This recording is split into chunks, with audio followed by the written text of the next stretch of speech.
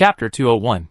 Gushir and Guyu were both grateful to Chinwenjiu and the others for arriving in time to save people, but they were more worried about their brother's safety. They only had their brother to rely on, and they didn't want to lose this relative. When they saw Gunua coming back with a few children, they finally let go of their worries. "Brother, how are you? Are you injured?" Gushir rushed to Gunua and asked, and when she saw the child in his arms, she frowned and said, "What happened to Alu?" Gunua said expressionlessly, "Gofan pinched him." Gushir's eyes widened when he heard this, and he said angrily, "Is Gofan crazy?" "How old is Alu?" Gunua said coldly, "He is indeed crazy. He wants to kill everyone in the village. How can he not be crazy?" "Then brother, where is that bastard Gofan?" "I want to kill him," Gushir said angrily. Gunua shook his head and said, "You don't have to do it, I have already dealt with him." Although it was Chen Wenjiu's timely appearance that interrupted Gofan's action against Alu, it was indeed he who dealt Gofan's fatal blow. Gunua didn't regret it at all. A scum like Gofan, just die, he won't feel guilty about killing him. "Brother." Guyu was also very happy after seeing Gunua, but she couldn't help but complain, "Brother, just now Mo and Dong attacked me from behind." "What?" Not only Gunua was surprised, even Gushir was extremely surprised. "You said Mo and Dong attacked? Why did they do that?" Gushir became even more angry. Her sister was desperately resisting the attack of the mutant animals in front, but someone actually attacked her sister from behind. "Xiaoyu, are you injured?" Gushir grabbed her sister and observed her, wanting to make sure she was intact. "I'm fine. If Wawa hadn't helped me, I might have been injured or killed by the beast," Guyu said. "These two bastards." Gushir rolled up her sleeves angrily and rushed over to find trouble with Mo and Dong. Chinwenjiu didn't care about the internal affairs of their village. After treating many wounded people, she couldn't help but develop customers for her own hotel. "Look, our hotel is exactly the same as described above. There is absolutely no false advertising and no deception." Auntie May looked at the introduction on the brochure and pointed to the exchange list on it and asked, "Is it true that you can exchange points for discarded items? Those junks can be exchanged for points?" Auntie May asked. "Yes." Chinwenjiu nodded and said, "All these things can be exchanged for points. Even the corpses of the mutant animals and plants outside can be exchanged for points." Auntie May's expression changed. She looked at the corpses of the mutant animals and plants outside as if they were money. There was no big difference between points and money for her. Anything that can be bought with money can also be bought with points in this hotel. Auntie May looked at the dazzling array of goods and the mouth-watering food and couldn't help swallowing her saliva. They are good at eating in White Province, and the products here are very rich. They didn't lack food and drink in the past. Auntie May has lived for 30 or 40 years, and she has never been troubled by having nothing to eat. Her biggest worry about food is what to eat today. But since the mutation, she can no longer freely choose what she wants to eat like before. Now, both she and other people in the village have been starved to death. Even if they can grow something themselves, how can they compare to the rich harvest in the past? What if the food and vegetables they grow also mutate, and then turn against their owners? They have it so hard.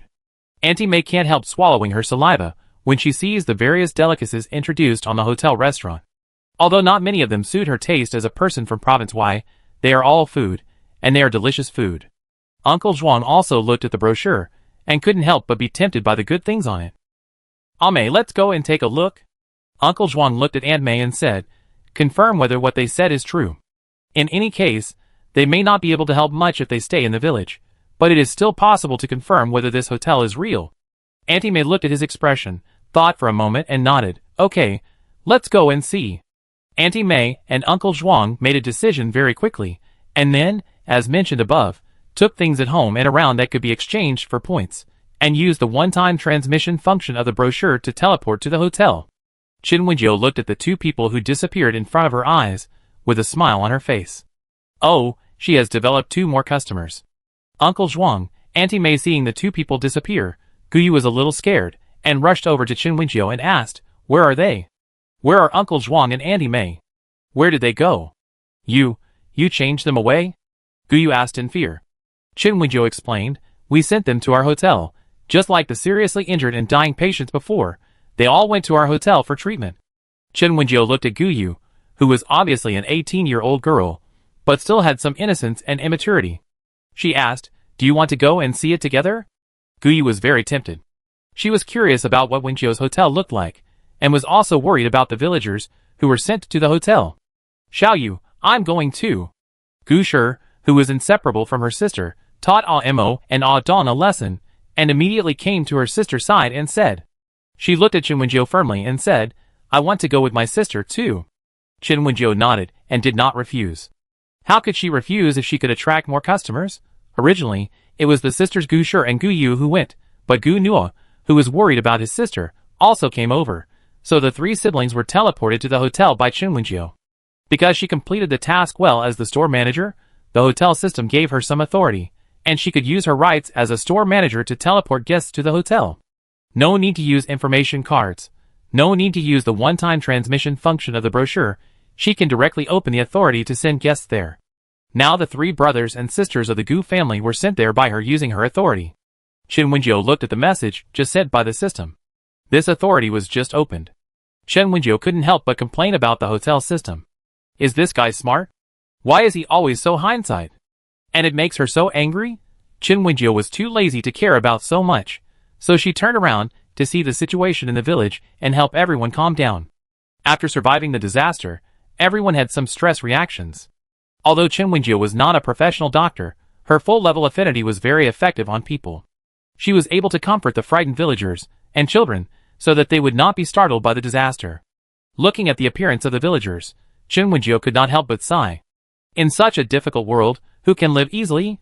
Chen Wenjiu secretly transferred spiritual power to a child so that she could sleep more peacefully. Because of this little girl, she witnessed another girl being killed by Go Fan, and now she has a heavy psychological shadow. Chen Wenjiu looked at the little girl and couldn't help but feel distressed. She was only in elementary school. Why did she have to go through so much? Suddenly, she was very fortunate that she lived in a peaceful era before, without too big disasters and too many twists and turns. Chapter 202. Gu Nuo protected his two sisters, and suddenly came from a messy small mountain village to a clean and tidy big city in the blink of an eye. After Wenjiu's hotel maintenance, the streets in front of the hotel were all cleaned up, almost the same as before the end of the world. The three siblings came to the door of the hotel, and looked at the two huge osmanthus trees in amazement. Is this an ordinary osmanthus tree?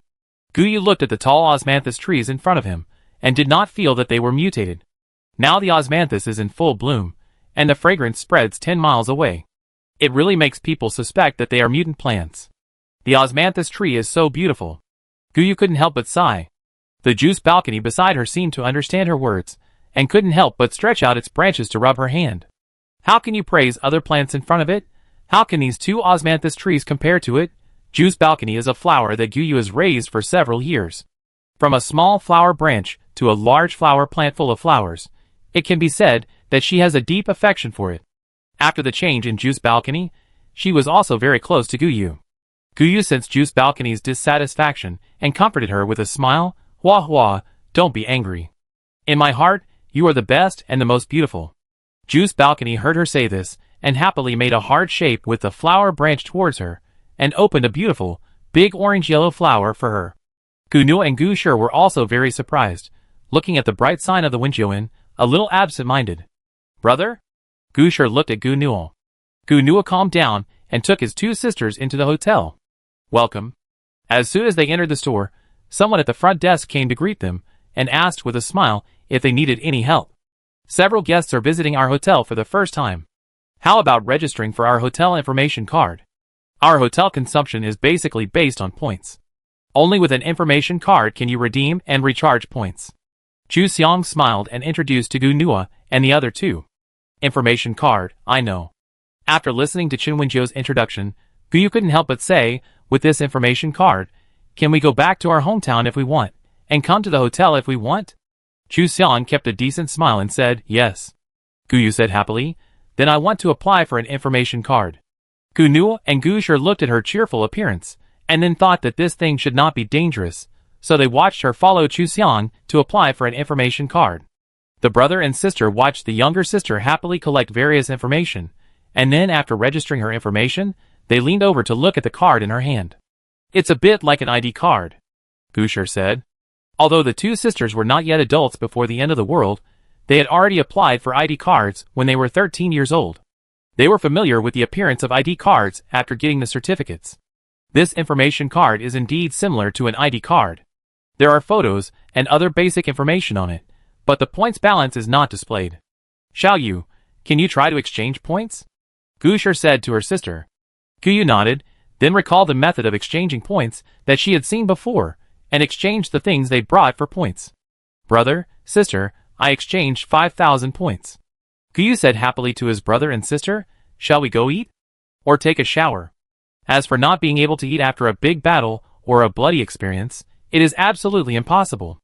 After so long in the apocalypse, they have already developed the habit of being able to eat in any situation.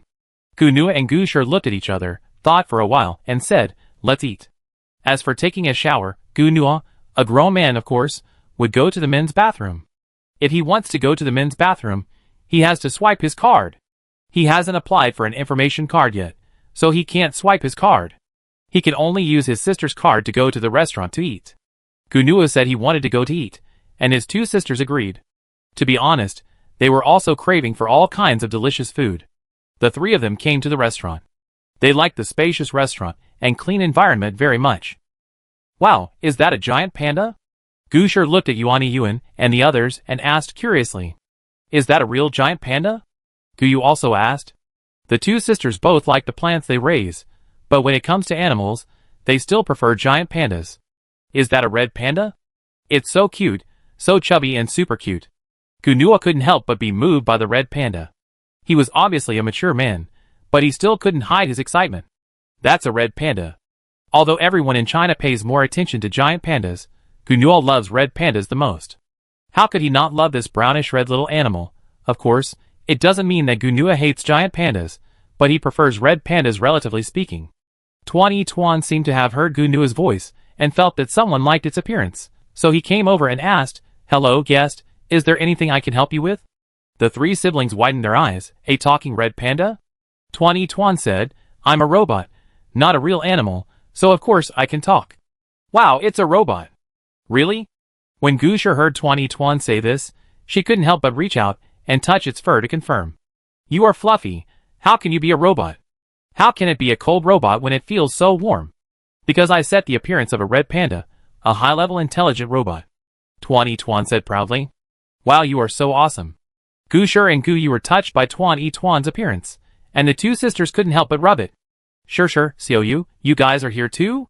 Just as the two sisters were petting the fluffy panda, and Gunua couldn't help but go over to touch it, Uncle Zhuang and Aunt May, who had come earlier than them, came over. Although they came first, they were sent to the medical room because of their injuries, and now they have just finished their treatment. I didn't expect to meet Gunua and his two siblings when I came to the restaurant for dinner. Uncle Zhuang. Aunt May. Are you alright? Seeing the uncle and aunt, Guyu quickly stood up and asked with concern. It's okay, Auntie, I'm healthy now, no wounds. Auntie May hugged Guyu and said with a smile. Uncle Zhuang, are you really okay? Gunua couldn't help but look at Uncle Zhuang to confirm whether his injuries had healed. It's true, we are really okay. Uncle Zhuang smiled brightly, and the other people who were sent here before, they are all okay now. A duo is still in the medical cabin, but the staff said she is not in danger of life. Gunua was relieved when he heard it. It's great that everyone is okay, and the seriously injured people also have hope of survival. It's really great. Their village suffered heavy losses this time, but fortunately they were not completely wiped out. This is a blessing in disguise. Those who are alive should cherish the opportunity to live. Chapter 203. Because they met Uncle Zhuang and his friends, Gunua and his two siblings went to visit the hotel with them. The most important thing was to bring back some food and clean daily necessities for the people in the village. Uncle Zhuang, do you have points to redeem? If not, you can use my points to pay first. Guyu smiled and handed over his information card to Uncle Zhuang. How can I use yours? Uncle Zhuang has one here. Uncle Zhuang refused. I have already applied for an information card and will redeem points in a while. Uncle Zhuang and Aunt May ate together in the restaurant. They probably ate a little bit and then hurried back to find something to redeem points. Anu, you take Shirshir and Xiaoyu to play here, and Uncle Zhuang and Aunt May can take care of the rest. Uncle Zhuang patted Gunua's shoulder and said, You and your sister have protected us for the past 3 years. Now we have found hope to survive. We can no longer put all the pressure on you and your sister. Uncle Zhuang said solemnly. Because the Gu family brothers and sisters had to protect their mutant plants, they had to let the 3 children protect their entire village. Now everyone can support themselves with their own abilities. Why continue to trouble the 3 children? Anyway, Uncle Zhuang is embarrassed. You 3 brothers and sisters can have fun and relax here in the hotel. Auntie May also smiled and said, I saw that this hotel can watch movies and play games. You young people have been so tense for so many years. It's time to relax. Auntie May hugged Gushi and Guyu and said. The 2 girls were only 15 years old at the time. It was pitiful for the children, who were forced to grow up. Auntie May hoped that they could regain their childishness. Gushi and Guyu relaxed, hugged Auntie May and said, okay, let's play here first. The girls were indeed still young, and the environment was very relaxed now, so they also wanted to play more. Guyu indulged his sisters, so he agreed with their decision. Uncle Zhuang, Aunt May, and other villagers in the village applied for information cards after treatment, and returned to the village one after another, and then brought others here. First, develop everyone into guests of the hotel, and after getting the information cards, find supplies to exchange points. Guyu and Gushi also applied for information cards, and then the brothers and sisters also exchanged points. They killed the mutant animals and plants outside the village, so they could get a lot when distributing. Using the corpses of mutant animals and plants to exchange for points, and then continuing to collect all kinds of scrap metal, the 3 siblings earned a lot of points. With points, you can spend money at the hotel. Guyu looked at the hotel introduction and pulled Gushi and said, Sister, I want to go to the hot springs. What? Gushi looked back at her sister in confusion. Guyu said to the twin sisters with sparkling eyes, Look, the peach blossom spring that moisturizes the skin, the milk spring that whitens the skin. No girl doesn't like her skin to be in good condition, and no girl can refuse to become beautiful. Even though Guyu was forced to grow up, she is only 18 years old now, and is still a young and beautiful girl. She also wants to make herself more beautiful. Sister, let's go to the hot spring, Guyu said to her sister with shining eyes. Gushi looked at her sister's excitement, and she was actually very excited, so the 2 sisters hit it off and immediately ran to the bathroom on the 2nd floor. Guyu looked at the 2 sisters from behind and smiled, and shook his head, and he followed them, and went to the men's bathroom. I have to admit that the bathroom in this hotel is really comfortable. He hasn't had a good bath for a long time, so it's nice to be able to take a good bath in the bathroom. Especially after just going through a big battle, he was really tired, and taking a hot spring bath could help him relax. The main reason is that there is also hot spring water in the hotel bathroom that can help him relax and replenish his energy, so he chose it. Women's bathroom. Wow, it feels so soft. Guyu, who was soaking in the milk spring, felt the softness of the hot spring water and was very happy. This feeling is more comfortable than cotton. Gushi couldn't help but sigh. The 2 sisters came from ordinary rural areas and had never enjoyed any high-end things before the end of the world.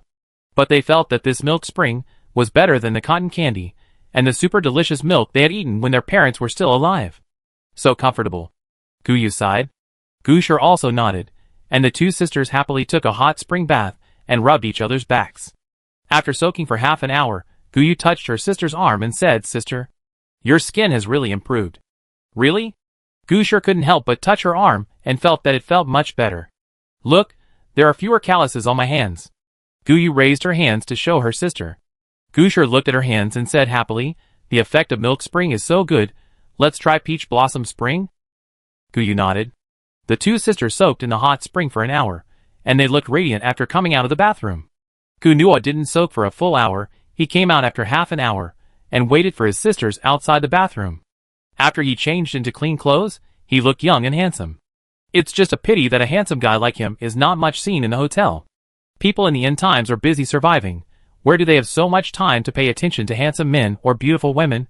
There were enough handsome men and beautiful women in the hotel, and Guyu was not more handsome than Shinjinya, so he did not attract much attention.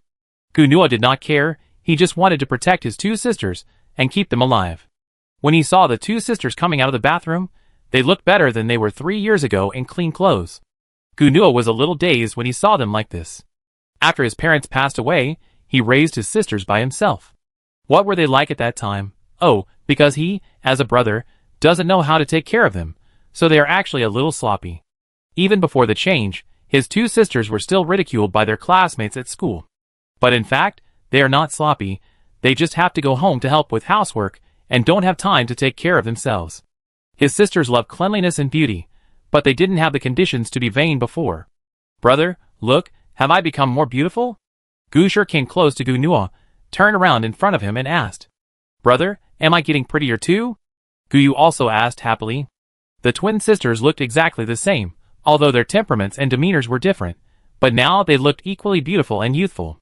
Of course, Gu Nuo's sister was the prettiest. Chapter 204. Gu Nuo took his two sisters upstairs to watch a movie. Brother, sister, what movie do you want to watch? Gu Yu looked at the ticket counter and couldn't help but turn back to ask his brother and sister. Let's watch a movie, Beast Tamer. Gusher saw a very good poster and couldn't help pointing at it and said, the screening of Beast Tamer is in 20 minutes.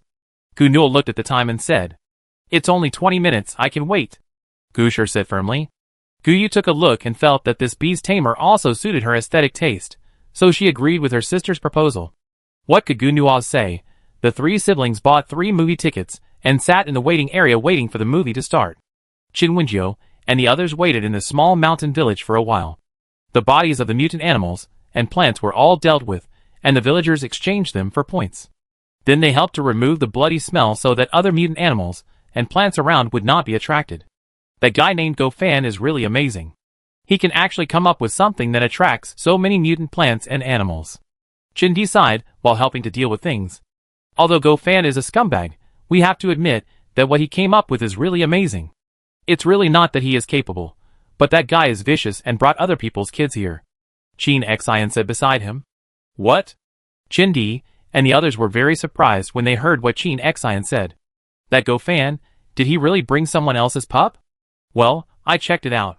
Go Fan stole a puppy, ate it, and left the skin to attract the puppy's mother. This guy also.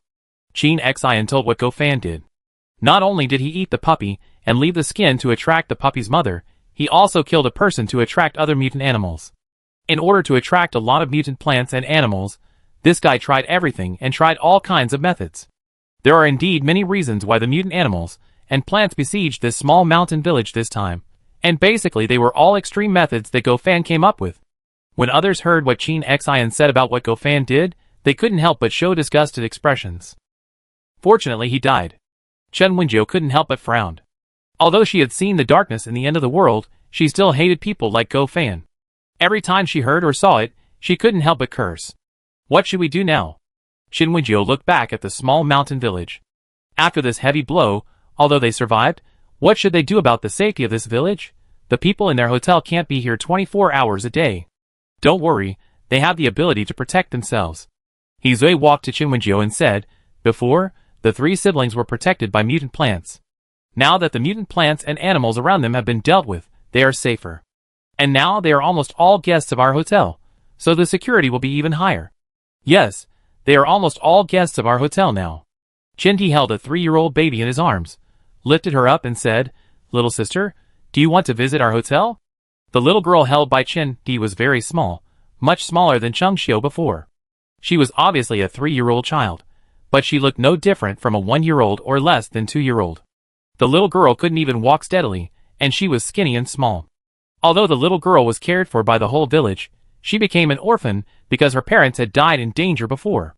Because she has no parents, the villagers can't take care of her in every aspect, so she is very small.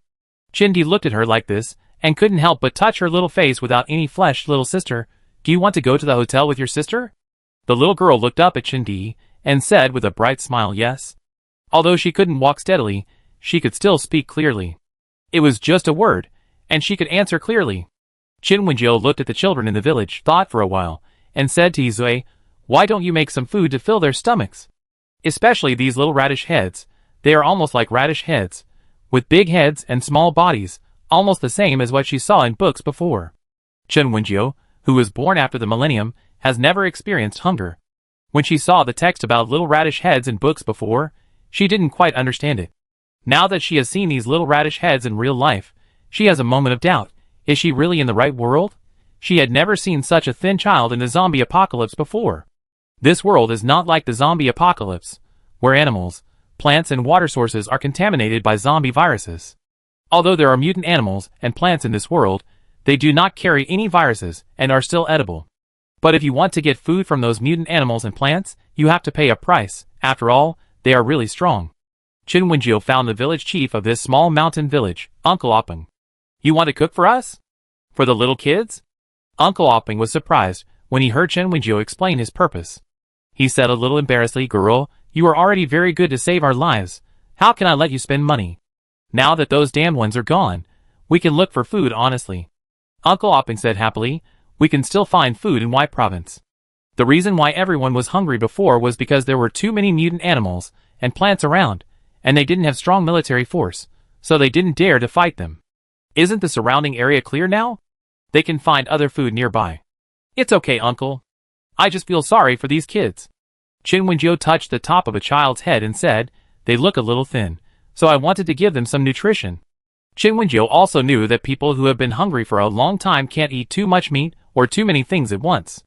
She came to Izue because she hoped he could make medicinal soups suitable for these people who have been hungry for a long time.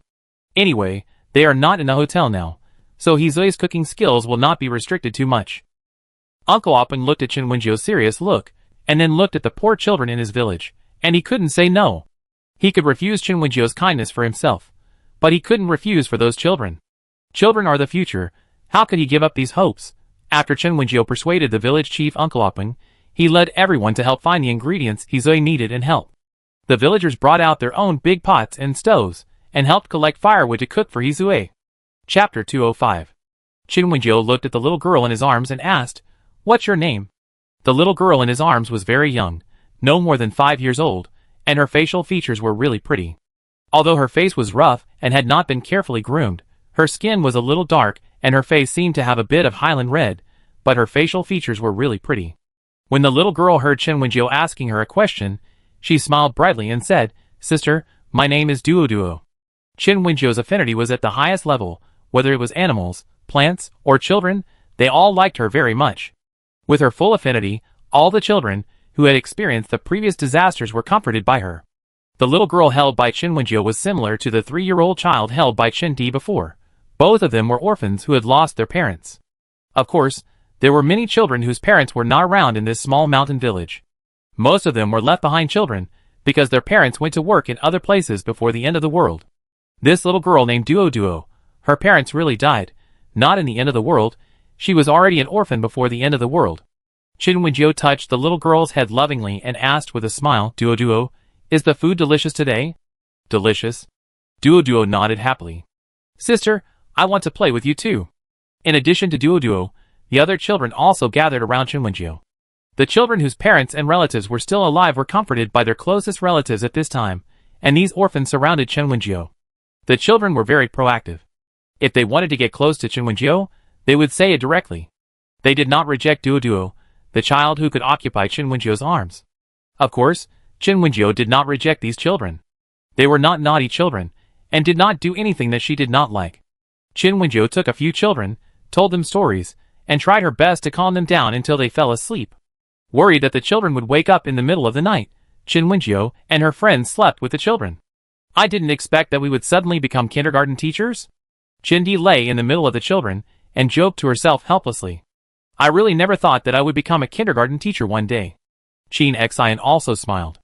Chin Wenjio sighed, "Me too." Although she likes cute babies, she likes other people's children more.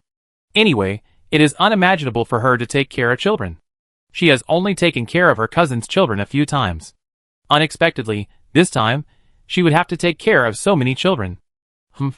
In the middle of the night, Duo next to Chin Wenjio suddenly felt uncomfortable, as if she had a fever.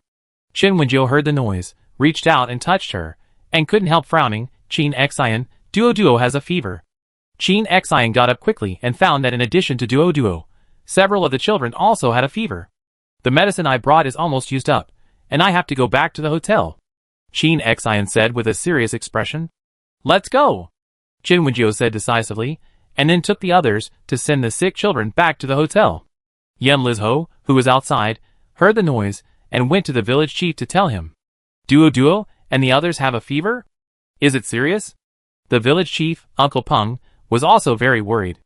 That was the child they had taken care of for several years. What would they do if something happened to them?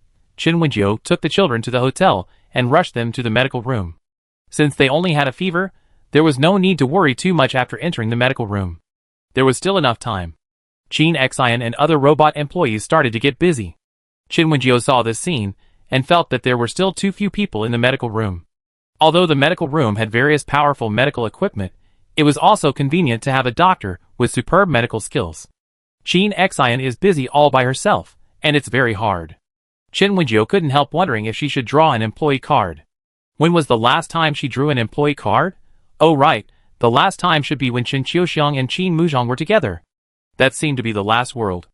Qin Wenjiu looked at it, and found that the employee card pool was open, which meant that she could continue to draw new employees.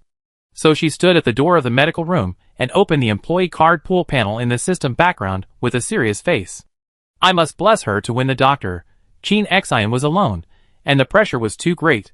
Swish, swish, swish. Qin Wenjiu looked at his points expressionlessly, but the things he drew were either ordinary items or furniture, which made him a little depressed. Seeing that the points were thousands, tens of thousands, or even hundreds of thousands each time, Qin Wenjiu's expression completely became expressionless.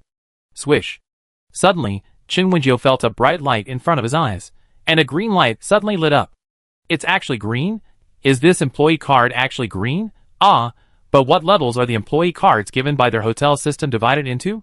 What are the rules for each color? You should know that the employee cards she drew before were either white light or gold light, and some were red light. So what is the identity of this green light now? After calming down, she finally saw the introduction of the employee card clearly. Zhang Jingyan, male, 37 years old, master of traditional Chinese medicine. Qin Wenjiu was surprised when he saw the introduction above. Is this 37-year-old doctor actually a master of traditional Chinese medicine? How good is his medical skill? Qin Wenjiu was very curious, so he clicked on the employee card directly. With a gentle green light flashing, a man in ancient costume appeared in front of Qin Wenjiu. Qin Wenjiu blinked. Why does this dress seem a bit similar to Yan Lizhou's? It's just that Yan Lizhou's dress is more elegant and luxurious, while this man is a bit plain. Of course, seeing the clothes and accessories on the other person, Qin Wenjiu took back his words expressionlessly. This man's dress is not plain at all. When Zhang Jingyan saw Qin Wenjiu, he subconsciously smiled. Hello, Manager Chen, I am Zhang Jingyan, a doctor. Qin Wenjiu nodded blankly. Dr. Zhang, are you from ancient times? After knowing that Qin Di and Yan Lizhou were from ancient times, she thought that Zhang Jingyan should be from ancient times too, right? This guy has a strong ancient charm. At least it's much stronger than Qin Di. Zhang Jingyan smiled and said, Can you say that? Qin Wenjiu looked at the other person, then glanced at the medical room, and quickly said, It's too late to say anything, Dr. Zhang. Several children are sick. I hope you can treat them as soon as possible. Just like that, Zhang Jingyan, who had just arrived at the hotel and had not figured out the situation, was pushed into the medical room and treated those children with Qin Xian. In fact, he didn't know how to use those high-tech medical products, and could only rely on silver and gold needles for treatment. Chapter 206. Zhang Jingyan, the doctor from ancient times, was indeed very good. Under his acupuncture, the children recovered quickly. Duoduo's condition was not serious, so she was the first to wake up. After waking up, she first looked for Qin Wenjiu. Sister, I miss you so much. Duoduo came to Qin Wenjiu, rubbed her face and said. Qin Wenjiu looked at the little girl and couldn't help but touch her head and said, Is Duoduo okay? Are you feeling uncomfortable anywhere else? No more. Duoduo shook her head. Duoduo Ollie, how are you? The three siblings of the Gu family, who were staying at the hotel, suddenly learned that the children in the village had a fever and rushed over. The three siblings stayed in the guest room of the hotel tonight. Because the guest room was really comfortable, they slept a little deeply. Unexpectedly, they learned that the children were sick in the middle of the night, and hurriedly got up from the bed and ran over. Sister Shirshir, Sister Xiaoyu. Duoduo was more relaxed after seeing Gu Shir and Gu Yu, and she became more cheerful. I'm fine. I'm not feeling uncomfortable anymore. Duoduo shook her head and said, Sister, feel it? My forehead is not hot anymore. Although Duoduo is young, she has learned to take care of herself because she is an orphan. Even if she is sick, she can quickly get strong and take care of herself. Guyu looked at Duoduo and said with red eyes, Duoduo, don't force yourself. You really need to tell your brother and sister if you feel uncomfortable. Yes, Duoduo knows. Duoduo nodded obediently. Several children from the small mountain village came out of the medical room one after another. Gunua couldn't help asking, Doctor, are the children okay? All right. Qin Xian shook her head and said, their fever has subsided, and they have no other problems now. But if they return to your village, they probably won't be able to sleep well. Why don't they stay in our hotel? The guest rooms in our hotel are still very good and suitable for their current situation. After all, they were uncomfortable because of the shock, so it would be good for the children to have a safe, secure, and quiet sleeping environment. Gushir and Guyu looked at the children and nodded. Okay, they will sleep with us. Anyway, the three siblings booked a guest room, and the room was in building 2 of the apartment building. There were many duplex guest rooms, so they could stay. The main reason was that the children were still young, and a big bed could sleep them all, so one room was enough. Chin Xian certainly had no objection. The guest had already booked a room, so there was no problem with bringing a few children to stay there. Sister, let's go to bed. Duo held Gushir's hand and followed her, and waved goodbye to Chinwenjio. Have a good sleep. Chinwenjio smiled and said to her. Yeah. Gushir held Duo's hand, and the other children followed them. Sister, it's so bright here. Duo looked at the bright lobby and the street lights outside the hotel as she left the medical room holding Gushir's hand, and said with some joy. Gushir looked down at Duo. In fact, their small mountain village was called a mountain village, but before the end of the world, there were many street lights installed, so it was not very dark at night. But the end of the world came, and many things were no longer usable, including solar street lights. Then, everyone resumed the work and rest schedule of decades ago, working from sunrise to sunset. The children, especially those like Duo who had no impression of things before the end of the world, had never seen a scene like this with bright lights at night. It's very bright. Gushir responded. We sleep with the lights on later. Guyu whispered to Duo. Because they are a little afraid of the dark, Gushir and Guyu sleep with the lights on. At first, they turned on all the lights very brightly, but later they felt that it was too bright and difficult to sleep, so they turned off some of them so that they could see the surroundings clearly in the guest room. Now that there are more children, they want to sleep with the lights on even more. Sleeping with the lights on? Really? Duo asked happily. Sister Xiaoyu, can we really sleep with the lights on? The other children couldn't help asking. They were actually afraid of the darkness around them when they slept, and it would be great if they could sleep with the lights on. Yes, you can sleep with the lights on. Guyu nodded. The hotel really doesn't restrict guests from sleeping with the lights on or off. It depends on the guest's own habits and preferences. Moreover, Chinwenjio also considered that the guests were all people in the end times and lacked a sense of security, so they wanted to sleep with the lights on, which would make them feel more secure. Therefore, the hotel is not afraid of guests sleeping with the lights on. Anyway, the hotel has unlocked its own water and electricity room, and she can use other energy to exchange for electricity. The children were very happy when they heard that they could sleep with the lights on, and they smelled the fragrance when they passed by the restaurant. Sister, Ollie couldn't help but stand at the door of the restaurant, staring at the direction of the restaurant and couldn't move. Children get hungry quickly. Although Hizue and others prepared a big meal for everyone in the small mountain village, they didn't let them eat too much for their health. As a result, the kids are now hungry and craving for the restaurant's delicacies. Gushir couldn't help but stop when Ollie stopped and looked at Gunua and Guyu and said, "A midnight snack?" The siblings looked at each other and hit it off. Welcome. A fluffy, cute, and not particularly big red panda robot came over. Duo and the others widened their eyes and couldn't help but hide behind Gunua and his sister, a little afraid of these robots. Duo, Ollie, don't be afraid. This is not a mutant animal, this is a robot. Gunua comforted the child hiding behind him. Robot? A little boy about 9 years old poked his head out, glanced at Tuan and said, "Isn't it a mutant animal?" "No, it's a robot." Guyu touched Tuan's paw and said, "Look, it can still talk." Tuan. Guyu greeted. "Hello, guest. My name is Tuan. I'm a waiter at the Wenjiu Hotel restaurant. Is there anything I can help you with?" Tuan spoke very politely. Wow, it really can talk. Although the children were still scared, they were not as scared as they were at the beginning after hearing it speak human language. Led by the older children, everyone had a midnight snack and went back to the guest room to sleep at 3 or 4 in the morning. Duo nestled in the soft bed, hugged the quilt, and said to Guyu in a daze, "Good night, Sister Xiaoyu." Guyu touched Duo's head and said to her softly, "Good night, Duo." The children were going to sleep, and the Gu brothers and sisters were a little tired. After all, the guest room of the hotel is very relaxing and suitable for sleeping. Chapter 207. The next day, when Guyu woke up, she saw Duo lying in her arms, playing with her hair carefully, and was a little surprised. Duo, why didn't you call me when you woke up? Guyu hugged her and asked. Duo smiled brightly and said, let Sister Xiaoyu sleep longer. Guyu looked at the little girl in her arms, and couldn't help but kiss her face and said, thank you Duo. Duo is so good. Xiaoyu is up?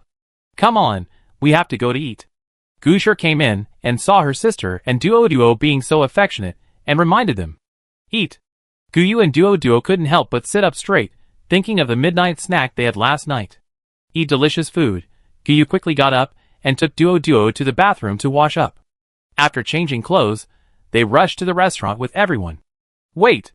On the way to the restaurant in the main building, Gunuo saw a supermarket on the side, looked at the children, thought for a while, and said, let's go to the supermarket first. Supermarket? Gushir and Guyu looked at the supermarket building next to them. To be honest, the dazzling array of goods was really exciting. Yes, let's go see if there are any clothes for sale. Let's buy some clothes for you, Duo, Ollie and the others. Buy clothes? Gushir and Guyu thought about the balance in their information cards, and then thought about the things that the hotel could redeem points for, and suddenly they were no longer timid. Buy things. Go to the supermarket, go shopping. Let's go buy clothes. Gushir took the lead to walk to the supermarket, holding a child in each hand.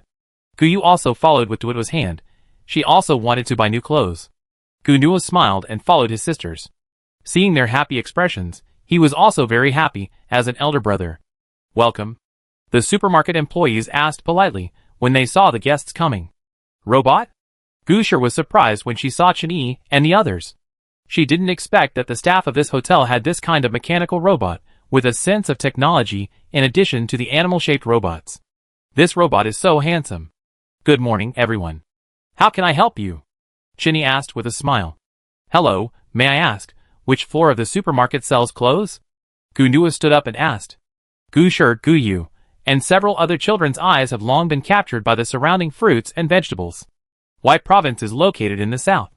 Although it is not as rich in fruits as the neighboring province, there is no shortage of fruits to eat. But so much time has passed, and Gushir and the others haven't eaten fruits for a long time. Now they can't help but be greedy when they see them. Brother, cherries, and strawberries. Brother, look, such a big durian. Gushir pointed at the fruits on the shelf and said, Gunuo, do you want to eat? Yeah. Gushir nodded. She really wanted to eat it. Gunuo's expression was helpless. If you want to eat it, buy it. If there are no points, they can still earn points. Anyway, they can't treat themselves badly. Gushir got her brother's permission and happily rushed over and took a lot of cherries, strawberries and durian. Do you want to eat it? Gushir looked down at Duo and asked. Sister Shir. Duo said worriedly, we don't have money. Gushir touched her head and said, Sister Shir has money. Duo shook her head and said, Sister Shir can't spend so much money. Gushir looked at Duo, a 5-year-old child. How could she be so sensible? Chen Wenjiu, who knew that Duo and the others had woken up and saw them coming to the supermarket, heard Duo's sensible words as soon as she came over, and felt a little sad. She walked over and said, actually Duo, you can also make money to buy things by yourself. Make money? Duo looked up at Chen Wenjiu in surprise and asked, Manager sister, you mean make money? Can I make money too? Yes. Chen Wenjiu touched her head and said, then took out the hotel points exchange table to show her, and of course asked the other children to come and look at it together. Look, these things can be exchanged for money in our hotel, and you can buy things with money. This? I have this at home. Duo pointed to the abandoned rice cooker in the picture, and some scrap copper and iron. She had these things at home. These things are no longer useful, and they all have some in their homes. Now, they can all be exchanged for points. Yes, these things can be exchanged for money. Chen Wenjiu said to them, you can also pick them up on the street at ordinary times. Just pay attention to safety.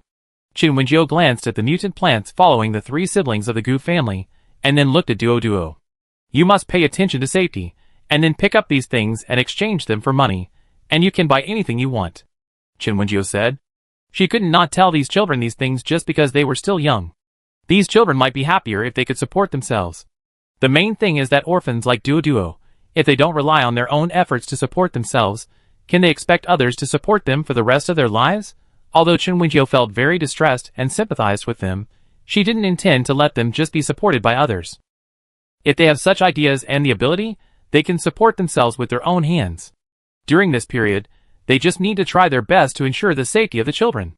Duo and the others listened carefully to what Chunwoo said, and tried hard to remember the things that could be exchanged for points. Duo said to Chunwoo with a serious expression, "Sister Manager, I will definitely work hard to make money." Duo clenched her fist and promised. "We too." The other children also clenched their fists. Chunwoo smiled and said, "I believe in you. So now you don't have to worry about not having money to buy clothes or fruits. If you want to eat something or wear beautiful clothes, you can buy them. You can earn money to pay for it," Chunwoo said to them. Duo listened to her carefully and nodded. "I know, store manager sister." "We know, store manager sister." "Let's go, store manager sister will take you to buy clothes." Chunwoo took Duo's hand and took them to the third floor to buy clothes. There are really a lot of clothes on the third floor. Whether it is clothes for adults or children, all kinds of styles are available. Duo and the others were lying by the glass window looking at the clothes inside. Their faces were almost squeezed out of shape. So beautiful. Duo looked at the beautiful dress in the closet, a pink princess dress, which was really beautiful. A beautiful dress. Ollie also looked at a very handsome dress, and he wanted this dress. "Does Duo want this dress?" Guyu stood beside Duo and asked when he saw her obsessed look. "Yes." Duo nodded decisively. "Then let's buy this dress," Guyu decided. Since Duo likes it, buy it, it's not very expensive anyway. Chapter 208. Ordinary clothes in the supermarket are indeed not expensive, and they are not comparable to the constant temperature clothes before. The princess dress that Duo liked is actually priced at about 100 to 200 points, and even the highest price will not exceed 500 points. Gushir and Guyu bought a few more clothes for the children very readily. After all, the room they booked cost 30,000 points a day, and they could buy as many clothes as they wanted if they didn't exceed 500 points. In addition to buying clothes for Duo and other children, sisters Gushir and Guyu also bought a few clothes for themselves. Originally, they didn't plan to buy skirts, but when they saw the beautiful little skirts, they couldn't help but buy two. Although it's not very convenient to wear skirts in the end times, they want to wear them because they are so beautiful. Even if they only wear them at home, they want to buy one. Gunu indulges his sisters very much, and they can buy skirts if they want. After buying clothes and skirts, the group of people are not satisfied again and continue to go shopping in the supermarket. The furniture and sanitary napkins on the fourth floor are what Gushir and her sister need to buy. It is really inconvenient without sanitary napkins. Then, they should buy some rice and flour food on the fifth floor. They can go home to cook their own food and eat at home when they don't have time to come to the hotel. Then they need to buy some other daily necessities, such as toilet paper for going to the toilet, paper towels for daily use, etc. Towels, toothpaste, toothbrushes, etc., as well as shower gel, shampoo, etc. Chunwoo followed them and stared at Guyu's mutant plant. The juice balcony, a beautiful rose with orange flowers. Chunwoo actually likes it very much. Gushir's is a beautiful one, all emerald green, with a crystal clear jade feeling. It is a pea, like the pea shooter in Plants vs. Zombies. Of course, the image is not so similar. Although this mutant pea is a mutant plant, it does not look like a head that looks like a cannon barrel. It looks like a normal pea, but the color is more beautiful, and the whole plant looks very beautiful. According to the scene she saw in the small mountain village before, this pea would strangle its opponent with its vines when attacking, or it would open its pods and then launch the beans to attack its opponent. Now this beautiful pea is wrapped around Gushir's wrist, disguising itself as a beautiful jade bracelet. Compared with the flowery juice balcony, it is really much more low-key. "I am so beautiful. How can I become smaller? Are my flowers not beautiful? Stinky cactus. Are you jealous of my ability to bloom? I can bloom too. Who is jealous of you? If you are not jealous of my ability to bloom, why do you want me to become smaller? How can I bloom if I become smaller? Look, aren't my flowers super beautiful? Are you ashamed? Flowers are for others, not for other plants. My flowers are beautiful. I am willing to show them to others. P, tell me. Are my flowers super beautiful? This stinky cactus actually despises me. I am so beautiful. How can I become as small as you? I think I am the most beautiful." P, who had been quietly listening to the quarrel between Juice Balcony and the cactus, suddenly said, "What did you say? P, what bullshit are you talking about? What do you mean you are the most beautiful?" Juice Balcony was unhappy after hearing what the other party said. "The most beautiful one is it? This Juice Balcony with the most beautiful and largest rose is the most beautiful. Chen Wenjiu watched the juice balcony that originally followed Guyu stop moving, and then quickly grew taller, and after the branches stretched out, they gradually bloomed with flowers. The flowers of juice balcony were orange at first, and the color would slowly fade over time, and then turn pink and white and wither. The current juice balcony is a mutant plant, which can bloom super large roses. The original juice balcony's flowers were probably small in size, and the largest would not be half the size of an adult's fist. And now the flowers of this juice balcony can actually bloom to the size of 2 palms. Chen Wenjiu was very surprised. Is this mutant plant so powerful? Hee hee, your flowers are not that beautiful, and not that big. The cactus next to him mocked. What did you say? How is my flower not big? Look, it's as big as the owner's 2 palms. Juice balcony said angrily. But the lotus is also quite big. The lotus is very beautiful. You are not as beautiful as the lotus. What is the lotus? My juice balcony is the most beautiful. I don't know who was not stimulated. The juice balcony quickly grew larger. The flower that was originally the size of 2 palms slowly grew larger, and gradually became as big as a basketball. Wow, hua hua, why did you suddenly bloom? Guyu was very surprised to see that his juice balcony had blossomed, and the flowers had grown so big. Hua hua, your flowers are so beautiful. Guyu praised. Juice balcony was very happy to be praised, and proudly raised his flower path. Yes, yes, I am super beautiful. Unlike the cactus, which is covered with thorns. Juice balcony, don't go too far. I have thorns all over my body, don't you? Big brother, don't laugh at the second brother. Doesn't the juice balcony also have some thorns? I am different from you. My thorns are to protect my delicate flowers. And I don't have many thorns, unlike you, who have them all over your body. Juice balcony, do you want to fight? Fight me. Do you want to fight? Chen Wenjiu watched the 2 mutant plants quarreling, and then they quickly wrestled together. Because they were still within the scope of the hotel, large-scale attacks would not work, so the 2 mutant plants used the most primitive method to fight, hand-to-hand combat. Mutant plants fighting each other, how can it not be considered a fight? What are you doing? Why are you fighting? Guyu looked at the 2 fighting plants with some worry, and felt very distressed when she saw her beautiful roses almost withered by the beating. Wow, her beautiful flowers were actually broken. Because the 2 mutant plants were fighting, and the juice balcony was full of flowers before, the petals fell one after another when they fought, like rain. How to describe this scene? Pretty good looking? Chen Wenjiu looked at Guyu, who was getting anxious and angry, and explained to her jokingly why the 2 were fighting. Guyu heard Chen Wenjiu's explanation. Is my cactus such a conceited ball?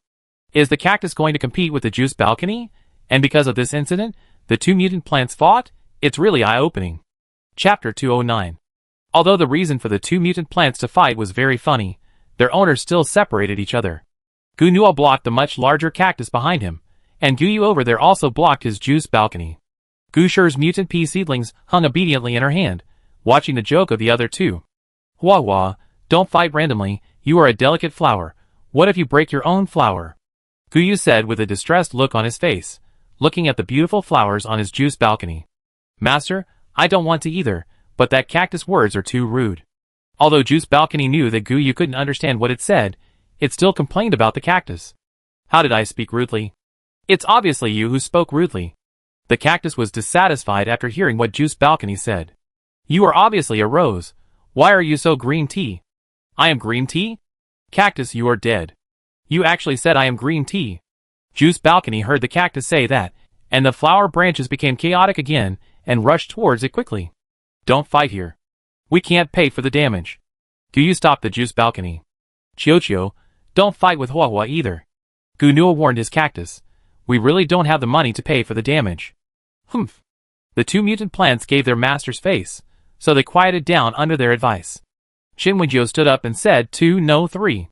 Chen Wenjiu looked at the people next to him, who did not join the fight. Gusher and the mutant pea seedling in her hand said, Would you consider the pet contract of our hotel? She took out the contract paper at the right time, and said to the 3 brothers and sisters, You can sign a contract with your own mutant animals and plants, and then you can communicate with your pets. And under the constraints of the contract, neither party can hurt the other. Would you consider such a pet contract? Is it like this? Gusher was a little excited after hearing Chen Wenjiu's introduction. I want one. I want to go with my little pea. Her little pea is so good, she must know what her little pea is thinking about. Juice balcony also understood what Chen Wenjiu meant, and it also excitedly wrapped its arms around Guyu's wrist. It also wants to sign such a contract. so that the owner can understand what it says. The three siblings and their mutant plants are very interested in the beast pet contract, so they bought 3 beast pet contracts on credit. Duo and the others also want beast pets, but they don't have money now. Although it is possible to buy on credit, there are no animals or plants that can be contracted, so it is put aside for now. After Chinwenjio led everyone out of the supermarket, they went to the restaurant. At this time, the staff of their hotel had all returned from Province Y. When Chinwenjio was about to have breakfast with them, the system suddenly issued her an urgent task. Host, please go to Province J and kill the man-eating mutant tiger. Chinwenjio paused while holding the chopsticks, and was very surprised after seeing the information on it. Man-eating mutant tiger. The key point is man-eating. If this mutant tiger only ate raw meat, it would not be so serious. Even if it ate 1 or 2 people, it would not be a serious matter in the environment of the end of the world. But now the system has given it a red and black label man-eating, which means that this tiger has eaten a lot of people. Chinwenjio frowned, put down his chopsticks and said to Yuan, put these away, I'm leaving first. Manager, where are you going? Aren't you going to eat? Yuan saw Chinwenjio's back as he hurried out of the door and shouted, but Chinwenjio didn't have time to answer her. When Chinwenjio received the message released by the system, it was marked with a countdown in red letters. She was racing against time to save more people, otherwise more people would be killed if the mutant tiger went crazy. Chinwenjio didn't have time to call others to join her this time. She just shouted to the front desk when she passed the lobby, I'm going to J Province for a mission. Who of you has time to follow me? Then it disappeared. Chin Yu, who was guiding the guests to register their information, blinked. What task made her store manager so anxious? The last time they encountered earthquakes and tsunamis, their store managers had never left in such a hurry. Chinwenjio flew quickly on her sword after leaving the hotel. This time she used a very fast speed. Although the distance from Z City to J Province was more than 700 kilometers, she only took about 10 minutes to get there. Roar. When Chinwenjio just entered the territory of J Province, she heard a loud tiger roar, followed by various screams. She listened carefully, and found that it was not only the screams of humans, but also the screams of other animals. This tiger must be very ferocious. It will attack all animals except humans. Roar, today's delicious snacks are lively enough, I like them. This one is tender and thin, 1 bite is not enough to fill the gap between teeth. This one is quite big, but it feels greasy, which affects the appetite. This, and that. The closer Chinwenjio got, the more he could understand the mutant tiger's words, which made him feel uncomfortable. Chinwenjio also understands the survival law of the fittest in animals, but who makes her a human being? She is a human being, so when animals eat humans, she must stand on the side of humans and kill the animals. This mutant tiger treats humans as food, and Chinwenjio certainly cannot indulge it. Roar. Ah, help me! Chinwenjio saw a young girl running, and a big tiger paw was about to fall on her. Chinwenjio's eyes became sharp, and he drew out his long sword and swung it to block the tiger paw, then teleported to the girl's side and grabbed her, protecting her tightly. Ayo. The mutant tiger had been so domineering for so long, and for the first time, it was hurt by a human. A scar was cut on its tiger paw. Although the wound did not bleed, the mutant tiger felt pain, and could not help but howl. Roar, who hurt me? The angry mutant tiger cursed, and cursed out all kinds of swear words that humans could not understand. The mutant tiger quickly noticed Chinwenjio, and when he saw the knife in her hand, and the wound on his tiger paw, he determined that she had hurt him. This human actually dared to hurt the tiger master. It will never let this human go easily. Roar, human, you can just be a snack for me, the mutant tiger yelled at Chinwenjio and the girl she was protecting, and then rushed towards them. Ah! The girl who was protected by Chinwenjio saw the tiger rushing towards her madly, screamed and pushed Chinwenjio away. Chapter 210. Chinwenjio was caught off guard, and was pushed by the girl towards the mutant tiger's paw. The tiger's paw rushed towards her with a surging force, obviously wanting to smash her into a pancake. Although she was surprised that someone would push her towards the mutant tiger, she didn't think too much and teleported away from the spot. Ah! The girl who pushed Chinwenjio couldn't dodge in time. Although she was not smashed into a pancake by the mutant tiger, she was also seriously injured. Chinwenjio looked back at her, quickly fed her a pill, and looked at the mutant tiger. Roar, human! Uncle Tiger is going to eat you. The mutant tiger was very angry. It had always been the one to bully humans and other animals, but it was actually hurt by a small human. This made the mutant tiger feel that its dignity was challenged. Chinwenjio held her breath expressionlessly. The mutant tiger's mouth was so stinky that it could make people vomit. She was too lazy to talk to this tiger that had always been marked as a red name by the system, so he rushed towards her with a long knife in hand. Roar. Tigers are also very fierce in fighting. Although Chinwenjio has the incarnation cultivation and has almost mastered it after a long period of experience, he can't do anything to the mutant tiger for a while. Roar. The mutant tiger felt that Chinwenjio was indeed a strong enemy. It didn't want to die in her hands, so it summoned other mutant animals and plants. The mutant tiger has almost become the overlord of this aspect of Jade Province. There are many mutant animals and plants under its command who have to support it. So now that it is bullied by humans as the boss, it can of course summon its own brothers to come to protect it. Roar. Chinwenjio had no expression on his face. This tiger was really big. Although it was not as tall as Jiajiu and Xiongxiong, it was also 30 meters long. How could such a big tiger be so easy to deal with? After the tiger roared a few times to summon its own minions, Chinwenjio found that there were suddenly other mutant animals and plants around. Seeing those summoned things, Chinwenjio couldn't help but curse. This tiger actually summoned a lot of mutant rats and some poisonous snakes, but they were not very big ones. According to Chinwenjio's estimation, the size of these mutant snakes and rats is only 5 times the original size, not particularly large. But there are really a lot of them. They are so dense that people can't help but feel numb when looking at them. If she didn't have intensive phobia, these mutant snakes and rats would really make her panic and short of breath, and scared to death. But she is afraid of snakes. There are so many poisonous snakes, she is really scared. AOL human. You dare to hurt me. I won't let you go. The mutant tiger stared at Chinwenjio with red eyes. Chinwenjio's expression became even colder. Those poisonous snakes were really scary, and the rats were also scary, just like those guys in many disaster movies. Chinwenjio didn't want to pay attention to the group of mutant snakes and rats. She focused on attacking the mutant tiger. To catch a thief, you must first catch the leader. The leader of this group of mutant animals is this mutant tiger, so she will deal with it first. When Chinwenjio was fighting with the mutant tiger, there was another human scream next to him. Chinwenjio was startled and found that the girl, who was just beaten and seriously injured, was now entangled by mutant rats and mutant snakes, and even other humans around were affected. Chinwenjio gnashed her teeth.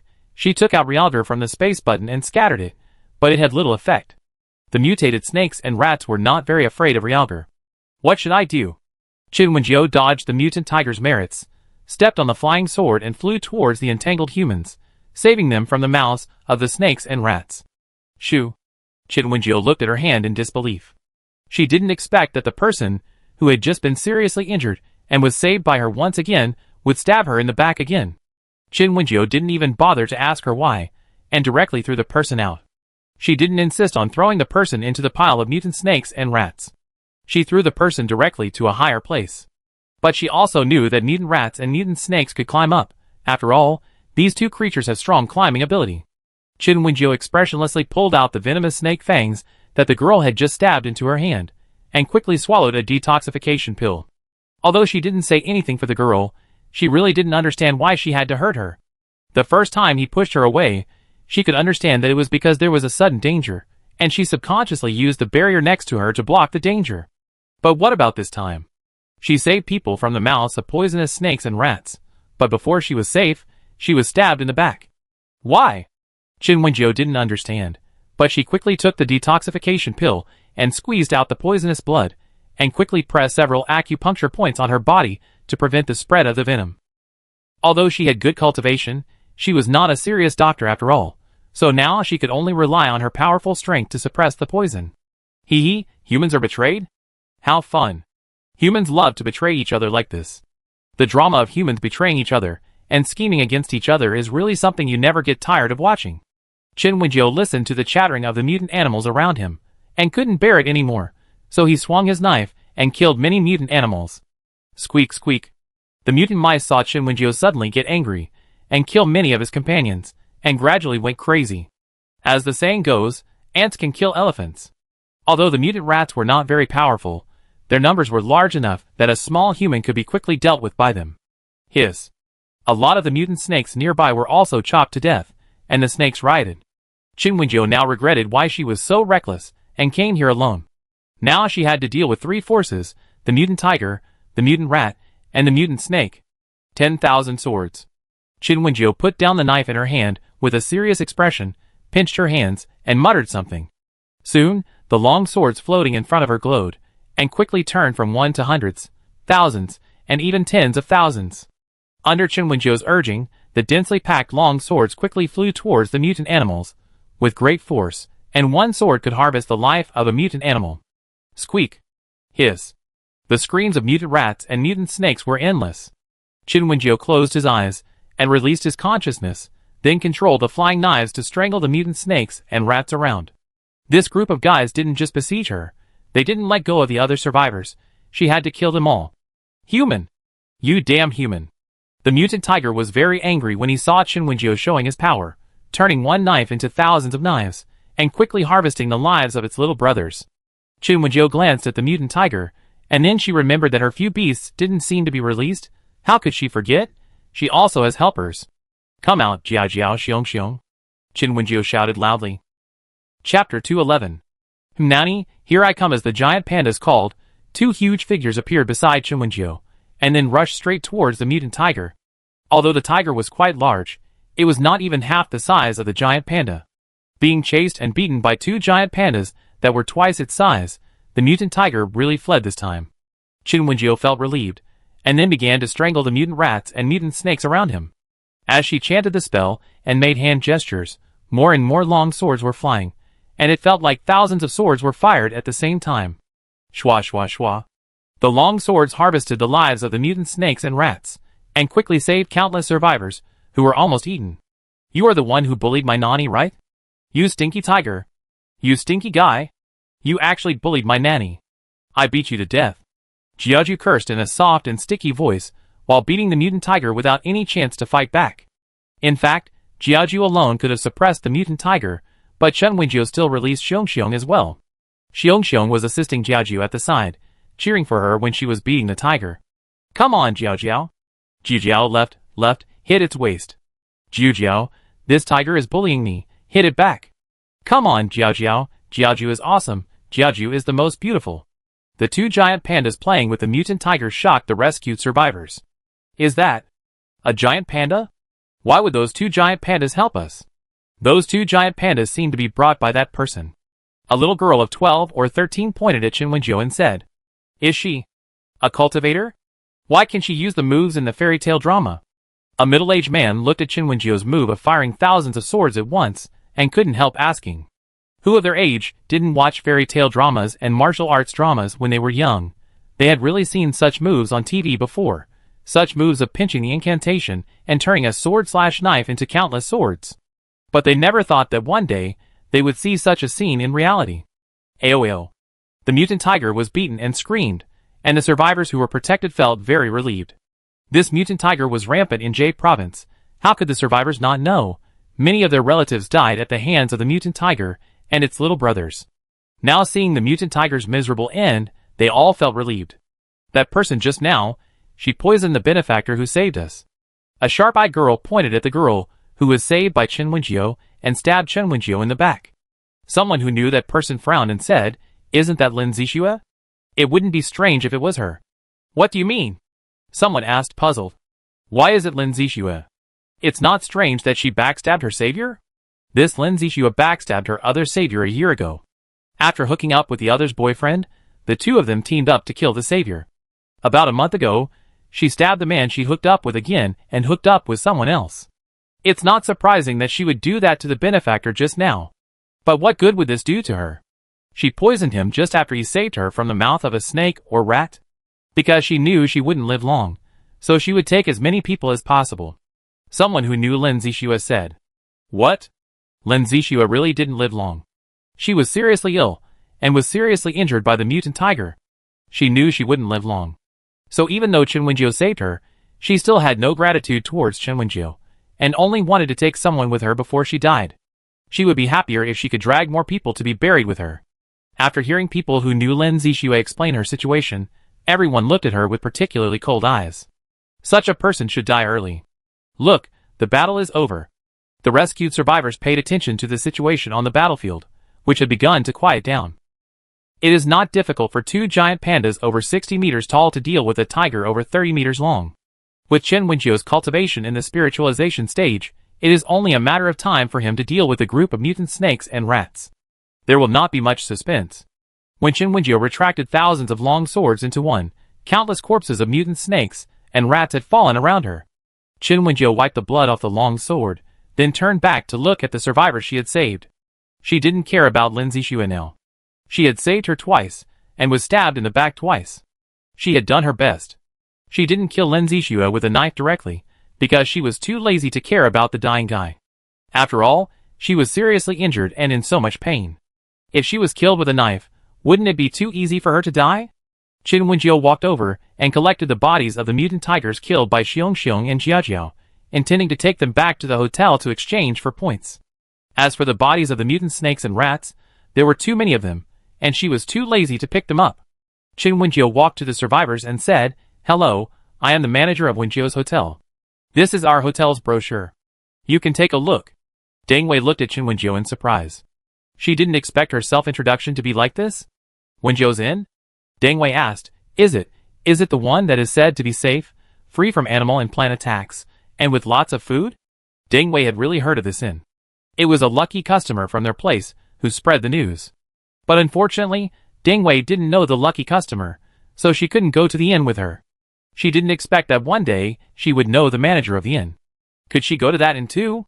Yes, our hotel can provide clean food and a safe environment. Even, we can help with beast pets like this. Qin Wenjiu pointed to the two giant pandas that had shrunk. Jiajiu and Xiong turned into 2 meters tall and came over, squatting beside Qin Wenjiu to protect her. The survivors couldn't help but feel excited when they saw the scene. Although the mutant plants and animals are very scary, if they have such a powerful beast pet, can they survive when attacked by other plants and animals? "Welcome to our hotel," Qin Wenjiu said with a smile. "The bodies of those mutant snakes and rats can also be exchanged for points. If you are diligent and bring all the bodies of these mutant snakes and rats to exchange for points, you can buy food, various daily necessities, and even stay in the guest rooms of our hotel. Do you want to come?" Qin Wenjiu asked with a smile. "Yes." The survivors will not refuse. This is an invitation from the great benefactor who saved them. Moreover, no one can refuse a safe environment and abundant food in the end times. Chapter 212. Qin Wenjiu walked up to Lin Zixue and looked at her lying on the ground, gasping for breath, with no change in his expression. Lin Zixue was a little nervous when she saw her coming, but she was more in pain all over her body. She was not in so much pain after Qin Wenjiu gave her a pill, but now she felt pain again. "Save me. Please save me. I don't want to die." Although Lin Zixue had never heard of Wenjiu's inn, she could see clearly that Qin Wenjiu was a strong person. Since she is a cultivator and has 2 giant pandas as pets, she must have a way to save her. Lin Zixue, who originally wanted to be buried with her in despair, just wanted to live. She couldn't die. "Save me." Lin Zixue asked Qin Wenjiu for help. But unfortunately, Qin Wenjiu just glanced at her, pressed a certain acupuncture point on her body, and turned away. "Ah!" Lin Zixue screamed in pain, and now she felt that her whole body was in pain as if it was falling apart. "Save me, or I want to die." "Ah!" Lin Zixue's painful scream made the other survivors tremble, and they looked at Qin Wenjiu with awe. But they didn't think she did anything wrong. After being backstabbed twice, there was nothing wrong with Qin Wenjiu's revenge. This time, Qin Wenjiu didn't use the hotel brochure to send these survivors to the hotel, but used the manager's authority to teleport the guests. She just killed so many mutant animals and plants, and got a lot of rewards, which can teleport a lot of people. Before teleporting Deng Wei away, Qin Wenjiu reminded her, "Once you get your information card at our hotel, you can teleport back. This way, you can travel back and forth between the hotel and here, which will make it easier for you to collect the bodies of these mutant animals and plants. I can only help you a limited amount. The rest depends on you." Qin Wenjiu looked at her and said seriously, "That's enough." Deng Wei smiled. Qin Wenjiu saved their lives and now gave them other hopes of survival. "That's enough." Qin Wenjiu nodded and sent all the survivors away. Except Lin Zixue. Qin Wenjiu no longer cared about the things here. Thinking that so many corpses of mutant snakes and rats might attract something, she arranged the place a little to prevent other things from coming. As for the rest, it was the business of others. If you want to survive, do you still expect her to be a full-time nanny and take care of you all the time? Think too much. After Qin Wenjiu packed up, she was ready to leave. She had to find a place to force the toxin out. Although the venom of this mutant venomous snake is very strong, Chen Wenjio's cultivation is stronger, and he can force it out. Chen Wenjio actually found a place with abundant spiritual energy, chose a very large oak tree, and then sat on it to meditate. The oak tree is really very large. This is a mutated oak tree. The trunk is at least 20 meters thick, and the tree is more than 100 to 200 meters tall. Chen Wenjio chose to sit on a branch of the tree, because it was large enough so a branch was very spacious. After she sat down, she closed her eyes, pointed her 5 hearts upward, and began to use her qi to force out the poison. Although the venomous snake was strong, she was stronger, so it took less than 2/4 of an hour for the suppressed poison to be forced out. Chen Wenjio frowned, cut open the wound that had just been pierced by the venomous snake's fangs, and then forced the poison out from there. When the poison was forced out, she quickly took a detoxification pill and swallowed it, and then sprinkled medicine on the wound. Now that the poison has been removed, it will be fine. Chen Wenjio sat on the tree and thought, what should she do? It seems that she has no entertainment at all. When it was still in the zombie apocalypse, she watched movies and TV series, but after experiencing the natural disaster apocalypse, and then this apocalypse, she seems to have no entertainment at all. All she does all day is save people, and complete tasks. Chen Wenjio couldn't help but lie down, watching the layers of leaves completely cover the sky, and she couldn't see a bit of blue sky and sunshine. Nani, what's wrong with you? The 2 giant pandas that Chen Wenjio had brought up the tree saw her lying down, and came over to ask with some curiosity. Meow. Even Mr. Lion Cat was released. He turned into a small form, and came to Chen Wenjio's side, rubbing against her, and asking her what was wrong. Nothing, I just suddenly wanted to take a break and relax. Chen Wenjio took both the Lion Cat and Jiaojiao into his arms, and buried his face in them. Are you too tired? Mr. Lion Cat asked. Nani, are you tired of taking care of me? Then, do you want to take a nap? Jiaojiao asked with concern. No, I just feel a little emotional. Chen Wenjio stroked the cute little cats she raised and stroked them from head to tail. The Lion Cat looked at her and didn't struggle, letting her stroke him all over. What's wrong? When Chen Wenjio was stroking the cat, Hizue suddenly appeared on the other side of the tree, standing on another branch and looking at her and asked. Injured? Or something? Hizue came over and looked her up and down. Yeah, a little. Chen Wenjio sat up and said, Why did you come here? You left in a hurry, so I came here because I was a little worried. You didn't even have breakfast. Hizue took out a lunchbox and put it next to him, saying, Do you want to eat? Chen Wenjio looked at the lunchbox he took out and suddenly felt hungry and a little greedy. Chen Wenjio immediately became energetic and happily leaned over to kiss his face and said, Dear, you are so considerate. Hizue smiled and pulled her to sit down. He took out a small table, flattened the branches a little, and put the table in place. Then he took out various delicacies from the food box and gave them to her. Wow! Chen Wenjio looked at the barbecue, boneless chicken feet, braised duck neck, spicy crayfish, garlic crayfish, snail noodles, hot and sour noodles, and other delicacies that Hizue took out, and became even more greedy. And more. Then Hizue also took out desserts, chocolate mousse, strawberry pudding, soufflé, etc., and ice cream. Qingjue, you are so great. So thoughtful. Chen Wenjio happily hugged Hizue, who had prepared so many delicious foods for her. As long as you like it. Hizue took out a spoon and handed it to her. Try it. Chen Wenjio took the spoon and cake he handed over and took a bite. The texture of the mousse cake was really great, with a rich chocolate flavor and sweet taste, which made her originally depressed mood much better. Seeing Chen Wenjio eating happily, Hizue was also relieved.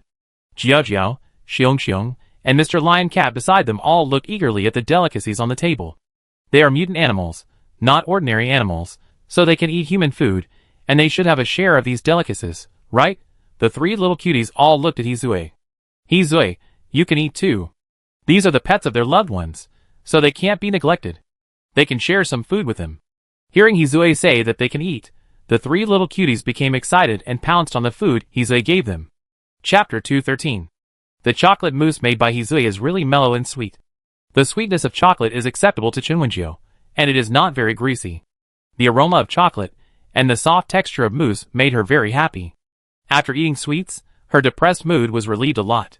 Chen Wenjio ate a piece of mousse cake, and then tried other delicacies. She didn't even need to peel the crayfish herself. Hizue watched her eat with relish, and peeled the shell for her while smiling at her. It was a happy thing not to have to peel the shells by myself. Chin Wenjio chatted with Hizue while eating. They were both very busy now. It had been a long time since they sat down quietly to enjoy the scenery and chat together. After Chin Wenjio had eaten and drunk her fill, she let the three little ones take care of the rest.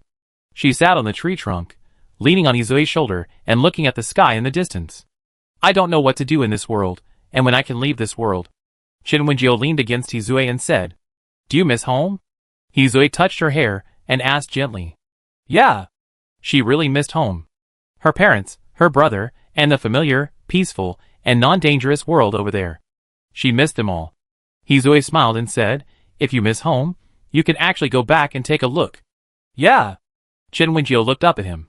Have you forgotten that employees can take vacations? When you take vacations, you can go back to the original world to rest for a few days, or visit relatives. Hizue continued to touch her hair and said. Chin Wenjio was stunned for a moment, then widened his eyes and said, Oh right, how could I forget that I can go home on vacation? Although the system restricts her from going home, the vacation system allows employees to go back to their original world to rest for a few days. Chin Wenjio is the store manager, but she is also one of the employees. She can go back to her hometown on vacation. Chin Wenjio became excited and hugged Hizue and said, Qingjue, you are really great. What would I do without you? Hizue smiled as he watched her excited look. He opened his arms to protect her even though he knew she would not fall. Chin Wenjio thought about taking a vacation, but she did not apply for it directly to go home. She still had to deal with the hotel business. Before that, she had to enjoy the beauty of traveling. Chin Wenjio and Hizue watched the scenery on the tree for a while. When the two pandas and a cat ate all the food prepared by Hizue, they moved to another place. Boom boom. Why is it raining suddenly? Chin Wenjio looked up at the gloomy sky, the occasional flashes of lightning and thunder, and felt a little irritated. She was not so afraid of thunder, but such a thunderstorm still made her feel bad. The weather in summer is inherently unpredictable, Hizue said with a smile. Chin Wenjio shook his head and looked at him. Do you want to go back to the hotel now? Or find a place to hide from the rain? Well, you can go back. Ah, please stop chasing me. Chin Wenjio was discussing with Hizue that it was going to rain heavily, and whether she and he should go back first or find a place to hide from the rain, when he heard a sharp female voice. Chin Wenjio frowned slightly, and it sounded like a girl was being harassed. Harried by what? Ah, please stop following me, I'm scared, woo. Chin Wenjio was confused when he heard the voice of the girl, who was about to collapse, and quickly teleported over there to see what was going on. When she stood firm and saw what was going on, she was a little dumbfounded. Hiss. A golden python surrounded a girl, but the whole snake was very relaxed, and had no intention of attacking.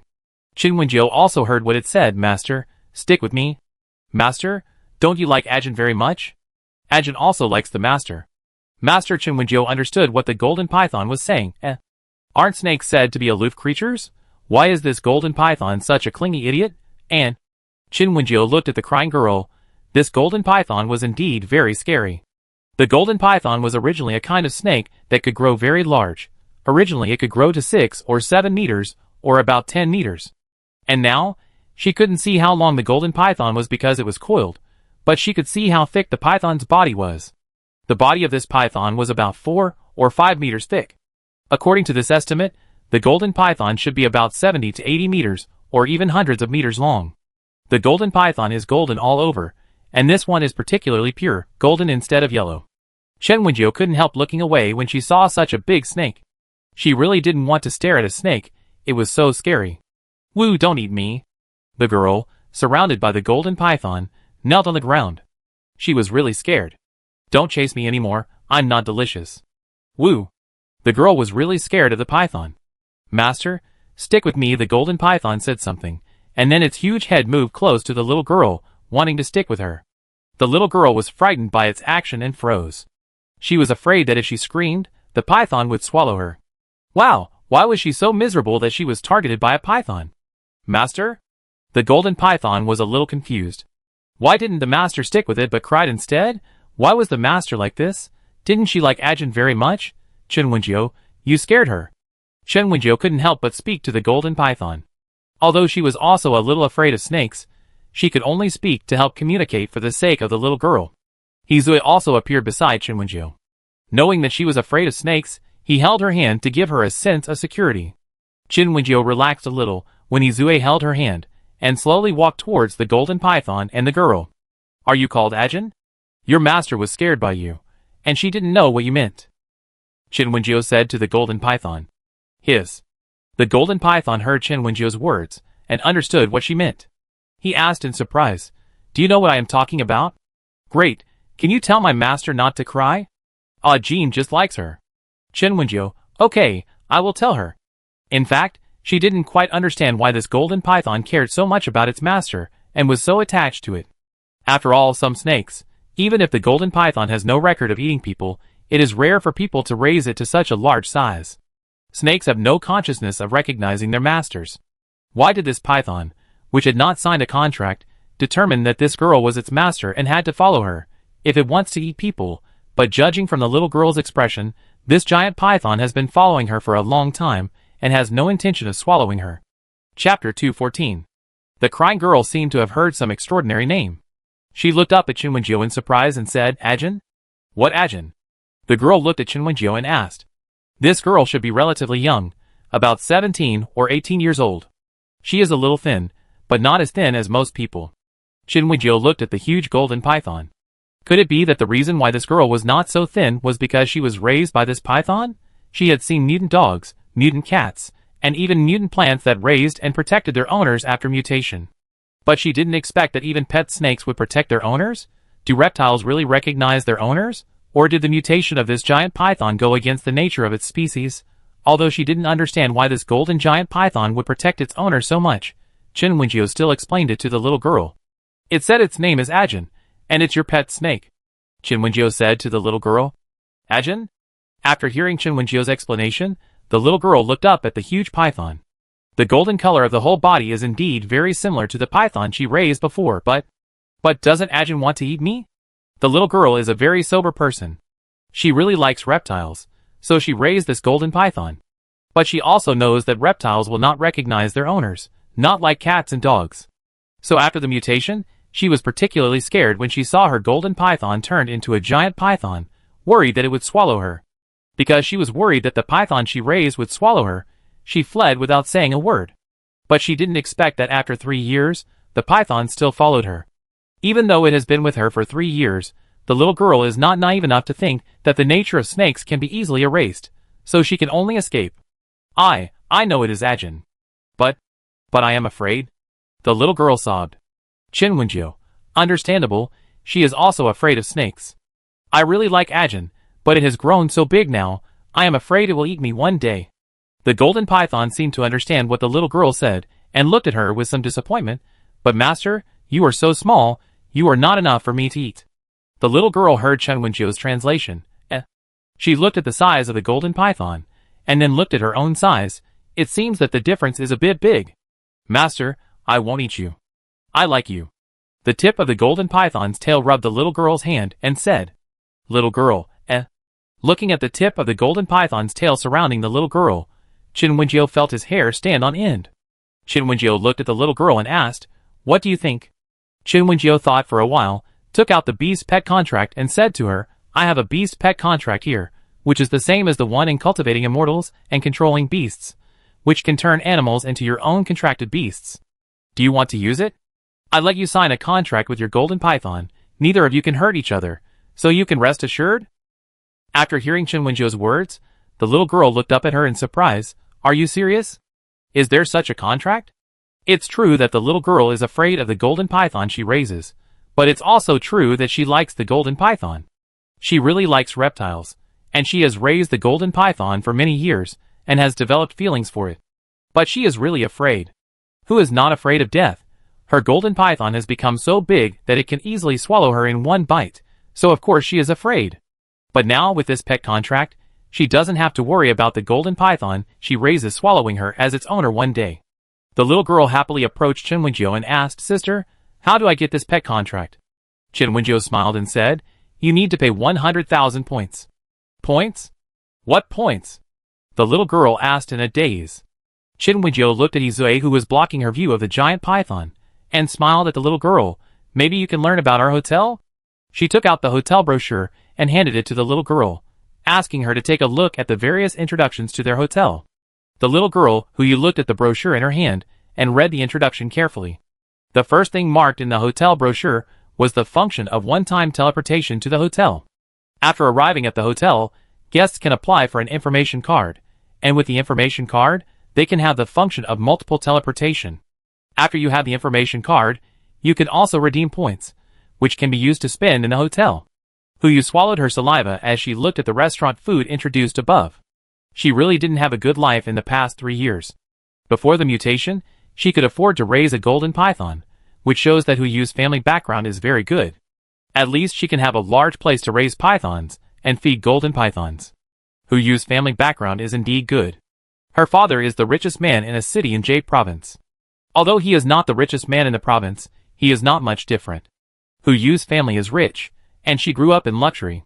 But when the mutation happened 3 years ago, her father was out on business, and her mother flew abroad, so she was the only one at home.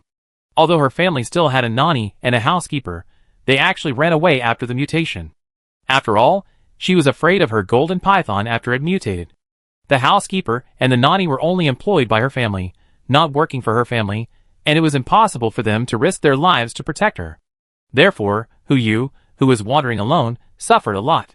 This was the first time she had suffered so much since she was a child, and she had to endure hardships for 3 years. Huyu didn't know where she should go to find her father, because she was just a junior high school student, and she didn't know where her father went to discuss business. And her mother was abroad, so it was even more impossible for her to find her. After wandering for 3 years, Huyu really missed the various gorgeous clothes and delicacies at home. When she saw the pictures of the food in the hotel restaurant, she couldn't help swallowing. She couldn't help but look back at the huge golden python. If she really signed a contract with a Jinn and had a Jinn's protection, could she go home and then use her own inventory to exchange for various points? With the points, can she live a better life? Also, sister, is the express delivery function mentioned here real? Can I send express to my parents far away? Can I send letters to them? Although Huyu has lived for 3 years bravely, she still misses her parents very much. Her parents only have her as their only daughter, and they did not ignore her because of their busy work.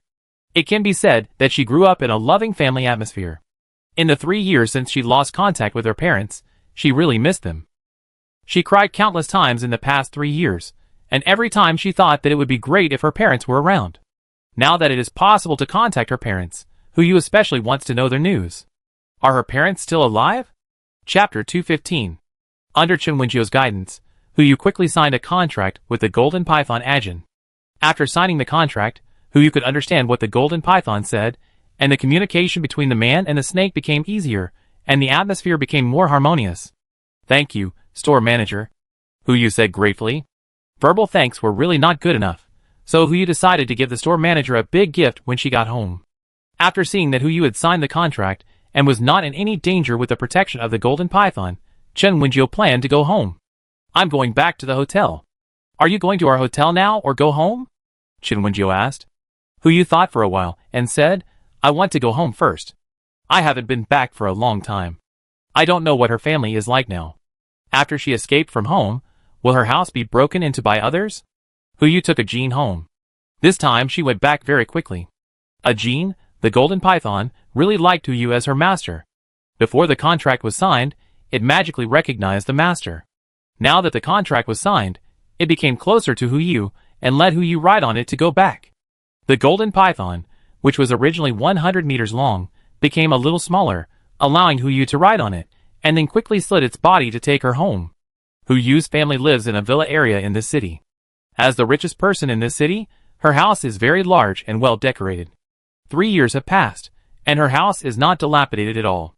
The Hu family's villa was later renovated, reinforced, and added with various security systems. 3 years have passed, and it is still running. Therefore, when Huyu and a Jinn came back, her villa was still in good condition and no one had broken into it. Huyu couldn't help crying when she saw her home like this. Her parents loved her very much. Even if they were busy with work, they still ensured that their home was safe and that their daughter could live well. Her house was not attacked by animals and plants. Ajin, the Golden Python, was still quite strong. With the smell of its life, other mutant animals and plants would not come easily. After opening the door, Huyu looked at the familiar house and couldn't help crying. Master, what's wrong with you? The Golden Python came over and asked with concern. Huyu touched a Jinn's head, sniffed and said, I'm fine, I just miss my parents. It's okay, master. My parents must be fine, waiting for you to find them. Jin comforted her. Yeah. Yu believed Jin's words. Yu took Jin, who had grown to 2 meters long, to visit her home, and then strengthened her own security defense. I don't know why her parents have such a strong sense of prevention, and made their home like a safe fortress several years ago. Even after 3 years, the defense system still hasn't collapsed. You know, after the mutation, it's normal for the power and network to be paralyzed. As a result, when the power and network were paralyzed, her family's defense system was still working. Isn't it her parents' foresight? Yu walked to the photo wall and looked at the photos of handsome men and beautiful women on it, and her eyes were red again. She loves to cry, maybe because her tear glands are more developed, so she will cry when she is a little excited. Now seeing the photos of her parents, she can't help it again. She stared at the photo and promised herself that she would find her parents. Yu came to her parents' room, found her parents safe, and opened it after entering the password. Her parents never hid anything from her, and she could open her safe. Yu looked at the things inside, picked out a beautiful, valuable ruby, and put it in a jewelry box. Then Yu compared the things on the hotel brochure she was holding, selected some things she could take away, and packed them up. After preparing everything, Yu directly used the teleportation function of the hotel brochure to teleport herself to the hotel. The door of her house was closed after she entered, and Jin also stayed at home, so she was not worried about the safety of her home. Before leaving, she told Jin to take good care of the house, so she came to the hotel alone. Yu looked at the hotel and felt relieved when she saw such a bright decoration. What the manager's sister said was true, their hotel really gave people hope, and she really liked seeing such a hotel. Welcome. Yu saw several pretty ladies at the front desk as soon as she entered the room.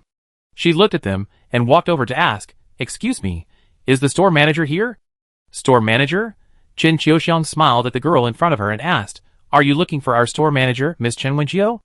Yu nodded and said, "Yes, I'm looking for her." "Is she back?" She used the teleportation function, so she arrived at the hotel in an instant. "So is the store manager back?" Chen Qiuxiang smiled and said, "You came at the right time. The manager is indeed back. If you want to find the manager, can I help you contact him?" Yu nodded and said, "Thank you, sister. Thank you for your trouble." Chen Qiuxiang dialed her manager's number and said to Yu, "Is this guest visiting our hotel for the first time? Does he need to apply for an ID card?" Yu nodded and said, "Yes, we need to apply for one." Chen Qiuxiang nodded and asked Chu Xiang to take Yu to register for an ID card. Yu followed along to apply for an identity card. When she got the card representing her identity, Chen Wenjiu had already appeared in the hall. When she saw Chen Wenjiu, Yu's eyes lit up immediately, and she ran over and shouted, "Sister manager! Sister manager, you're back." Yu greeted her happily, then took out a jewelry box from her pocket and handed it to her, saying, "Sister, this is a thank you gift for you." "What?" Chen Wenjiu looked at her in surprise and asked, "What's the thank you gift?" Yu smiled brightly and said, "Thank you, store manager, for saving me and giving me hope to live. Sister, this is a token of my love, please accept it." Yu said seriously. Chen Wenjiu looked at the box in her hand. Even without opening it, she could still tell what was inside with her powerful sense. This was a valuable ruby. According to Chen Wenjiu's estimate, it was worth at least hundreds of millions. She was a little embarrassed to accept such an expensive ruby. "So yeah, this gift is too expensive," Chen Wenjiu said. "Not very expensive." Yu shook her head and said, "Sister manager, you also know what kind of world it is now. These things are worthless if you take them out. It's because of this hotel that its value has not disappeared." Yu looked at her seriously and said, "Besides, I think this gift is very suitable. I think sister saved my life. I should give it to thank sister." Yu smiled and said, "This means that I think my life is also valuable, isn't it, sister?" Chen Wenjiu, speechless. "I think what you said makes sense." Chapter 216. Under Yu's insistence, Chen Wenjiu accepted the ruby she gave him. Chen Wenjiu put away the things and thanked Yu. "Sister manager, you don't have to be so polite. You saved me before, so I should give you a thank you gift." Yu waved her hand. "By the way, sister manager, I still have these things. They should all be exchanged for points, right?" Yu took out the bag she brought with her and said. She took out all the things she didn't need at home for the time being, and she wanted to know how many points she could exchange for. Chen Wenjiu looked at the things she took out and was a little speechless. "Why did you take these out?" What Yu brought was not anything else, but various valuable jewelry, and various clothes that she felt she didn't wear. As a rich girl, her clothes and jewelry were basically quite luxurious. Now she wanted to know if her clothes could be exchanged for money. Chen Wenjiu was not sure whether these things could be exchanged for money, so he followed Hu Yu to the exchanger and watched her operate it. Beep, a Suzhou embroidery cheongsam, exchange for 10,000 points. Beep, a Keisai bag, exchange for 10,000 points. Chen Wenjiu stared at the machine with wide eyes at the things reported. He really didn't expect that the clothes Hu Yu didn't wear would be such things. If she took clothes from foreign luxury brands, the value might not be so high. But Suzhou embroidery and Keisai are all intangible cultural heritage handicrafts, so the clothes and bags Hu Yu took out can be exchanged for points from the hotel system. The materials of foreign luxury clothes or bags may not be comparable to those of some intangible cultural heritage, so their value is relatively low. Of course, the hotel system is not partial. If the clothes and bags made by foreign luxury brands are good enough, their value can be similar to these. Chen Wenjiu was just a little surprised that Hu Yu's previous clothes and bags were either Su embroidery or Keisai. Beep, a bamboo woven city wall, exchange points 10,000. Chen Wenjiu looked at the things Hu Yu took out, which were basically finished products of intangible cultural heritage crafts. He was surprised that she actually took them out to exchange for points. Xiao Yu. Chen Wenjiu couldn't help shouting. Huh? What? Hu Yu looked back at her in confusion. Chen Wenjiu said, these clothes may be too small for you to wear, so you can exchange them for points, but can't you keep this bamboo city craft? Hu Yu smiled and said, I've kept this for a long time. I feel like it's just sitting there. I'm quite happy that I can exchange it for points. Sister Manager, I exchanged these things for you. You should be able to keep them properly, right? I believe in you. Hu Yu said with a bright smile, her expression full of trust in Chen Wenjiu. Chen Wenjiu, In fact, she didn't know where the exchanged items were collected by the system. Anyway, she had never seen the system deal with the exchanged items after receiving them. But she also felt that Hu Yu was right. If these things were exchanged for the hotel system, it should be able to keep them properly, right? Hu Yu happily exchanged all the things she brought for points.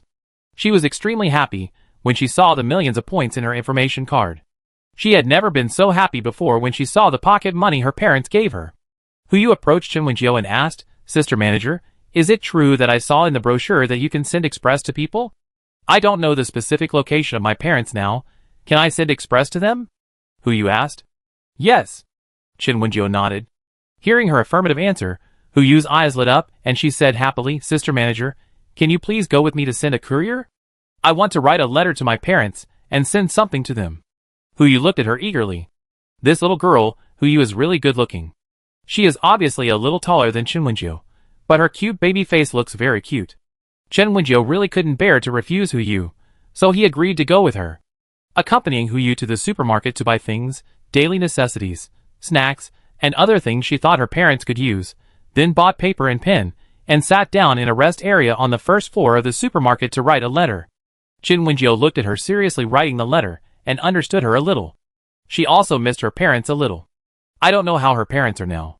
Although the system assured her that no matter how long she was in the apocalypse, the speed of her original time would not change much, but she still missed her family very much. Maybe I need to find some time to take a vacation and go back. She checked the vacation system when she came back before. The hotel staff, including the manager, have 6 days of vacation every month.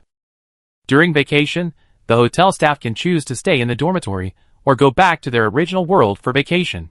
Chen Wenjiu just wants to go back to see her parents and her other relatives.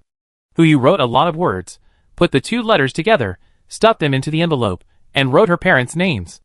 After Hu Yu packed the letter, she looked up at Chen Wenjiu and said, Sorry, store manager, I kept you waiting for so long. Chen Wenjiu shook her head, It's okay, I just don't have anything to do right now. Hu Yu was very grateful to Chen Wenjiu, and was very close to her. On the way back to the express station, she said all kinds of nice things to coax Chen Wenjiu. She admitted that this was really a girl with high emotional intelligence. Her words were really comfortable, and her coaxing skills were first class. After returning to the express station, Hu Yu solemnly wrote down her parents' names and approximate addresses, and put the things she'd bought and the 2 letters into the package. I hope my parents can receive it as soon as possible. Hu Yu prayed. Chen Wenjiu smiled and said, Our hotel's express delivery is still very fast. I believe your parents will receive the things you sent in less than a day. Chen Wenjiu did not say that his parents were in danger. She also hoped that the little girl's hope would not be disappointed. Chen Wenjiu watched her send the express delivery and asked her, "Do you want to experience other projects in our hotel now? Go to the restaurant to eat? Or go to the bathroom upstairs to take a hot spring bath? Or watch a movie or play a game?" Hu Yu listened to her introduction, thought for a while, and said, "I want to go to the hot springs." She had only thought about getting things when she got home before, and then gave the store manager a thank you gift, and she forgot to wash up. Now that she thought about it, it seemed that she hadn't taken a good bath for a long time, and she felt dirty. It would be nice to take a bath in the bathroom, and soak in the hot springs. Chen Wenjiu had no objection to her decision, and asked with a smile, "Do you need me to accompany you?" Hu Yu smiled and said, "Don't bother the store manager, I can do it myself. Sorry, I have delayed your time for so long." She knew that her request was a bit willful, but she just wanted to have more contact with the store manager. Chapter 217. Oh City. "Brother, are we really going back?" A man in his 30s looked at another man in his early 40s and asked. The man in his 40s was not very old. Perhaps because he had taken good care of himself, he still looked very handsome and strong at the age of 40. And the man had a good temperament and a strong aura, which made him look even more attractive. For this reason, several young girls in the team looked at him with particularly eager eyes. The middle-aged man Hu Jingxiu, Hu Yu's father, said firmly, "Of course I have to go back. My Celia is still waiting for me." He didn't mention his wife, because he knew that she went abroad before the change. Even if he wanted to find his wife, he had to go back and find his daughter first. "But brother, it took us 3 years to get to O City from P City. How long will it take to get back to our hometown?" At that time, Celia. The man who spoke saw Hu Jingxiu's ugly expression and swallowed the second half of his sentence. He wanted to say that in such a dangerous world, it was impossible for Hu Yu, a teenage girl, to survive. But Hu Jingxiu insisted on going back to find his daughter. Even though many people were attracted to Hu Jingxiu and wanted to be with him, he still kept his virginity for his wife and insisted on going back to find his daughter. "Mr. Hu." A charming and seductive woman came forward to talk. Hu Jingxiu was really amazing. He was very strong in his own strength.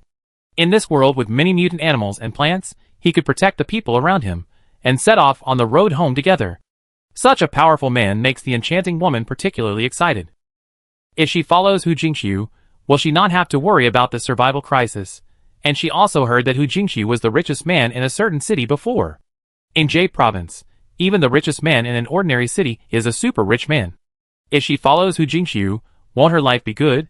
Thinking of this, the woman's smile became more charming and seductive. However, before the woman could say anything to Hu Jingxiu, his expression suddenly changed, and his eyes were fixed in a certain direction. "What's wrong?" Seeing Hu Jingxiu's expression, the people who had been following him knew that something had appeared, and they quickly became alert. "Mr. Hu Jingxiu, there is a package for you, please check it." "Mr. Hu Jingxiu, your daughter Hu Yu sent you a package, please check it." When everyone was on guard, a suspended aircraft appeared in their sight, and then a mechanical broadcast sounded. "Hu Yu." After hearing the voice broadcast by the aircraft, the man who had spoken just now looked back at Hu Jingxiu in surprise and asked, "Brother, is this Hu Yu your daughter Celia?" Hu Jingxiu was also very excited. His daughter? Hu Yu sent him a courier? Hu Jingxiu and his group had heard about a magical hotel. This hotel seemed to be located in Z City. Although it was very far from O City, it seemed that someone around was lucky enough to become a customer of this hotel, or their relatives became customers and sent them things. This hotel has a courier station that can send courier packages to people in various places. As long as someone sends it, that person can receive the courier package no matter where they are. The people in Hu Jingxiu's team used to be very envious, and were looking forward to whether their relatives could become customers of the hotel and send them packages. They never thought that there would be a day when people in their team really received express packages. "Mr. Hu Jingxiu, please check your express delivery." The suspended aircraft continued to broadcast the voice. Hu Jingxiu stood up and said to the aircraft, "I am Hu Jingxiu." The aircraft aimed at Hu Jingxiu, carefully scanned his entire body, and gave him the express package after confirming his identity. The reason why the step of scanning Hu Jingxiu was added was because when Hu Yu sent the express, she also entered photos of her parents. When the express aircraft found the recipient, it confirmed whether the other party looked the same as in the photo. The aircraft dropped all the packages sent by Hu Yu. Of course, it was called dropping. But in fact, these things were light when they fell to the ground, and they would not break the things in the package. After Hu Jingxiu signed for the package, He thought for a while, and said, "Wait a minute, I write a letter to my daughter." Because time was tight, Hu Jingxiu only wrote a few words quickly and stuffed them into the aircraft, asking it to take it back to his daughter. Watching the aircraft fly away, Hu Jingxiu looked down at the package on the ground. This man who seemed like steel to everyone couldn't help but get red-eyed. His Celia was just a 14-year-old girl 3 years ago, and she was just a junior high school student. How did she live for 3 years? He and her mother were not around, and he didn't know how much Celia had suffered. Hu Jingxiu didn't rush to see what his daughter had sent him, but opened the letter and took a look. In the letter, Hu Yu wrote about her experiences in the past 3 years in a cheerful tone, and also used humorous language to describe the battle of wits and courage and chasing each other between herself and Ajin. Hu Yu told her father that she had signed a contract with the golden giant python Ajin, and Ajin would protect her safety in the future. She also returned home, and the security system at home was still in good condition, so there was no need to worry about her safety. As for her quality of life, after having a hotel that warms wine, her quality of life will not decline. She only hopes that her parents can be safe and looks forward to reuniting with them as soon as possible. Dad, I heard from the store manager that as long as I can afford the points, I can get you and Mom a hotel brochure. The hotel brochure can be transmitted to the hotel, and then Dad can reunite with me. I will definitely work hard to earn points, and then I can exchange the brochure for Dad. Dad, I miss you so much. Hu Jingxiu read his daughter's letter, and his heart was choked. His precious daughter, who used to be spoiled like a princess. How much suffering has she endured in the past 3 years? Even though Hu Yu's letter was written in a more joyful and humorous way, Hu Jingxiu still understood how terrified his daughter was when she was chased by the giant golden python. Even though she raised the golden python herself, she was still afraid when the python became able to swallow her easily. Fortunately, Hu Jingxiu was very thankful. Fortunately, the golden python that his daughter raised was quite strange. It was a reptile that would not recognize its owner, but it recognized his daughter as its owner and has been protecting her for the past 3 years. Although the golden python had scared Hu Yu a lot, it was because of her that Hu Yu did not encounter any life-threatening dangers in the past 3 years. If there is a chance in the future, he must give the golden python a feast to reward it for protecting his daughter. Chapter 218. Brother, Celia sent a lot of things. Lin Kai looked at the pile of packages and couldn't help but lean over to open them. Brother, can I open the package and take a look? Lin Kai looked at Hu Jingxiu and said. Alas, he never said anything to make his brother give up the idea of returning home as soon as possible. The daughter of his eldest brother is really a treasure. She actually sent so many things to their eldest brother. Hu Jingxiu, who was reading the letter, heard Lin Kai's words and responded, "Open it." His daughter sent him so many things that he probably couldn't use them all by himself, but he could share some with Lin Kai and the others. However, Hu Jingxiu couldn't rely on his daughter's subsidy for everything. In the letter, Hu Yu also mentioned the things she exchanged for points. Hu Jingxiu thought that maybe when his daughter sent him something next time, he could stuff the materials he collected that could be exchanged for points into the aircraft, and let it take it back to Hu Yu. Lin Kai got Hu Jingxiu's permission, and called others to come and unpack the package. Hu Jingxiu's special assistant Qizhe walked up to Hu Jingxiu and asked, "Is Xiaoya okay now?" Qizhe had a deep impression of his boss's daughter, a bold and lively girl. She did not become spoiled because of her family's love for her, and was a very cute girl. Not very good. Hu Jingxiu sighed. She didn't mention her hardships in the letter, but in this world, do you think she didn't suffer? Qizhe nodded in agreement. 3 years ago, his boss's daughter was only 14 years old. When his parents were not at home, the world had changed drastically, and it was indeed impossible for her to live too easily alone. Fortunately, the golden python she raised protected her. Hu Jingxiu thanked. Qizhe was very surprised to hear this. He knew that his boss's daughter liked reptiles, especially reptiles like golden pythons. Before their boss came to P City on a business trip, it seemed that she wanted to raise a few more reptiles. Who would have thought that the changes would begin before she raised a few more? Qizhe also knew that reptiles did not recognize their owners. He remembered that his boss and his wife were very worried that if the golden python raised by their daughter grew to 6 or 7 meters long, it would hurt the owner. Who would have thought that after the mutation, the golden python would still remember Hu Yu as its owner, and never thought of hurting her, but protected her and raised her? Boss, the golden python you are talking about is the one Celia raised? Did it protect Celia? Qizhe asked in surprise. Yes, it is it. Hu Jingxiu was also surprised. This golden python is really more competent than him and his wife. It accompanies their daughter when they are busy at work and protects their daughter when they are in danger. It is really a great contributor to their family. Chise didn't expect that the golden python would be so strange, but he was also glad that it was strange enough, otherwise his boss's daughter would be in danger. Boss, come and take a look, Celia sent you a lot of things. Lin Kai, who was unpacking the package over there, couldn't help shouting. Hu Jingxiu and Chise heard his voice, looked at each other, and walked towards the people who were unpacking the packages.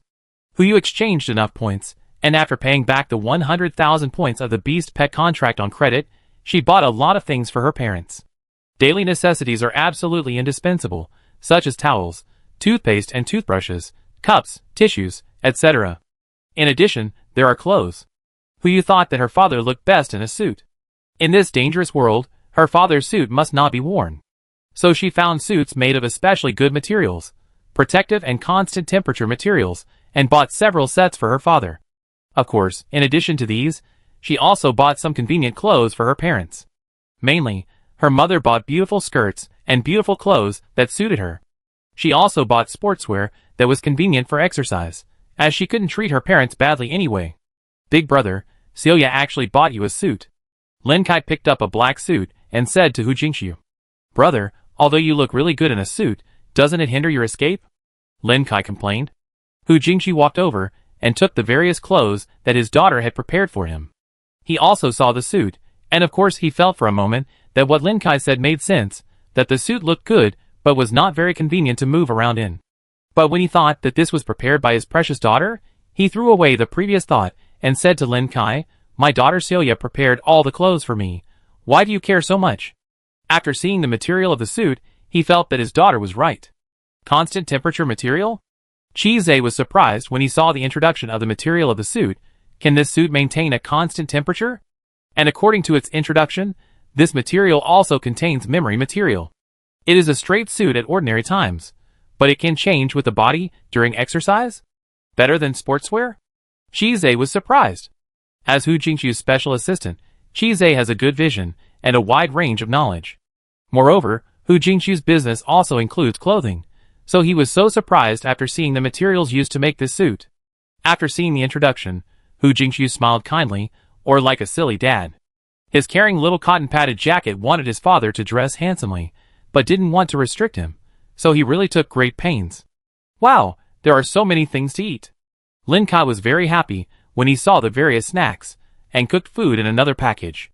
There were snacks in various packages, as well as bread, biscuits, and cooked food, such as vacuum-packed braised duck, roast duck, braised chicken, kiln chicken, braised pig's trotters, etc. There are also a lot of fruits here. Another person was also surprised when he saw a lot of fruits after opening the package. Boss, your Celia is really generous, isn't she? So many things?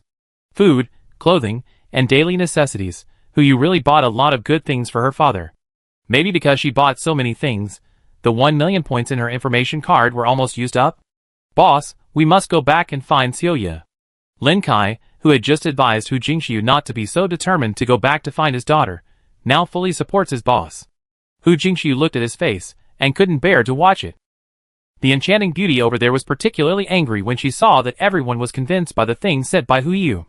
She was trying to seduce Hu Jingxiu and get promoted, but Hu Jingxiu's original daughter sent so many things to win people's hearts. How can she get promoted in this state? The enchanting beauty was very angry, but then she thought, it seems that there is nothing wrong with it. Isn't she targeting Hu Jingxiu just to live a good life? Now Hu has said so many good things to Hu Jingxiu. If she can really hook up with Hu Jingxiu, won't she be able to share these things? To be honest, the enchanting beauty is also envious of these good things. She wants everything from food to clothing. As for the things being said by Hu, so what? When she wanted to hook up with Hu Jingxiu, she knew that he had a wife and children. She even thought, if Hu Jingxiu used the things said by his daughter to support other women, wouldn't it be more exciting? She would feel more comfortable. The enchanting beauty looked at Hu Jingxiu with more passion. However, Hu Jingxiu ignored her gaze. He just wanted to see his daughter as soon as possible. Country a certain city. The tall and cold beauty with long hair in a bun stepped on a tall white man and asked in the cold language of Country Bastard, am I so easy to be bullied? When you targeted me, didn't you ask about my reputation in this area? She was able to survive in the chaos of Country. Is she a soft persimmon that can be bullied by others? Do you really think she is the kind of person who relies on her beauty and body to survive? Spare my life. The white man who was stepped on by the tall oriental beauty begged for mercy. Humph! Ms. Duan Yameng, there is a courier package for you. Please check it. The tall and cold beauty was surprised when she heard this voice broadcast. Her courier? At this time, there is still her express delivery, and it is delivered by a robot? Duan Yameng knocked out the person under her feet, and then walked out to see the machine that was calling her name. Aircraft? Ms. Duan Yameng, there is your express package. Please sign for it as soon as possible. Duan Yameng walked out and looked at the aircraft and said, I am Duan Yameng. After the aircraft confirmed her identity, it handed the express package to her. Please sign for the package sent to you by your daughter Hu Yu. Yes, this tall, cold, and powerful beauty is Hu Yu's mother Duan Yameng. Duan Yameng was stunned when she heard who sent the package to her. Hu Yu? Her baby daughter Xiao Yeye? Hu Yu and Duan Yameng are not very similar. She is tall and cold, but her daughter Hu Yu is soft and cute. She is also a little girl with well-developed tear glands. She will cry when she is emotional. But the result of the DNA test is that Hu Yu is the daughter of Duan Yameng and Hu Jingxiu, two super big guys. Hu Jingxiu and Duan Yameng have thought about it for more than 10 years, and feel that their daughter should have inherited the personality and appearance of her grandmother or her grandmother. Anyway, both Duan Yameng and Hu Jingxiu dote on this soft and cute daughter. In the past few years abroad, Duan Yameng was not very worried about herself. She was more worried about her daughter. Before the change, she and Hu Jingxiu were not at home, and relatives and friends in their hometown were not at home. Her daughter was the only one at home. She was very worried about her daughter's safety. Unexpectedly, 3 years later, she actually received news from her daughter, and she even sent her a package. What did her baby Yaya send her? Chapter 219. Duan Yameng opened the package and saw all kinds of food, clothing, and a thick letter. She took a look at the thing that looked like a brochure, and then read the contents of the letter first. She couldn't help but smile as she read it. Her baby daughter was still doing well in her hometown, which was good. She was also worried that her daughter would be in danger without her and her father. She dreamed of returning to her country to find her daughter, but country A was in North America, and it was basically impossible for her to go back. She had been exhausted from dealing with various dangers over the past 3 years. She heard that the plants and animals in the ocean had also mutated, and it was basically impossible to go back by boat. Plane? Do you really think that mutant birds and various mutated flying insects can easily allow you to fly a plane into the sky? Duan Yameng had always been thinking about returning to China. Now that she saw her daughter's letter saying that she was doing well, she felt a little relieved. Then she saw the hotel brochure her daughter mentioned. Hotel brochure? Duan Yameng couldn't help looking at the booklet beside her. Was this what her daughter was talking about? She picked it up to see, but she couldn't tell that it could actually teleport people. Duan Yameng took a look at the various supplies. Because Hu Yu gave her a hotel brochure, the supplies she said were not very many. In Hu Yu's opinion, her mother would use the brochure's teleportation function to return to the hotel, and she could buy more supplies at the hotel. So, the supplies she gave her mother were just a small box, a beautiful dress made of constant temperature material, and some food. Duan Yameng smiled as she looked at the things in the box, and changed the clothes her daughter bought very straightforwardly. The clothes made of constant temperature material were indeed very comfortable after being put on, and they were also very stretchable. Duan Yameng put on her clothes, ate food while reading her daughter's letter, and took a look at the hotel brochure. Duan Yameng looked at the things that could be exchanged for points, as well as various introductions to the hotel, and nodded to show that she was very satisfied. She couldn't help but look outside, those abandoned vehicles, abandoned metal machinery, etc., all of which could be exchanged for points. Besides, this is country A, there shouldn't be too many people here who would compete with her for these abandoned supplies, right? So, she can redeem a lot of points? Duanya, who is a strong woman before the end of the world and still has a business mind, dreamed about whether she should use the supplies she exchanged from the hotel to exchange with the people here for the supplies they collected. Duanya dreamed and thought that this method was feasible, so after finishing the food in her hand, she took the remaining half box of food back to her companions. When she first came to country A, she brought a team with her. In the past 3 years, a few people betrayed her, and 1 or 2 died during this period. Now there are still 6 or 7 people in her team. When Duan Yameng brought food back to them, they were all very happy, and told Duan Yameng about the situation around them. Duan Yameng talked about Wenjiu's Inn, and she planned to go and see it. According to the introduction in this brochure, after teleporting to the inn and teleporting back again, you will return to the original place. Duan Yameng said to her companions, I will come back again. A young man in the team said with bright eyes. Isn't this just like the routine of I'm selling in two worlds? Sister Duan, you are really amazing. Duan Yameng patted his shoulder and said, it's not just me who is amazing. According to the brochure, after applying for the information card also has the function of teleporting two people together. When the time comes, I will take you with me, and we will all return home. Duan Yameng assured them. Yes. We believe you. The companions all trusted Duan Yameng and believed that she would definitely come back. Duan Yameng used the teleportation function of the brochure with the expectations of her companions. In the blink of an eye, Duan Yameng appeared in front of a bright small building from the abandoned house.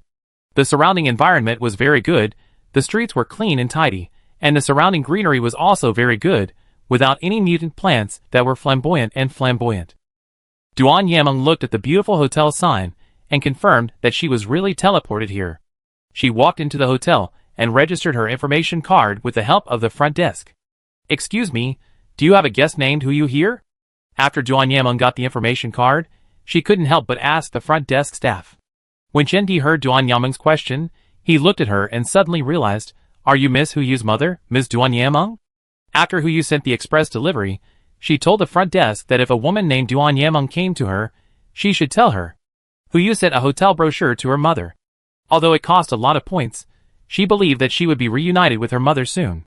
She told the front desk because she was afraid that she and her mother would miss each other. Sure enough, Duan Yameng came now. Chen Di smiled and said, Miss Hu Yu is still in the hotel. She should be. Chen Di quickly asked other employees in the group to see if they knew where Hu Yu was. Hu Yu is watching a movie in the projection room on the 3rd floor. Chen Jinia's voice came from the communicator. After receiving the message, Chen Di smiled and said to Duan Yameng, Ms. Hu Yu is watching a movie in the projection room on the 3rd floor. Ms. Duan, do you want to go find her? Duan Yameng smiled when she heard that her daughter was still in the hotel, and she would be able to see her soon. Thank you for your help. No, it's my job.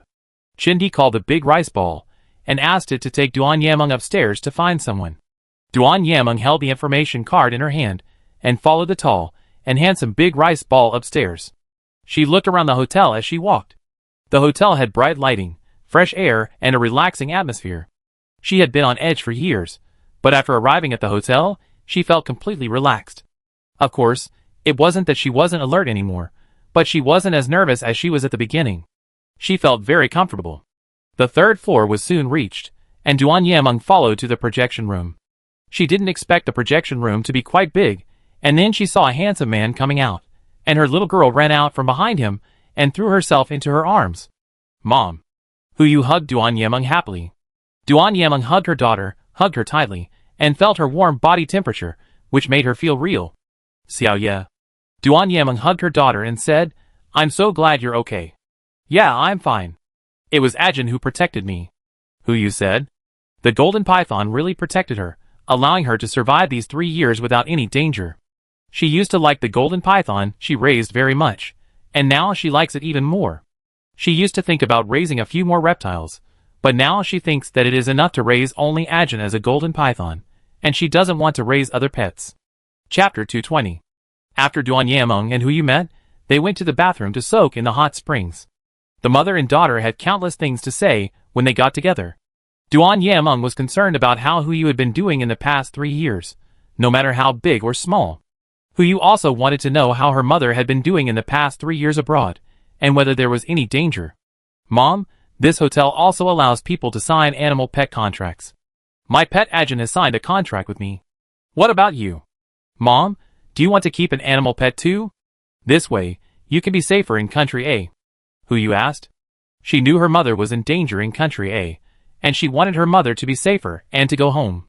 Mom, what kind of animals do you like?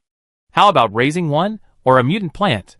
Let me tell you, my 2 new friends and their brother's pets are mutant plants, which are super fun. Duan Yameng watched her daughter chattering, smiling without interrupting. Her daughter's personality was so lively. After 3 years of holding back, she finally got to talk to her mother. Wouldn't she be dry-mouthed? Mom, what kind of animals or plants do you like? Hu Yu asked, why don't you find a mutant rose to contract with? Hu Yu felt that red roses were very suitable for her mother's temperament. Her mother looked like a noble and cold ice beauty, but she felt that red roses were more suitable for her mother because they were as warm as fire. Duan Yameng smiled and said, I want to raise an animal. Although she did like red roses, she thought it would be nice to raise an animal as a pet. At least she could touch its fur. Mom, what kind of animal do you want to keep? Huyu asked curiously. How about keeping a reptile like me? Duan Yameng smiled and said, I want to keep a tiger. Huyu shocked. Tiger? Huyu was shocked. Her mother was so fierce. It seemed to be right. Her mother was just so fierce. Duan Yameng smiled. She liked tigers very much. Big cats were so beautiful. How could she not like them? It was just that she couldn't keep tigers before, but now she could. Then let's raise a tiger. Huyu thought for a moment, and the majestic tiger was also very beautiful. The mother and daughter happily took a hot spring bath, dressed up and dressed beautifully, and went downstairs to prepare for a meal. They were not very hungry, but the mother and daughter wanted to give them the best food. As a result, when they went downstairs to the hall, they saw several big cats walking there, which immediately caught their attention. A beautiful lion cat with a snow-white body and a pair of heterochromatic pupils, and a particularly charming temperament. A gray-black tabby cat came close to it and rubbed against it. Both cats looked quite cool, but Huyu always felt that the tabby cat looked a bit servile. There were two other cats next to it.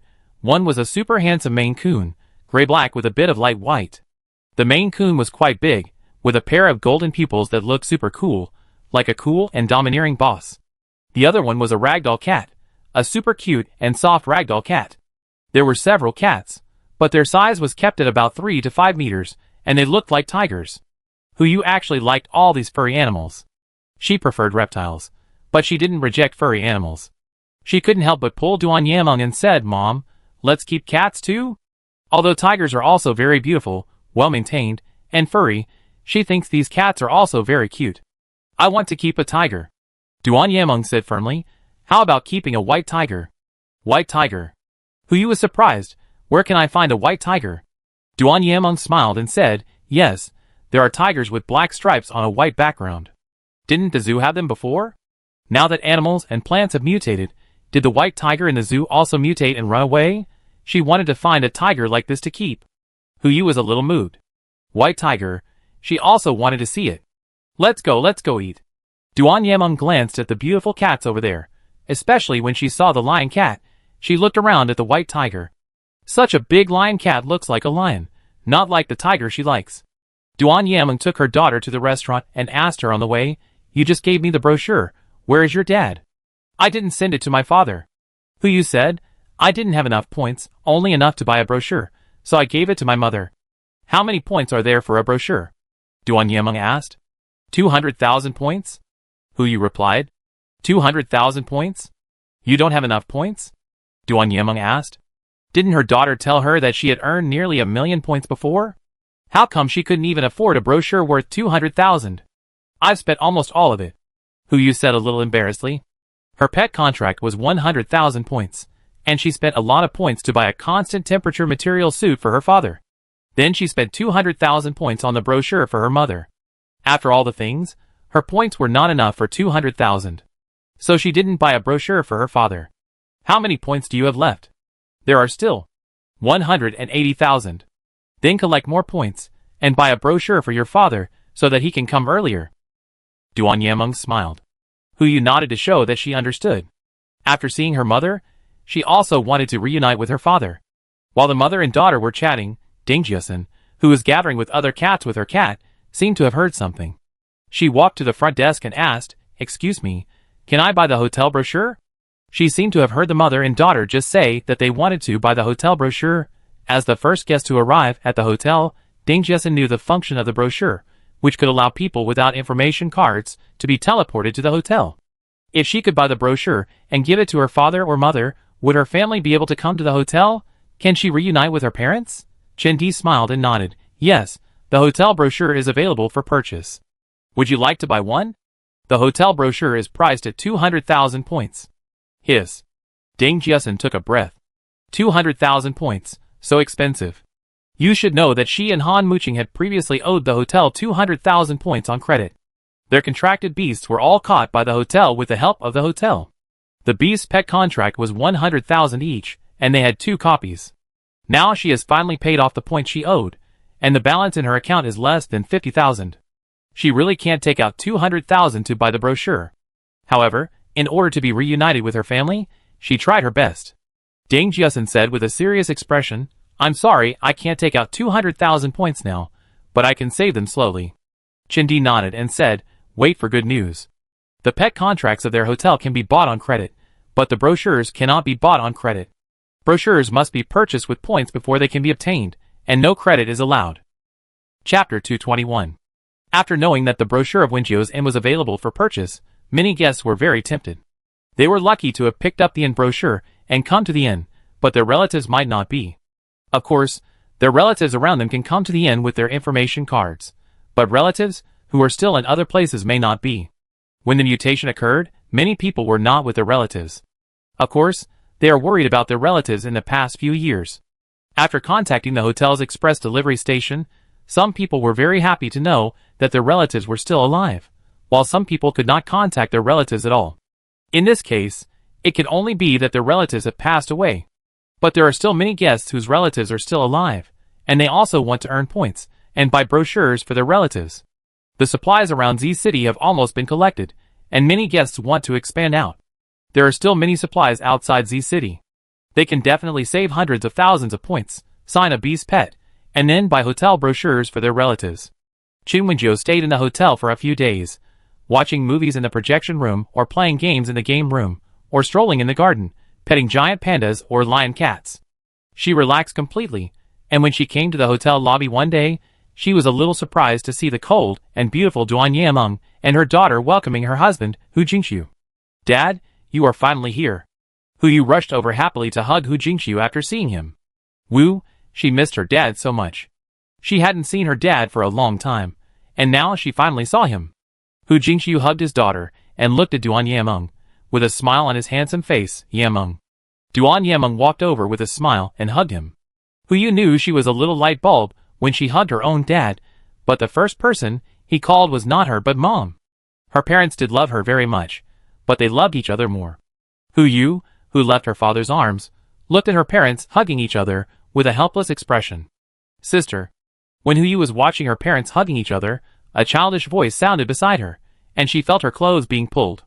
Hu Yu lowered her head and saw a slightly thin girl with a cute face. "Sister, your parents are so loving, just like my parents," Cheng Xiu said to Hu Yu with a smile. "Hu Yu, eh?" She looked at Cheng Xiu, and then at the man and woman holding hands not far behind her. It was obvious that they were the parents of the little girl. Zhou Nan smiled and nodded at Hu Yu. Cheng Feng also nodded. The couple still had a good relationship, and they always held hands when they came to the hotel with their daughter. Although Cheng Xiu was very happy that her parents had a good relationship, she sometimes felt like she was redundant. Now seeing Hu Yu being rejected by the atmosphere between her parents, she suddenly felt a sense of sympathy for some reason. Hu Yu looked at Cheng Xiu and squatted down to talk to her. "Do your parents treat you the same way?" "More or less."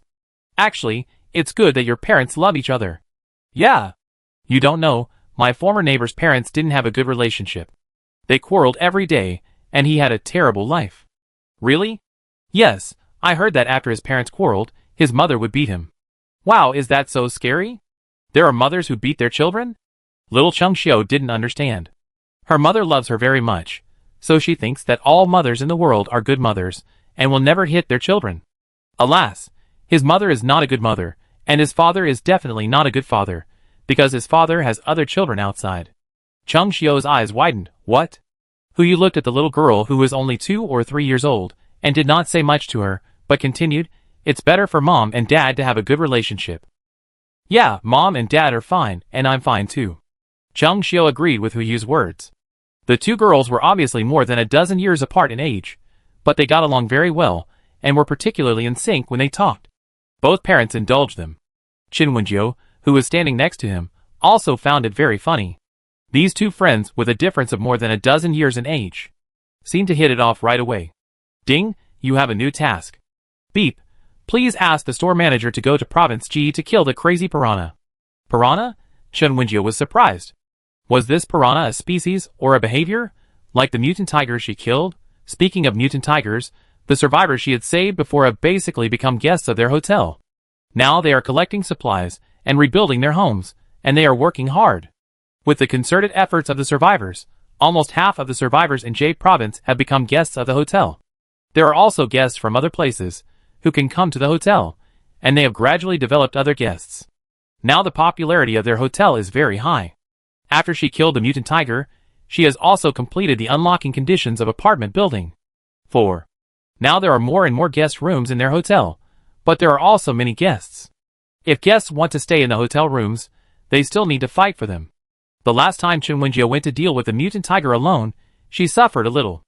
After returning to the hotel, Hizui told others about it, and everyone strongly asked her to bring others with her next time she had any mission. So this time Chen Wenjiu had to find someone else to go to Ji Province. Who is free? Come with me to Ji Province. Ji Province? Deng Jiesen, who had just collected supplies to exchange points, heard Chen Wenjiu's words and couldn't help asking, "Manager, are you going to Ji Province?" Chen Wenjiu heard her voice and looked back at her, remembering that her hometown seemed to be in Ji Province. "Do you want to go together?" Chen Wenjiu asked. Deng Jiesen nodded vigorously. "Is it okay? Will it trouble you, the manager, to bring me along?" Chen Wenjiu shook his head. "It's not a big deal. I can still take you with me." Deng Jiesen smiled and said happily, "Thank you, store manager, thank you so much. You saved her life and gave her hope to live, and now I can take her back to her hometown to reunite with her family. I'm really grateful." Chen Wenjiu didn't say anything, but looked at others and asked, "Ji Province, do you want to go?" Chen Di smiled and said, "I won't go. I continue to be busy in the store." Chen Xiuxiang smiled and said, "Then I go and take a look?" Chen Wenjiu nodded, and then continued to ask others in the employee group if anyone wanted to go to Ji Province with her. Chapter 222. Chen Wenjiu took Chen Xiuxiang, Qin Muzhong, Chu Xiang, and several robot employees to Province Ji. This time, Chen Wenjiu did not bring Hizui with her. There were so many guests in the hotel, and there were only 2 chefs in the restaurant, Hizui and Tu Rongrong. If she took Hizui away, wouldn't all the pressure be transferred to Tu Rongrong? Anyway, she brought these people this time, and also brought her 3 beasts, so she should be able to deal with the piranhas, right? Deng Jiesen and Han Muqing also followed, bringing their Maine Coon cats and ragdoll cats. Han Muqing was very excited sitting in the hovercraft. Although she was going to Ji Province this time, the next province was her hometown. Her hometown was not far from Ji Province. It was closer than from Z City to her hometown. She could go back to see her parents. She had to pay off the points owed for the pet contract until now. It was still difficult to buy a brochure to send to her parents. Fortunately, she had bought a lot of food and daily necessities for her parents with her previous points. She hoped that her parents could take good care of themselves during her absence. Deng Jiesen was also very excited, and her hands were shaking as she held the Maine Coon cat she raised. After more than 3 years, can she finally see her relatives? With excitement, the group flew to Province Ji. If the hovercraft wanted to fly in the sky, it would of course be blocked by the mutant birds, but how could Chen Wenjiu and her group be so easy to mess with? Even when the mutant birds faced the mutant cats, they could not gain the upper hand. You know, cats used to stare at the birds on the trees just to eat them one day. Birds are on the cat's diet. Especially stray cats. They have a good chance of winning against birds, like sparrows and magpies. The lion cat raised by Chen Wenjiu was an abandoned stray cat. It learned to hunt birds when it was wandering outside. The Maine Coon and ragdoll cats had never been wandering, so this time, they could only watch the lion cat show its might and take care of the group of mutant birds that blocked the road. "You are so awesome," the ragdoll cat couldn't help but approach and said when he saw the lion cat coming back after taking care of the mutant birds. "Can I be your friend? Or, can you be my partner?" Ragdoll cat asked. "What did you say?" Before the lion cat could speak, the Maine Coon cat next to it looked at the ragdoll cat and said, "Do you want to be its partner?" The ragdoll cat tilted its head cutely and said, "Yes, it is so powerful. Such a powerful male cat is of course very suitable to be my partner." The Maine Coon cat flicked its tail at it and said, "Didn't you say before that I should be your partner?" "Meow, yes, you can be my partner, and it can too," Ragdoll cat said. "We cats don't have only one partner. Cats are not monogamous animals. They are not like those wolves and geese, who only have one partner." The lion cat ignored the ragdoll cat and returned to Chen Wenjiu. After shrinking its body, it jumped into her arms and lay on her shoulders. "You haven't answered me yet. Do you want to be my partner? I'm so beautiful, don't you like me?" The ragdoll cat saw the lion cat's actions and asked unwillingly. The lion cat said lightly, "I'm also very beautiful." Although the ragdoll cat looks very beautiful and cute, the lion cat's appearance is not bad either. Why should it be together just because it looks good? I am good looking, and you are good looking too. When the time comes, the baby we have will be even better looking, Ragdoll cat continued. Maine Coon Cat suddenly interrupted and said, "You are so cold. Isn't it because you are sterilized? I heard that pet cats raised by humans are basically sterilized. You must have been sterilized. So you rejected the little ragdoll, right?" Maine Coon Cat stared at Lion Cat and said. Hearing this, Lion Cat stopped lazily lying on Chinwenjio's shoulder and stood up, staring at Maine Coon Cat coldly.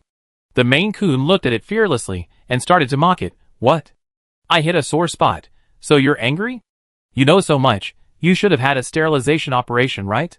The Lion Cat stared at the Maine Coon and said, "How could I have had an operation? I have children."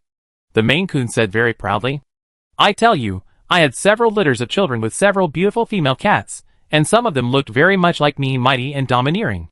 The shit shoveler also said that I am a domineering president cat, and my children have inherited my appearance, all domineering president cats." Lion Cat. "Ragdoll Cat, you have children?" The Maine Coon looked at it and said, "What's the problem? Didn't you have other partners?" The Ragdoll Cat was speechless, and it seemed to be right. It had just persuaded the Lion Cat to become its partner, without worrying that it had already had close contact with the Maine Coon. Now that the Maine Coon said that it had children, it seemed that it had no right to be angry. "Didn't you have children before?" The Maine Coon stared at the Ragdoll Cat and asked. "No, it's just a kitten that has just grown up," the Ragdoll Cat said shyly. Maine Coon and Lion Cat. Chinwenjio looked back at the three cats who were chatting very happily and reminded them with a smile, "We are here." The hovercraft was very fast, and with Lion Cat and Chinwenjio helping them solve the problem of mutant birds occupying the sky, they arrived at Province G very quickly. Chinwenjio and the others had said before they set out that they would first go to the place where there were piranhas to solve the problem, and then send Ding Jiasen home. Ding Jiasen and Han Muching had no objections, and they thought that if they could help by following them, they would help. Although the two of them were not strong enough in combat, didn't they have two contracted cats? Piranhas were very powerful, but their contracted cats were also very powerful. Chinwenjio and his friends arrived at P-City, and quickly found the location of the piranhas with the prompt of the system. Piranhas are the kind of piranhas. Chinwenjio didn't know why there were piranhas in P-City, but this group of mutated piranhas has become bigger, their teeth have become sharper, and they are more dangerous. Moreover, this group of piranhas can bounce on land, and even survive on the shore for half an hour after leaving the water source. Piranhas with such a bug are so dangerous, and the survivors around P-City are in great danger. "Piranhas, can we eat them?" Chinwenjio said, staring at a certain direction. "You can eat them, but the taste is not that good," Chen Qiuxiang said with a smile. "Take them back and feed them to your pets," Chinwenjio said. She lowered her head and asked the Lion Cat, "Linqing, what do you think?" The Lion Cat's furry face seemed to show a look of disgust, not really wanting to eat. The taste of the group of piranhas, it really didn't want to eat. Chapter 223. Piranhas are indeed powerful characters. In major disaster movies, they are the element of terror. In the movies, as long as a person accidentally falls into the water with piranhas, he will soon encounter an accident. Now there are real man-eating piranhas in reality, and their fighting power is even more amazing. Originally, the size of piranhas was not very large, and it was considered good to be the size of a palm. But after mutation, the size of piranhas has become super large, and the size of these piranhas has basically mutated to hundreds of kilograms. Chinwenjio observed carefully, and found that the size of these piranhas was about 100 to 300 kilograms. Meow. The cats that Chinwenjio brought with them all grew larger, and even the mutated piranhas looked like small fish to them. Wang Chenxi, who came to join in the fun, patted the tabby cat beside him and said, "Dahua, please, you must kill these piranhas.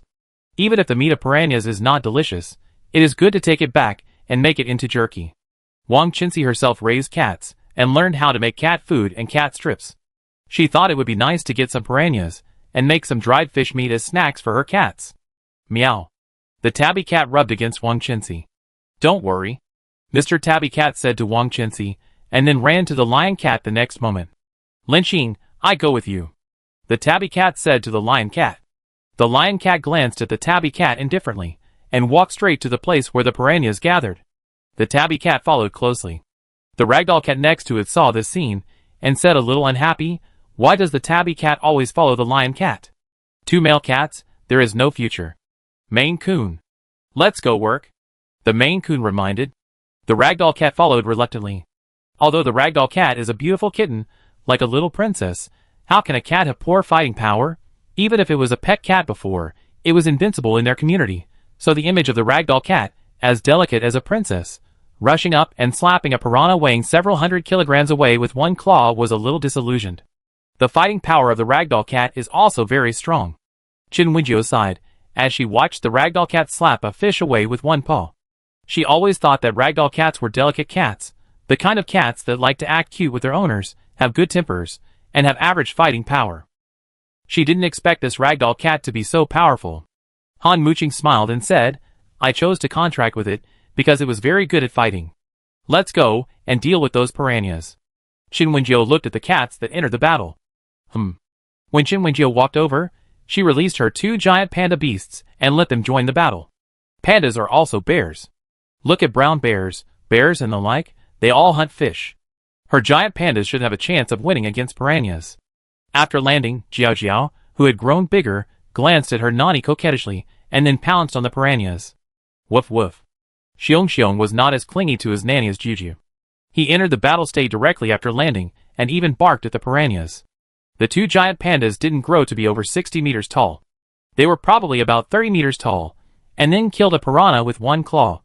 Piranhas are indeed very strong in the water, and even after mutation, they can survive on the shore for more than half an hour, and their combat effectiveness is not bad. But when they face cats and pandas that are bigger than them, and have a stronger race than them, they are simply killed. Chin Wenjiu and the others are also very good at killing piranhas. Although Ding Jiasen and the others can't fight alone, they can still kill a piranha together.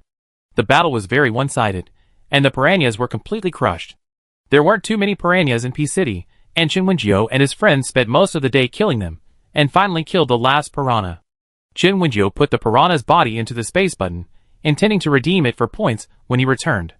Ding Jiasen and her friends didn't have a space button, so the piranhas they and their pets killed were all collected by Chin Wenjiu and her friends, but they had already recorded how many piranhas they killed.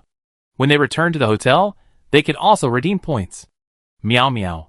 When Chin Wenjiu and the others were cleaning up the piranha's corpse, a faint voice came. Chin Wenjiu and the others looked back in confusion, and saw that the tabby cat had brought a dirty kitten from somewhere. This cat was really small, and it seemed to be a cat before it mutated, and its body was about a few dozen centimeters long. It hurt so much. The kitten meowed weakly, and what it said made Chin Wenjiu a little worried. Where do you feel uncomfortable? Where do you feel uncomfortable? Chin Wenjiu walked to the kitten and asked. The kitten looked up at Chin Wenjiu weakly and asked in confusion, Can you understand me, human? Chin Wenjiu nodded and said, Yes, I can understand you. What's wrong with you? Are you injured? Chin Wenjiu checked, and found that the cat did have a lot of wounds. Her fur looked fine, but in fact there were several places that were bald, but because the fur in other places was a little long, it covered the bald places on her body. The kitten had many wounds, some of which were inflamed, some were new wounds, some were even scabby, and there were a few scars. Obviously, the wounds on the kitten were not just there, but had lasted for a while. How did you get hurt? Chin Wenjiu took out the medical kit, treated the kitten's wounds, and applied medicine to it. It was those piranhas. The kitten looked at the corpses of the piranhas with hatred. It was bitten by the piranhas. Moreover, these piranhas seemed to become smarter after the mutation. I wonder if they thought that cats used to play with fish and eat fish, so after they mutated, they caught the cat that did not mutate and started to play with it. The big adult piranhas thought that the cat was too small and could not fill their teeth, so they gave it to the small piranhas to play with. The wounds on its body were all caused by the bites of the piranhas that were just born. Chin Wenjiu listened to the little cat's narration and couldn't help feeling sorry for it. After treating the cat's wound, she said to it, Your wound needs more careful treatment now. I can't help you treat it now. Can I send you to a place where you can be treated? Chin Wenjiu asked. The kitten didn't know if it felt like it was dying, so it said, okay. Chin Wenjiu touched the kitten's head with heartache, and then used the manager's authority to teleport the cat to the hotel. She also sent a message to Qin Xian, asking her to pick up the kitten when she saw it coming, and send it to the medical room for treatment. Since coming to this plane, Chin Wenjiu has upgraded the medical room again. In addition to treating humans, the medical room now also treats various animals and plants. Animals and plants can now become human pets, and pets need treatment when they are injured. So their medical room has launched a new business, so that guests' pets can also be treated and get good service. Chapter 224. After dealing with the piranhas in P City, Chin Wenjiu also received the task completion message from the system.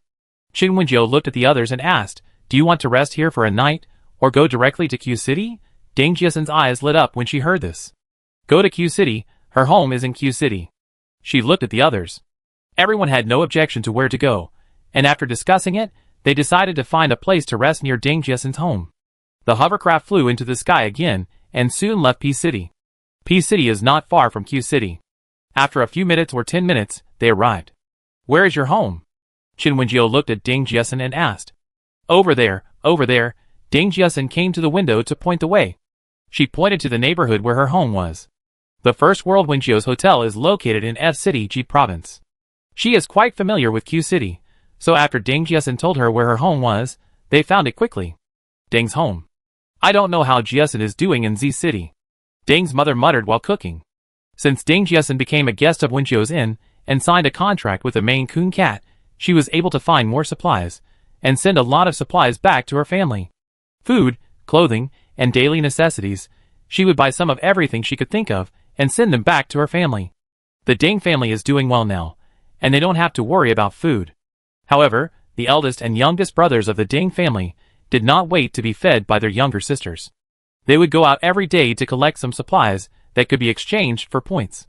Every time Ding Jiasen sent them a courier, they would hand over the collected materials to the aircraft and let it take them to Ding Jiasen so that she could exchange them for points.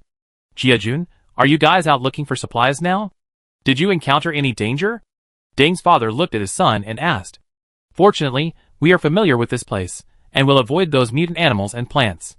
The danger is not very big, Ding Jiajun said. Alas. Ding's father sighed. When will such days end? I always feel that such days look hopeless. How can they fight against those mutant animals and plants like this? Ding Jiajun and the younger brother of the Ding family didn't know what to say. They could only hope that such days would end soon. Mom and Dad. When the people of the Ding family were preparing to eat, a familiar voice rang out. I think I heard Jiasen's voice. Mother Ding stood up suddenly and looked around. I heard it too. It's my sister's voice. The younger brother of the Ding family also said excitedly. Mom and Dad, brother, I'm back. Ding Jiasen rushed to the door of her house and shouted, and the younger brother of the Ding family opened the door very quickly and saw Ding Jiasen as expected. Sister? The younger brother of the Ding family looked at his sister in front of him in surprise. Ding Jiasen's eyes lit up when she saw him, and she gave him a big hug. Brother, I'm back. The younger brother happily hugged Ding Jiasen, and then turned back and shouted to his family, Mom, Dad, brother, my sister is really back. Jiasen. Ding's father, mother, and Ding Jiajun all rushed over, pushed the younger brother away, and hugged her. Jiasen. You're finally back. Ding's mother cried with joy. Seeing her daughter appear in front of her intact, the stone hanging in her heart was finally put down. Jiasen. Ding Jiajun looked at the scar on his sister's face, and said with some heartache, Does it hurt? His sister was so beautiful, but... Ding Jiasen hugged her mother, and smiled at her eldest brother. Brother, don't worry, it doesn't hurt anymore. It was really painful when she decided to destroy her face, but it doesn't hurt now. And, brother, don't worry, I can get rid of this scar.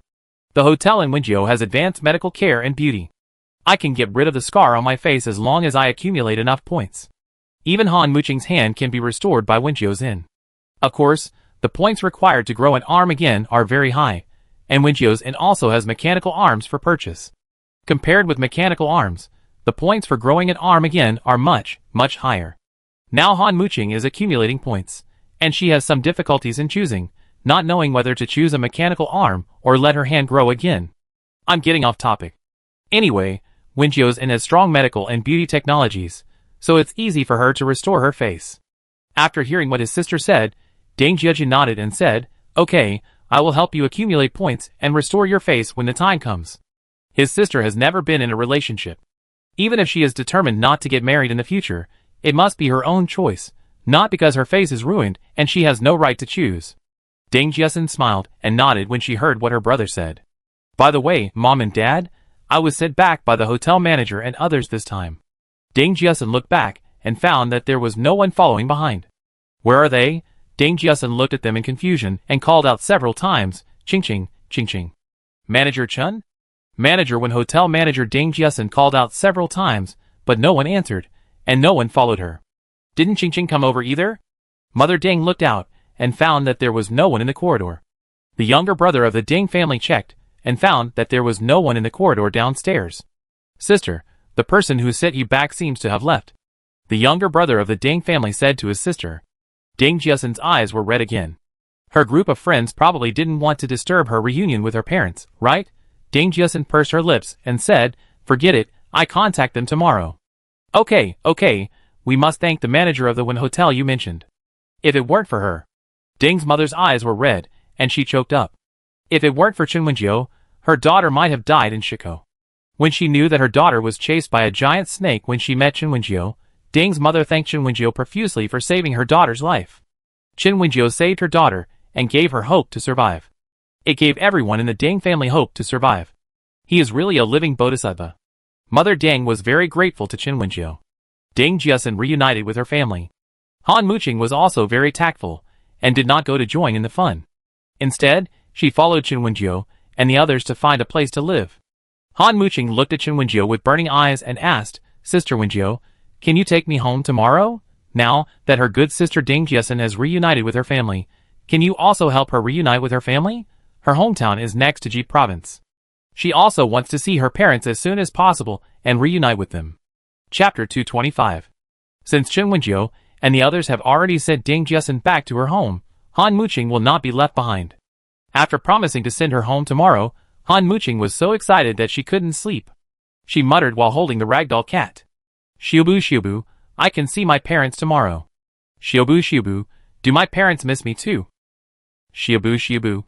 The ragdoll cat called Xiubu lazily lay beside the shit shoveler, listening to her chattering. It didn't interrupt, but closed its eyes and dozed off. The next day, Han Muqing got up happily. Even though she didn't get enough sleep, she was still very excited. Chen Wenjiu looked at her like this and said with a smile, Didn't you sleep last night? Han Muqing nodded, a little excited and couldn't sleep. Chen Wenjiu could understand. Just like before, when she was going to do something the next day, she would be so excited that she couldn't sleep the night before, and then she would not feel sleepy until 3 or 4 in the morning. As a result, I woke up after sleeping for 3 or 4 hours, and I felt like I couldn't open my eyes. But Han Muqing didn't look like she couldn't open her eyes. She was still very excited. After having dinner with Chen Wenjiu and the others, she planned to go to Ding Jiasen to say goodbye. Ding's house. You are going home. That's good. Ding Jiasen was reluctant to leave Han Muqing. After all, the two of them supported each other and depended on each other for several years. But she had just reunited with her family and didn't plan to go to her house with Han Muqing. Han Muqing hugged Ding Jiasen with one hand. Jiasen, thank you for taking care of me all these years. Han Muqing said solemnly. She knew that if it weren't for Ding Jiasen's care for her, she wouldn't have survived. She wouldn't have survived until one day when she could see her parents. She was very grateful for Ding Jiasen's efforts for her. Don't worry, although we have returned to our respective homes to reunite with our families, we can still meet at the hotel. We won't separate, Han Muqing said with a smile. Ding Jiasen hugged her tightly and nodded, yes, we will meet at the hotel. After Han Muqing and Ding Jiasen parted ways, they followed Chen Wenjiu and the others. Ding Jiasen was not idle either. She wanted to take her family to the hotel. The information card can take 2 people who have never been to the hotel, so Ding Jiasen took her parents and brothers to go twice. In this way, everyone in her family is a guest of the hotel and has their own identity information card. The neighboring province, O City. Where did these mutant rats come from? Han's father looked at the mutant rats rushing up and said angrily, they are too cruel. There aren't many mutated rats, but the mutated ones are hard to deal with. These guys can become one of the 5 pests, which is absolutely disgusting. The mutated rats are even harder to deal with, and they are like leaving nothing alive after they pass through. They eat everything, and the teeth of the mutated rats are sharper and harder, and they can even chew through some buildings. If they didn't dislike eating concrete, they could even chew down all the houses. Even so, these mutated rats are still annoying. Fortunately, after the mutant mice mutated, not all of them became larger. Now these mice are probably only as big as the original cats. They are only about 30 centimeters long. It is not particularly difficult to deal with them. But there are so many mice. Han's father took a machete and handed a steel bar to his wife next to him to block the door of his house. Ah! Smelly rat, go to hell. Han's father and mother were trapped at home to block the invasion of mutant mice, but screams came from the surrounding neighbors.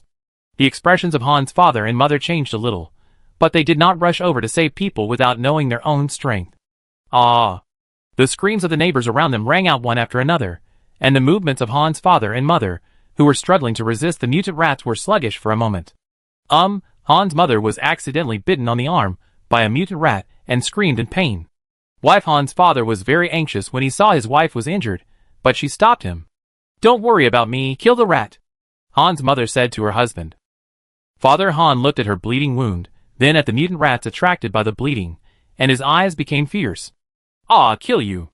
Father Han frantically killed the mutant rats around him, but 2 fists were no match for countless mutant rats, and he was soon defeated.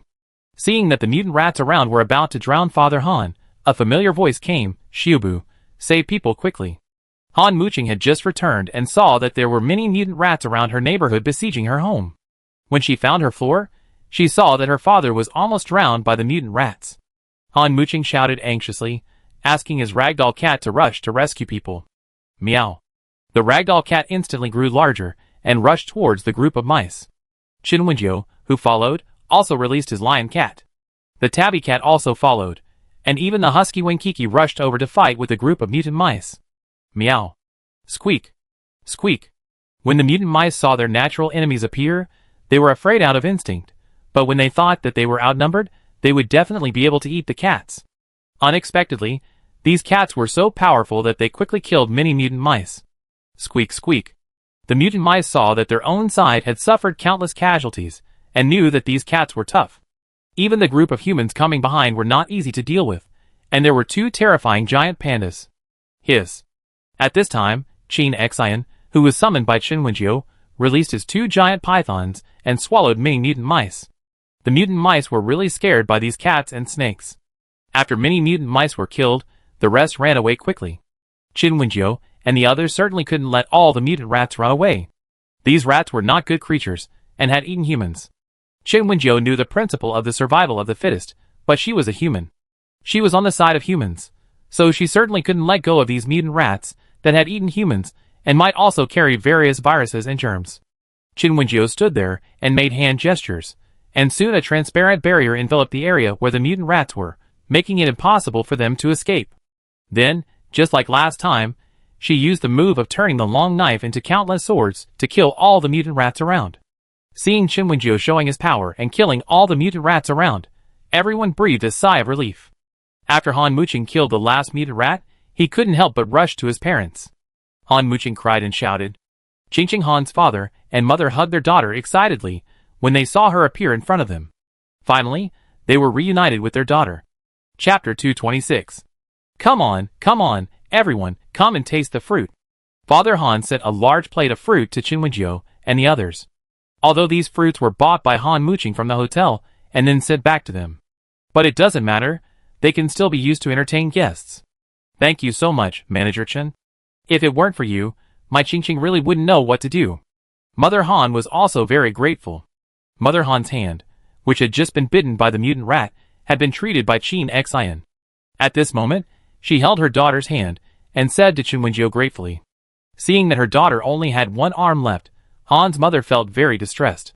When the 3-child policy was already in effect, she still insisted on having only one daughter, which showed that she had poured all her maternal love into Han Muching. In the past few years since her daughter lost contact, she tossed and turned, and her heart was always hanging. Sometimes she had nightmares, dreaming that her daughter had an accident outside, or something happened. Sometimes when facing those mutant animals and plants, she still had an impulse. If she was killed, could she be reunited with her daughter? It was Han's father who had been comforting her and enlightening her, so Han's mother had persisted for so many years. She was relieved when she received the letter sent back by Han Muching, but she felt very distressed when she knew that her daughter had lost an arm. Now that she could really see her daughter's hand, she felt even more distressed. Her precious daughter, whom she had spoiled like a pearl for more than 10 years. She really suffered a lot. Of course, Han's mother was grateful to Qin Wenjiu, but she was most grateful to Deng Jiasen, who had been taking care of her for the past few years. It's a pity that Deng Jiasen didn't come with her, otherwise she would definitely thank her. But it doesn't matter, as long as she goes to the hotel with her daughter, she can see Deng Jiasen and thank her in person. Our Qingqing was able to survive, thanks to Manager Chen. Thank you so much. Qin Wenjiu shook his head and said, it's not all my credit, they were almost out of danger when I met them. How is it possible? Sister Wenjiu, you are really too modest. If it weren't for you, we would definitely not have escaped from the giant snake. Han Muqing knew very well that the giant snake was targeting her and Ding Jiasen just to play with them. When they were exhausted, it would definitely not be polite. If they hadn't met Chen Wenjiu, they would definitely be in danger. Chen Wenjiu smiled and said, "I'm not being modest. Come on, Manager Chen, and everyone else, I made delicious food for you, come and try it." Han's father greeted happily. Everyone in the Han family can cook, even Han Muqing, who is spoiled by his parents, can cook. Han's father and mother doted on their only daughter, but they would not spoil her and let her do nothing just because they loved her. She could be spoiled, but she could not be incompetent. Learning to wash clothes and cook was not to let her serve others, but to let her have the ability to live independently. Han's mother taught her daughter to cook not because she thought that she would get married in the future and then take care of the cooking at home. Instead, she hoped that her daughter could cook for herself when she was away from home, and she could reward herself with cooking when she had time. Even if she was so poor that she didn't have money to eat at a restaurant, she could still cook some simple food. Although they loved their daughter, they didn't want her to be really incompetent. Because Han's father and mother could cook, Han's father cooked today's meal. The eating habits here in JX province are more spicy, and Han's father even asked specifically if Chen Wenjiu and the others could eat spicy food. After knowing that they couldn't eat spicy food, they even put less chili in the dishes they cooked. "Wow, Dad, you actually made lotus blood duck. I haven't eaten this dish for a long time." Han Muqing couldn't help cheering when she saw the dish her father brought up. Lotus blood duck is a famous dish in JX, and Han Muqing has been eating this dish since she was a child. Especially when her father made it, the taste is very authentic, and she likes it very much. After going to school in another province, she rarely ate the authentic JX dishes made by her father. Now she can eat it again, and she is very happy. Lotus blood duck? Chen Wenjiu was very curious when she heard the name of this dish. To be honest, she had heard of this dish, but she had never seen or eaten it. It is said that this is a delicacy made by stir-frying local ducks, glutinous rice wine, duck blood, onions, ginger and garlic. Looking at the bright red dish, Chen Wenjiu thought he saw Sichuan cuisine. And this 3-cup chicken. Han Muqing took a look and said to Chen Wenjiu, "Sister Wenjiu, look, my dad put less chili when he made it. It will definitely not be spicy for you." Han Muqing also learned a little bit, and knew that Chen Wenjiu was from southern Qiong. Although people from southern Qiong are not like most people in Ji province, who can't eat spicy food at all, the amount of chili that Chen Wenjiu can eat is probably about the amount of 2 or 3 millet peppers. So she specifically told her father to make it less spicy, and refer to the dishes from the neighboring Ji province. When Han's father heard his daughter's suggestion, he wanted to beat her out of the kitchen. Can the dishes from JX province be the same as those from the neighboring Ji province? The dishes from Ji province are famous for being light. Their JX dishes are spicy. Well, they are not as famous as Sichuan and Hunan dishes, but they are also spicy dishes. Although Han's father wanted to beat his daughter out, he thought that Chen Wenjiu and the others were his daughter's saviors, so he didn't want to poison them with so many spicy dishes. Father Han prepared several famous JX dishes such as 3-cup chicken, lotus blood duck, Xiuanyang fish fillet, Winshan chicken, etc., filling up a large table. Come on, let's eat." Father Han and Mother Han entertained Chen Wenjiu and the others. Father Han also specially prepared several large fish set by his daughter, and let his daughter's cat and other cats eat them. Qin Xian's 2 snakes were put away. Not only other people were afraid of snakes, but their store manager was also afraid of snakes, so they didn't let them wander around outside. After everyone sat down, Mother Han picked up several pieces of chicken for Chen Wenjiu, which were basically tender parts. "Manager Chen, please try the dishes made by our old Han. Although they are not as good as those made by top chefs, they also have a very homely taste." Han's mother said to Chen Wenjiu with a smile. "Well, thank you, Auntie." Chen Wenjiu took the bowl to thank him, and tasted the taste of Winshan diced chicken. The texture of Winshan diced chicken is tender and delicious, salty, and slightly spicy, very delicious. Han's father did take into account that she could not eat spicy food, so the spiciness of Winshan diced chicken is really very mild, probably about the level of 1 or 2 chili peppers. Chen Wenjiu thought it was very good when she ate it. The tender and smooth taste was really great. It didn't have the dry taste of other chickens. Instead, it was very tender and didn't get stuck in your teeth.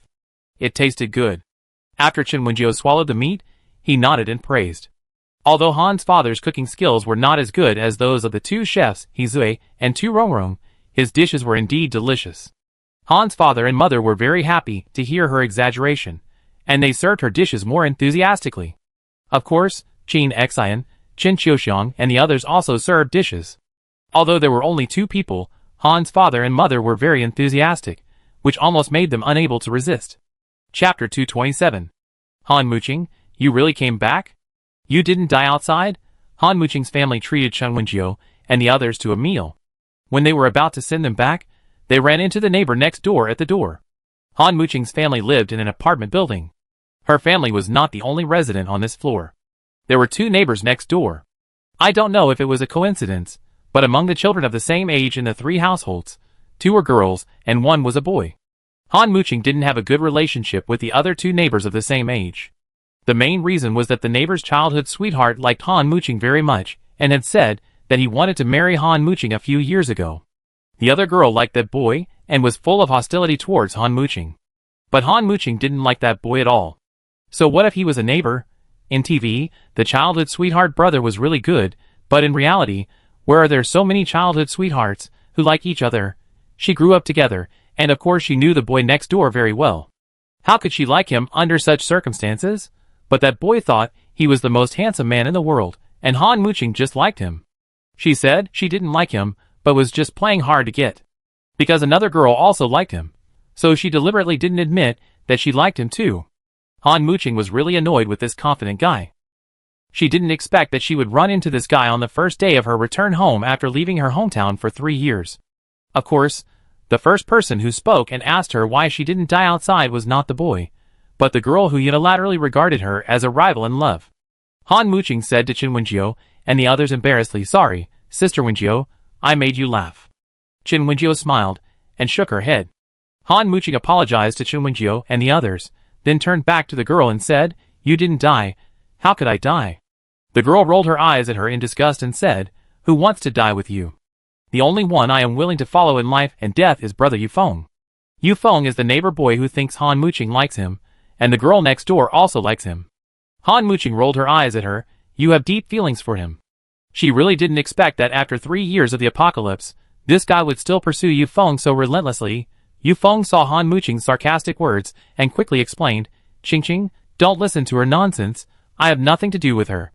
What does it have to do with me whether you have a relationship with her or not?" Han Muqing was speechless. "How can it be nothing to do with me? The person I want to marry is you, not her," Yufeng said. Han Muqing didn't want to tell him not to say such misleading words. She had said it for several years, but it didn't work. She didn't want to waste her breath anymore. But the girl was unhappy after hearing what Yufeng said. "Brother Yufeng, why are you like this? Aren't we already boyfriend and girlfriend?" As she said that, she glared at Han Muqing fiercely and said, "Han Muqing, you are a haunting ghost. Brother Yufeng and I have been together for a long time. We have been dating officially for 2 years. Both of our parents know about our relationship. You have no chance to continue to pester Brother Yufeng." The girl swore. Han Muqing was a little surprised. These 2 were together only 2 years ago. She thought that after she went to study in another city, the 2 of them would be together directly. Without her as an excuse, how could Yufeng resist Zhao Yuan's offensive? You 2 are together. Congratulations. I wish you a happy marriage and a baby soon. Han Muqing wished sincerely. She really thought that these 2 people were a perfect match, made in heaven, and they should be locked together and not come out to harm others. "Zhao Yuan, what nonsense are you talking about? I have nothing to do with you." Yufeng hurriedly distanced himself from the relationship. Zhao Yuan looked at him in disbelief, then pointed at Han Muqing and said, "Brother Yufeng, look carefully. Han Muqing is now disabled. Do you still like her? She has lost one hand. Do you still want to marry her? If so, can she take care of you after marriage? Brother Yufeng, I am the most suitable person for you. Your parents are very satisfied with me." Zhao Yuan said. The Yu family's parents are really not satisfied with Han Muqing. The reason why they didn't force their son to give up his thoughts on Han Muqing before was because the Han family was well off. But Yu's parents were not satisfied with Han Muqing. What could they do with a girl who was spoiled by her parents? Would they treat her like an ancestor, who would take a daughter-in-law home to worship? Anyway, Yu's parents were unwilling. But considering the work salary of Han's father and mother, and the fact that their family seemed to have a lot of savings, and even bought a house for Han Muqing before she came of age and registered it in her name, they compromised. Who knew that before their son could catch up with Han Muqing, the end of the world came and Han Muqing lost contact. Moreover, Money is worthless after the end of the world, so Han's parents' work is even more difficult. I don't know what happened to the house under Han Muqing's name now. Under such circumstances, Yu's parents are of course more satisfied with Zhao Yuan, who has paid a lot for Yufeng and tried her best to please them. As for why Yufeng likes Han Muqing more, of course, it's because of her face, and Han Muqing's wealth was really high before. When he saw Han Muqing just now, he saw that her face was more beautiful, so he subconsciously distanced himself from Zhao Yuan and only wanted to be with Han Muqing. As for the things under Han Muqing's name after the end of the world, many of them were invalidated, and he subconsciously forgot about them. Now that Zhao Yuan reminded him that Han Muqing had lost an arm, Yufeng came back to his senses instantly. Yufeng looked at Han Muqing's empty arm, and then looked at Han Muqing, and his face, which was pretending to be affectionate, became disgusted. You are disabled? Yufeng's tone was full of disgust, disgusted that Han Muqing had become disabled. Without a hand, what can Han Muqing do now? If he marries her, will he have to serve her after marriage? The main thing is that Yufeng always feels that Han Muqing has become ugly when he thinks of her broken hand. The originally pretty face looks much uglier under the contrast of her broken arm. Han Muqing, you have become disabled? How can you be worthy of me like this? Yufeng said with disdain, and he was very unhappy. It was obviously him who said something nonsense to Han Muqing first, but after finding that Han Muqing was not as perfect as he imagined, he immediately turned around and blamed Han Muqing. It made it seem like Han Muqing was pestering him. Tisk, it's really ugly. Yufeng looked at Han Muqing's empty sleeve, and his expression, tone, and even his posture and movements all expressed full of disdain. She is not worthy of being with him. Chapter 228. Han Muqing looked at Yufeng speechlessly and said, What does it have to do with you? When did I say I like you? When did I say I wanted to marry you? Yufeng, can you stop living in your dreams? Don't live on your own imagination. Wake up and listen to other people's real thoughts occasionally, okay? I never said I liked you, nor did I show it. You are the only one who said those annoying words. Yufeng's face was grim when he heard it. You, a cripple, dare to despise me? I used to support you because you were valuable. Now you are a cripple. What qualifications do you have to look down on me? Yufeng thinks highly of himself, and Han Muqing's disdain for him makes him lose face. In addition, the value of Han Muqing in his eyes is gone now, so he can't continue to spoil her. What did you say, you stinky boy surnamed you? Han's father, who was worried that his daughter had been sent out for a long time and didn't come home, was unhappy when he heard Yufeng's words. This brat from the Yu family next door used to pester his daughter, but he didn't care much because he knew his daughter didn't like him. Of course, he also warned Yufeng privately not to pester his daughter. Neither his precious daughter nor he and his wife were satisfied with this guy. How could Han's father not understand the brat he had watched grow up? The Yu family really doted on Yufeng, their only son, which was different from Han's father and mother, who only had one daughter, Han Muqing, and doted on her. Yufeng's family is not the only child. He is the only child because he has two older sisters. Yu's parents were not satisfied when they had their first daughter. They were even more dissatisfied when they had their second child, another daughter. Later, they tried to have a third child, and luckily gave birth to Yufeng, a son. After having Yufeng, the two girls in the Yu family were like this guy's nanny, taking care of their younger brother everywhere. Yufeng grew up in an environment where the whole family pampered him and spoiled him, and he didn't need to do anything himself. It was impossible for Han's father to marry his daughter to such a person. He knew Yufeng's character very well. He was a man who was ambitious and irresponsible. His precious daughter could not want to get married, but if she did, she must not choose someone like Yufeng. What did you say, you little bastard? Han's father rushed over angrily and grabbed Yufeng's collar and questioned. You little bastard, how dare you despise my Qingqing? My Qingqing is 10,000 times, 100 million times better than you, and you still despise my Qingqing? My Qingqing despising you is a minor matter. You are a bug-like guy who relies on women for support. How dare you despise my Qingqing? You were raised by your parents and your sister, and now you are raised by the girl from the Zhao family. How dare you despise my Qingqing? Even if all the men in the world died, my Qingqing would rather not get married than be with you. You stinky boy surnamed you. Don't daydream and think that my Qingqing likes you. There is no possibility that my Qingqing likes you at all. She doesn't look good, but you think it's beautiful, huh? Father Han cursed Yufeng. His precious daughter, who was lost and found finally came back, and the stinky boy next door dared to despise his daughter? What does his daughter do to this brat? Whether his daughter lost her arm or not, what does it have to do with him? Did she eat his rice? Did she rely on Yufeng to support her? Brother, You dare to scold my precious daughter. Father Han angrily punched Yufeng. They were middle-aged men, but he beat Yufeng, a young man, without any chance to fight back. Ah!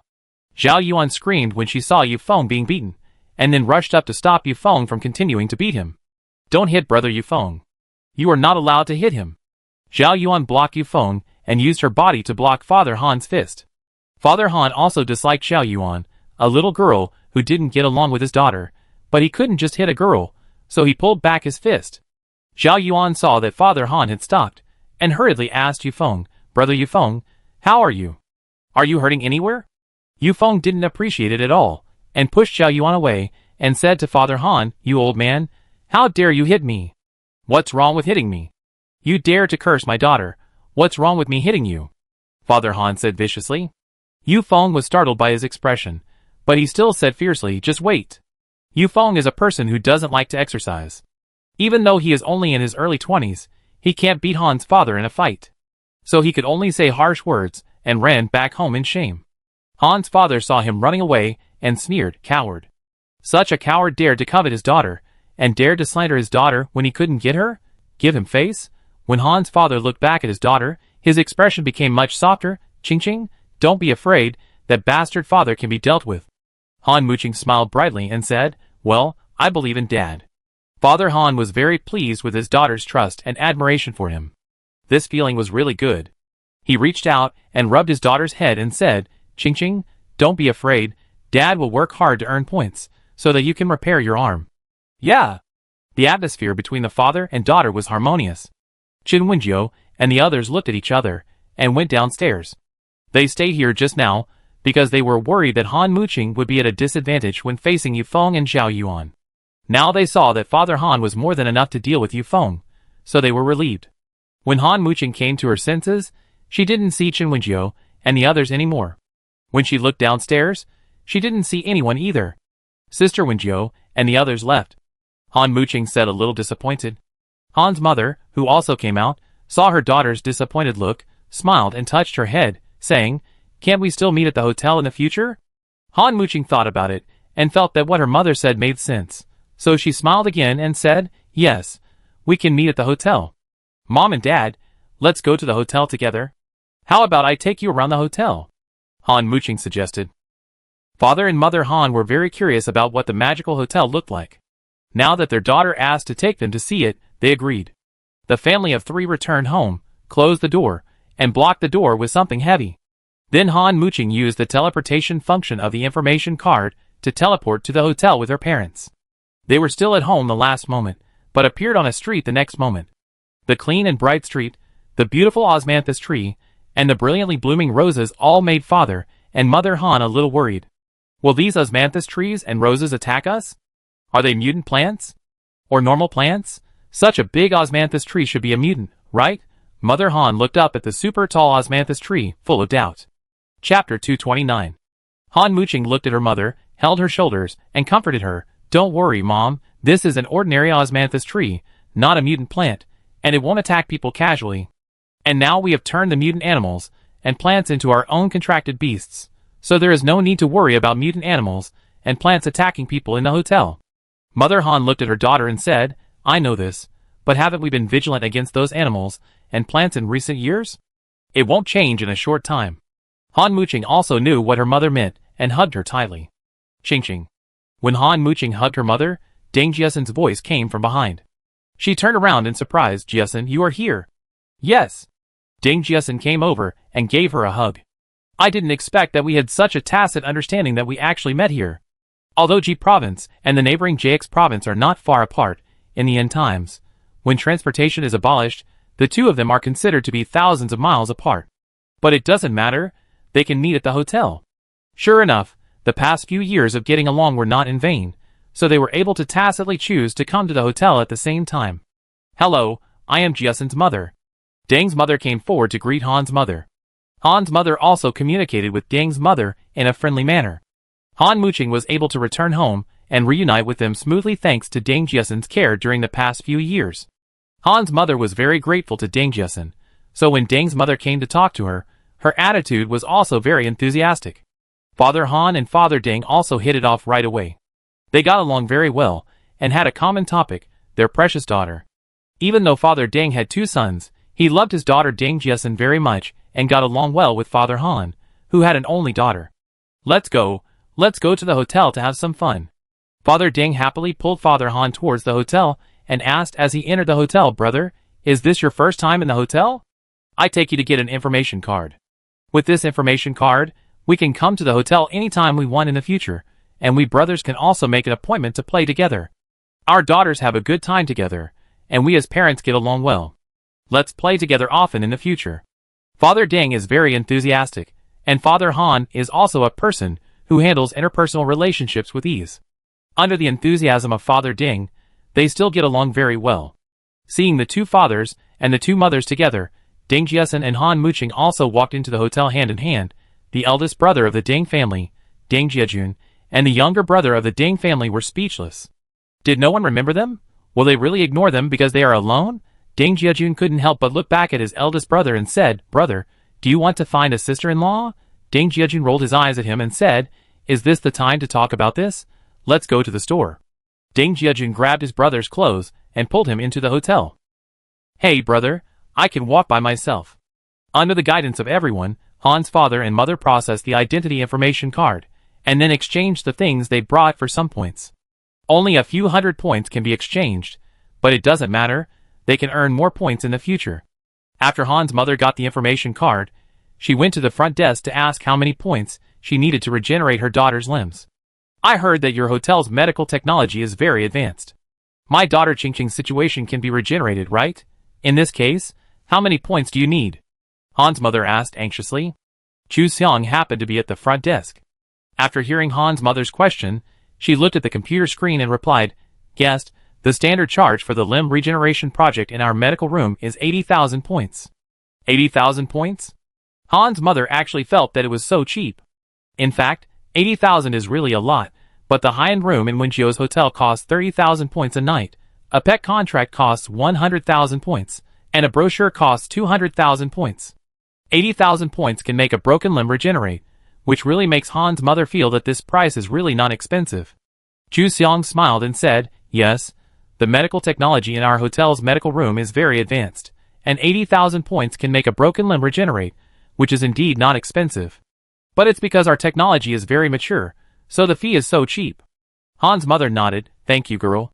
Han's mother thanked Chu Xiang for answering her question, then turned to Han Muqing and said, did you hear that? Your arm can grow back with only 80,000 points.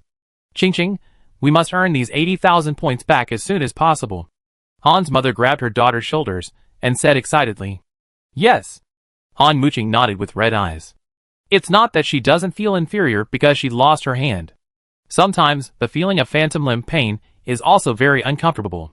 She was just cheerful by nature and a little generous, so she comforted herself and didn't let herself indulge in the pain of losing her arm. Now that there is hope for recovery, she is also very excited.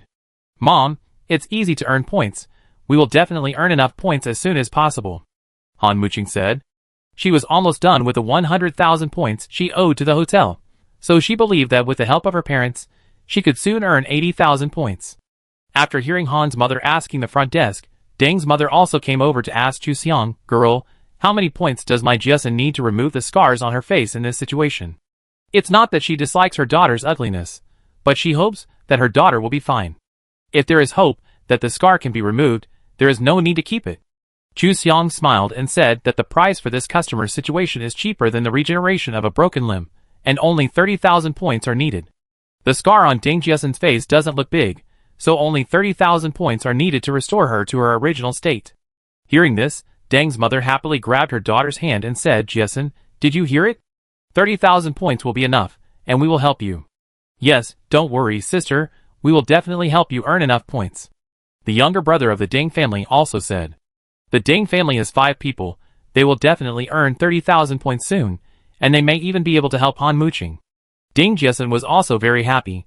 Of course she was happy because her family protected her and cared for her, and she was very happy that she was reunited with her family.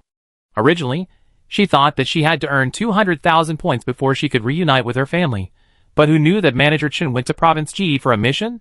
Fortunately, Manager Chen went to Province Ji, so she could take a ride with him.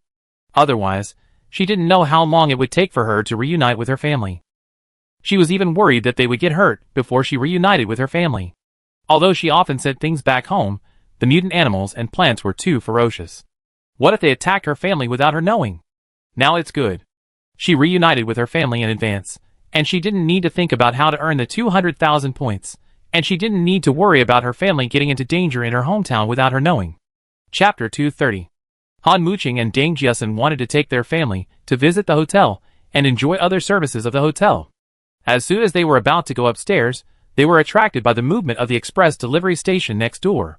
Didn't your hotel's express delivery station say that express delivery can be delivered anywhere? Why was my express delivery returned? Didn't you say that the express delivery would definitely be received? A young man, probably in his 20s, but not yet 30, shouted excitedly at Yuan Sanyuan at the express delivery station.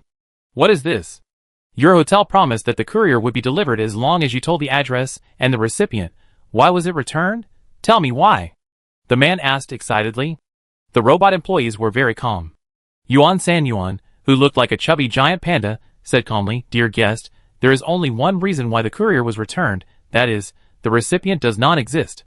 How could it not exist? My parents are fine. They must be waiting for me in my hometown. How could it not exist? You lied to me. The man shouted at Yuan Sanyuan excitedly.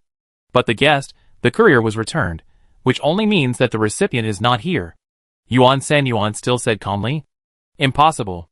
You lied? You lied to me. Your hotel is a fraud. Your courier can't be delivered everywhere. You did it on purpose. The man couldn't accept the fact that his parents were gone and his courier couldn't be sent out. Deng Jiasun and Han Muqing looked at the collapsed man, and they looked at each other, and saw relief from each other's expressions. Fortunately, their families are still here, and fortunately when they sent the courier was delivered smoothly. If the courier was returned like this man, they didn't know how they would collapse. Now the man was so emotional, they could understand. Impossible, my parents are still alive. They are still alive. It's you? It's your courier that can't be delivered. The man still grabbed Yuan Sanyuan and roared excitedly. He couldn't accept it. How could his parents die? Even if the world is full of dangers, he is still alive, and others are still alive. Why are his parents gone? No. You lied to me. The man couldn't help crying while yelling. Why?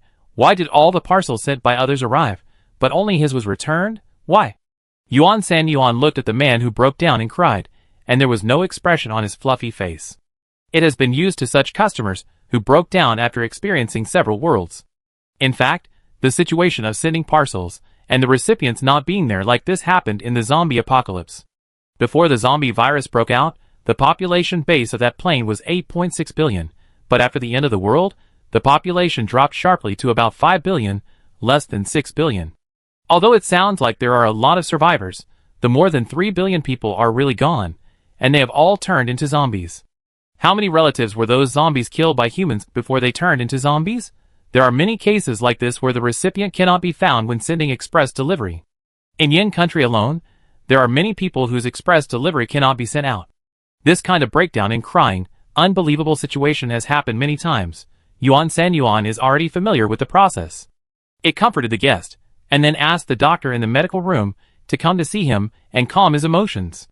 Although Zhang Jingyan has not studied psychology, he has learned some from Qin Xian recently, so he quickly got the hang of it. Seeing the man who broke down and cried was sent to the medical room, Han Muqing and Deng Jiasun were still frightened. Fortunately, their family members are still there.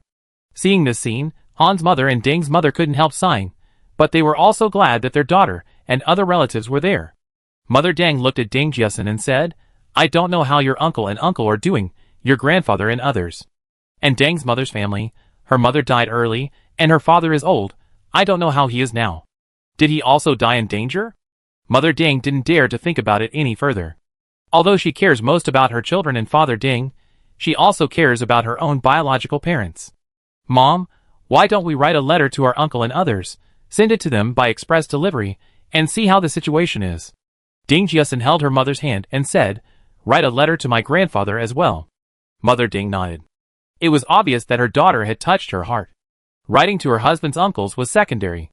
She wanted to write to her father on her mother's side to ask about the situation. As for her brothers on her mother's side, their relationship was not very good. She didn't care about their life or death. Han Muqing watched Ding Jiasen talking to Mother Ding, and turned to look at her parents. Mom, do you want to write to your grandparents too? As for her grandparents, they had passed away before the end of the world. Grandma died of illness, and Grandpa died in an accident. Han's father's brothers had a mediocre relationship with him, and they even broke up before the end of the world and never contacted each other again. Now Han's father doesn't care whether his brothers are dead or alive, but his father-in-law needs to be cared about. Han's mother also remembered her parents, and went to the express station to send something. Ding and Han wanted their elders to write letters and send things, and there were many guests on the other side who saw the man's collapse just now. Chung Feng saw the scene, held Zhou Nan's hand tightly, and said with relief, Fortunately you are still here. Fortunately Xiao is still here. Fortunately, when he first came to the hotel, he ran into his wife and children, who came to the hotel for the first time. Fortunately, they are still alive. Yet he was like that person just now, sending a courier, but the recipient was no longer there, and the courier was returned. He didn't know if he would be more devastated than him. Zhou Nan held his wrist and said, Fortunately you are still here. The 3 brothers and sisters of the Gu family also saw it, but they were together. The elders had all died before the end of the world, and they had already been sad and upset. Now they will only cherish the living more. Sister Shirshir, Sister Xiaoyu, I miss my parents. Duo, who came with the Gu family brothers and sisters, couldn't help but say. She was too young when she lost her parents. She was envious when she saw other people had parents, and wanted her parents to come back. Gushir looked down at her, rubbed her head and said, Dad and Mom have turned into stars to look at us. When we miss our parents, we just look at the stars. Duo looked up at her and said, Sister Shirshir, do you believe what you say to comfort a child like this? I believe it. When I miss my parents, I also look at the stars. Gushir said, and then she rubbed her head vigorously and said, What is coaxing a child? Aren't you a child? I have grown up. I am 5 years old. Duo tried hard to show maturity, and let her sister know that she has grown up. Okay, you have grown up. Gushir looked at her and couldn't help hugging her. I hope Duo can grow up healthily, and hope that the end of the world will end soon. Chapter 231. Qin Wenjiu and the others had no idea what happened in the inn, and even if they knew, they wouldn't have much emotional fluctuation. Before she came to the apocalypse to open an inn, Qin Wenjiu had already seen all kinds of separations and deaths. In the past, her inn could communicate with various planes, and she had also seen the apocalypse, and even witnessed the ancient famine and the chaotic scenes of war. She had seen the ancient practice of cannibalism. She was really scared at that time, and she didn't recover for more than a month after she came back. The first time she faced zombies, she was so scared that she couldn't sleep for a week. She recovered in just over a month after seeing the cannibalism caused by war and famine. She should be happy that her tolerance has become stronger. Qin Wenjiu should be able to remain calm and composed in times of crisis. What is that? When Qin Wenjiu and her friends passed by a mountain on their way back to the hotel in a hovercraft, they saw a huge figure. A giant green python rolled in the forest, and a sound similar to a dragon's roar came out of its mouth. Isn't this a snake? Why is it making such a sound? Qin Xian, who was standing next to him, also came over and looked down from the car window. That giant python was really big, bigger than the 2 pythons Qin Xian kept that were over 100 meters long. This giant python should be about 300 meters long. This giant python shuttled through the forest, but in fact it did not cause much damage to the surroundings. There were many mutant plants in the forest, and they attacked the giant python when it slid past, so as not to hurt themselves.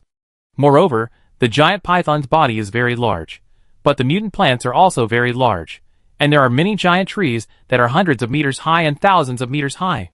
Is this giant python going to turn into a dragon? Wang Chenxi, who also squeezed to the window, said. Turn into a dragon? Qin Wenjiu and Qin Xian were both stunned. They didn't expect that there is such a saying? Yes, the giant python turning into a dragon seems to have been mentioned in various fantasy stories. The saying that a snake turns into a dragon after 500 years, and a dragon turns into a dragon after 1,000 years seems to be quite in line with the worldview of the current world, but it takes 500 years for a snake to turn into a dragon. Is this snake 500 years old? Qin Wenjiu couldn't help asking. No matter if it is 500 years old or not, it is obvious that it is about to turn into a dragon. Qin Xian said. On. The giant python is very big. It sheds its snake skin when it shuttles through the mountains and forests. If a snake wants to turn into a dragon, it must change its skin. Now this giant python is going to change its snake skin into the skin of a dragon. The skin of a dragon is much harder than snake skin and has stronger defense. What to do? Qin Xian asked Chen Wenjiu, what are you going to do with this giant snake that is about to turn into a dragon? What can I do? Chen Wenjiu said helplessly. She is afraid of snakes. Even if this snake is about to turn into a dragon, she doesn't like it. Qin Xian smiled and said, I actually want to keep it as a beast. What do you think, Chen Wenjiu? It's up to you. Can you tell what species this snake was originally? Qin Xian said with a serious expression, this is a mutated bamboo leaf green snake. Bamboo leaf green snake? Chen Wenjiu certainly knows this kind of snake. The bamboo leaf green snakes she knows are all quite small. She has never seen a bamboo leaf green snake that is 4 or 5 meters long. Now she actually saw a bamboo leaf green snake that was more than 300 meters long. It was really an eye-opener. If such a poisonous snake really turns into a dragon, will it become even more poisonous? Chen Wenjiu worried. On. Qin Xian heard the cry, turned his head and looked, and his expression changed. There are people over there. Chen Wenjiu also looked over when he heard it, and then saw that there were really a few people behind the giant snake. Are they going to die? Such a big snake is still on the way to turn into a dragon. What are they going to do at this time? Qin Xian said, as she was about to land the hovercraft. Snakes are most vulnerable when they shed their skin. These people might be planning to deal with a giant snake when it sheds its skin. But this is a dragon. If it succeeds in transforming, will it not be as fragile as a snake? Chen Wenjiu followed her down and asked her, I don't know. I have never seen a dragon. Qin Xian had never seen a dragon before when Chen Wenjiu went to Yizui's plane, so she didn't know whether the dragon would be as fragile as a snake when it transformed. Chen Wenjiu was not sure, so he quickly landed. A group of people on the ground who were watching the giant blue snake shed its skin hid themselves, and one of them turned around and saw the hovercraft. Was that the car of Wenjiu's hotel? The person hiding behind a giant tree was surprised to see the hovercraft and asked the people around him. Wenjiu's hotel? The leader of the group looked back and confirmed the logo on the hovercraft. It was indeed the car of Wenjiu's hotel. The hotel's car has a trademark, which is the trademark of Wenjiu's hotel. And at this time, the only people who can drive the hover car into the sky without being attacked by those mutant birds and mutant insects and unable to continue flying should be Wenjiu's hotel, right? Are they really people from the hotel? After the hover car stopped and saw the people getting out of the car after the door opened, this group of people was sure. Manager Chen, how did you get here? The leading woman came over and greeted Chen Wenjiu. This is a tall beauty, and she exudes a strong aura from head to toe. Chen Wenjiu knew the other party. She was also a guest of the hotel, and heard that she was a Special Forces soldier from a certain unit. A female Special Forces soldier, even a Soldier King level figure, Chen Wenjiu still admired her. Before, the sisters Nie Rongrong and Nie Jinjin in their hotel did not become a Soldier King like this beauty. Captain Yin. Chen Wenjiu greeted the other party. Captain Yin, Yin Ruoxue, 1.75 meters tall, does not look very burly, and has well-developed muscles, but in fact, she is a very strong Special Forces king. Yin Ruoxue greeted Chen Wenjiu with a smile. Does Manager Chen also like this giant python? Chen Wenjiu shook her head quickly. No, I don't have the idea of keeping snakes as my pets. She only likes furry things, not this kind of reptiles. And snakes are the reptile she fears the most. Of course, Chen Wenjiu doesn't like those mollusks either. Sometimes she doesn't even like to eat squid and octopus. If it weren't for Yizui and Tu Rongrong making them, she wouldn't eat them. Captain Yin, are you guys going to catch this bamboo leaf green snake and make a contract with it while it's shedding its skin? Chen Wenjiu asked. Yin Ruoxue nodded. We definitely can't deal with this snake at ordinary times. But this is when it's the weakest. I want to take this opportunity to make a contract with it. Chen Wenjiu opened his mouth and said, Do you know, is it going to turn into a dragon? The kind of legendary dragon? Chapter 232. Yin Ruoxue had never thought that there was such a thing as a dragon. Are you telling the truth? It is turning into a dragon? Yin Ruoxue asked with a serious expression. The shedding of ordinary snakes is different from turning into a dragon. What if after the snake turns into a dragon, it does not have the same weak period as ordinary snakes? The dragon is too powerful, and ordinary people like them may not be able to defeat it. Although Yin Ruoxue is a soldier king, she is very self-aware, and she may not be able to defeat the guy who turned into a dragon. Even for this giant snake, she chose to come and squat when it was shedding its skin. So what should we do now, Captain? Yin Ruoxue's comrades heard Chen Wenjiu and the others say that this giant snake was transforming into a dragon, and they were a little worried. While this snake has not yet completed its shedding, we will sneak attack it first and then contract it, Yin Ruoxue said calmly. She had saved up points for a long time and finally bought a contract book, which she must use on this giant snake that she had been eyeing for a long time. Okay. Yin Ruoxue's comrades all agreed with her decision and prepared to sneak attack it before the giant snake successfully transformed into a dragon. Then let's help too, Chen Wenjiu said. Yin Ruoxue is a guest of their hotel. Now she is trying to catch the contracted beast, so let's help. Yin Ruoxue smiled at her and said, Thank you, Manager Chen. You're welcome. Chen Wenjiu and the others worked together to attack the giant snake. Although the snake was shedding its skin, and it was very painful and fragile when shedding its skin, it still resisted angrily when faced with human attacks. On. The giant snake, which had already begun to make a sound similar to a dragon's roar, was extremely angry. The venom in the mouth of the mutated bamboo leaf green snake could be sprayed out at will. Yin Ruoxue saw the giant snake spraying venom and quickly dodged it. ZZ. The venom of the mutant bamboo green snake became more poisonous. When the venom sprayed on the ground, it made a sizzling sound and corroded the land. When it splashed on the flowers, plants and trees nearby, it also corroded them. Sasa. The mutant plants nearby were also angry. How could they be willing to become the fish in the pond that were affected? The mutant plants moved, and suddenly the leaves, vines, and grass leaves grew wildly, rushing towards the group of humans and the giant snake faster than the previous snakes. To the mutant plants, both sides are enemies, and they can attack indiscriminately. Oh no, mutant plants! Yin Ruoxue's comrades saw the vines flying towards him quickly, and jumped to the side to avoid the attack of the vines. After dodging the vines, he shouted to remind others. Mutated plants. When the others heard the news, they turned around and saw the vines, branches and grass leaves flying towards them.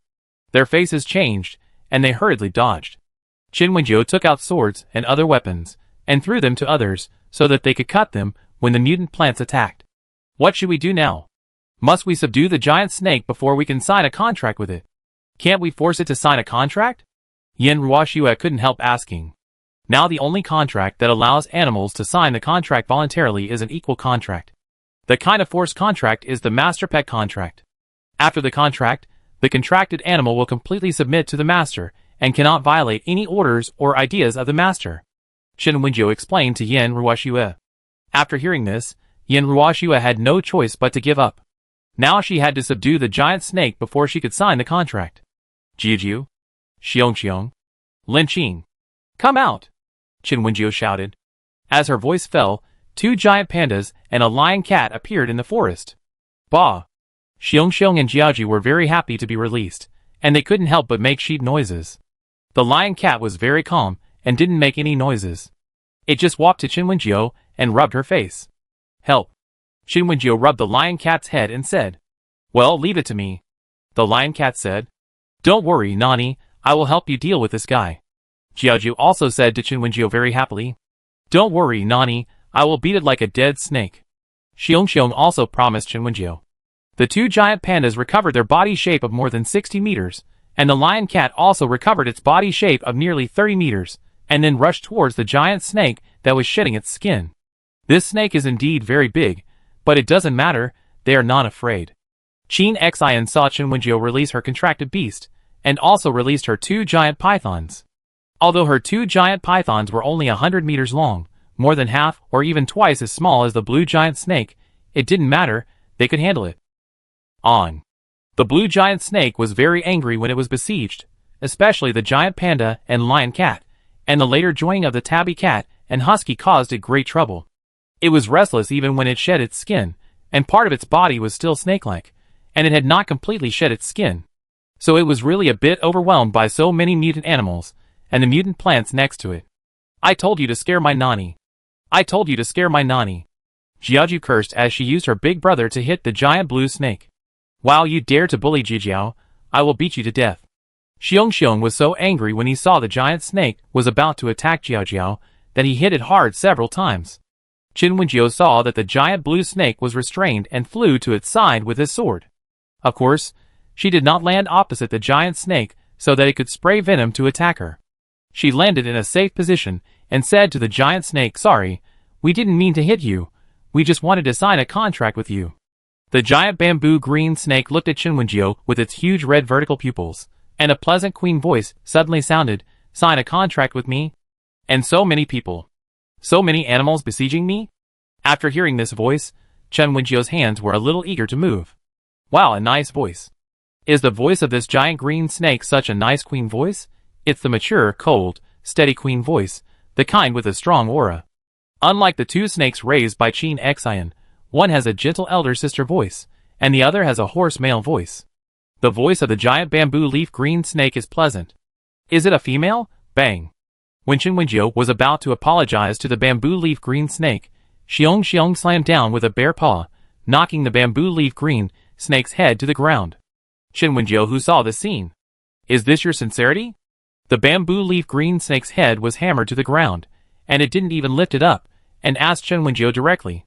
Chen Wenjiu. She didn't know how to explain it at this time. Chapter 233.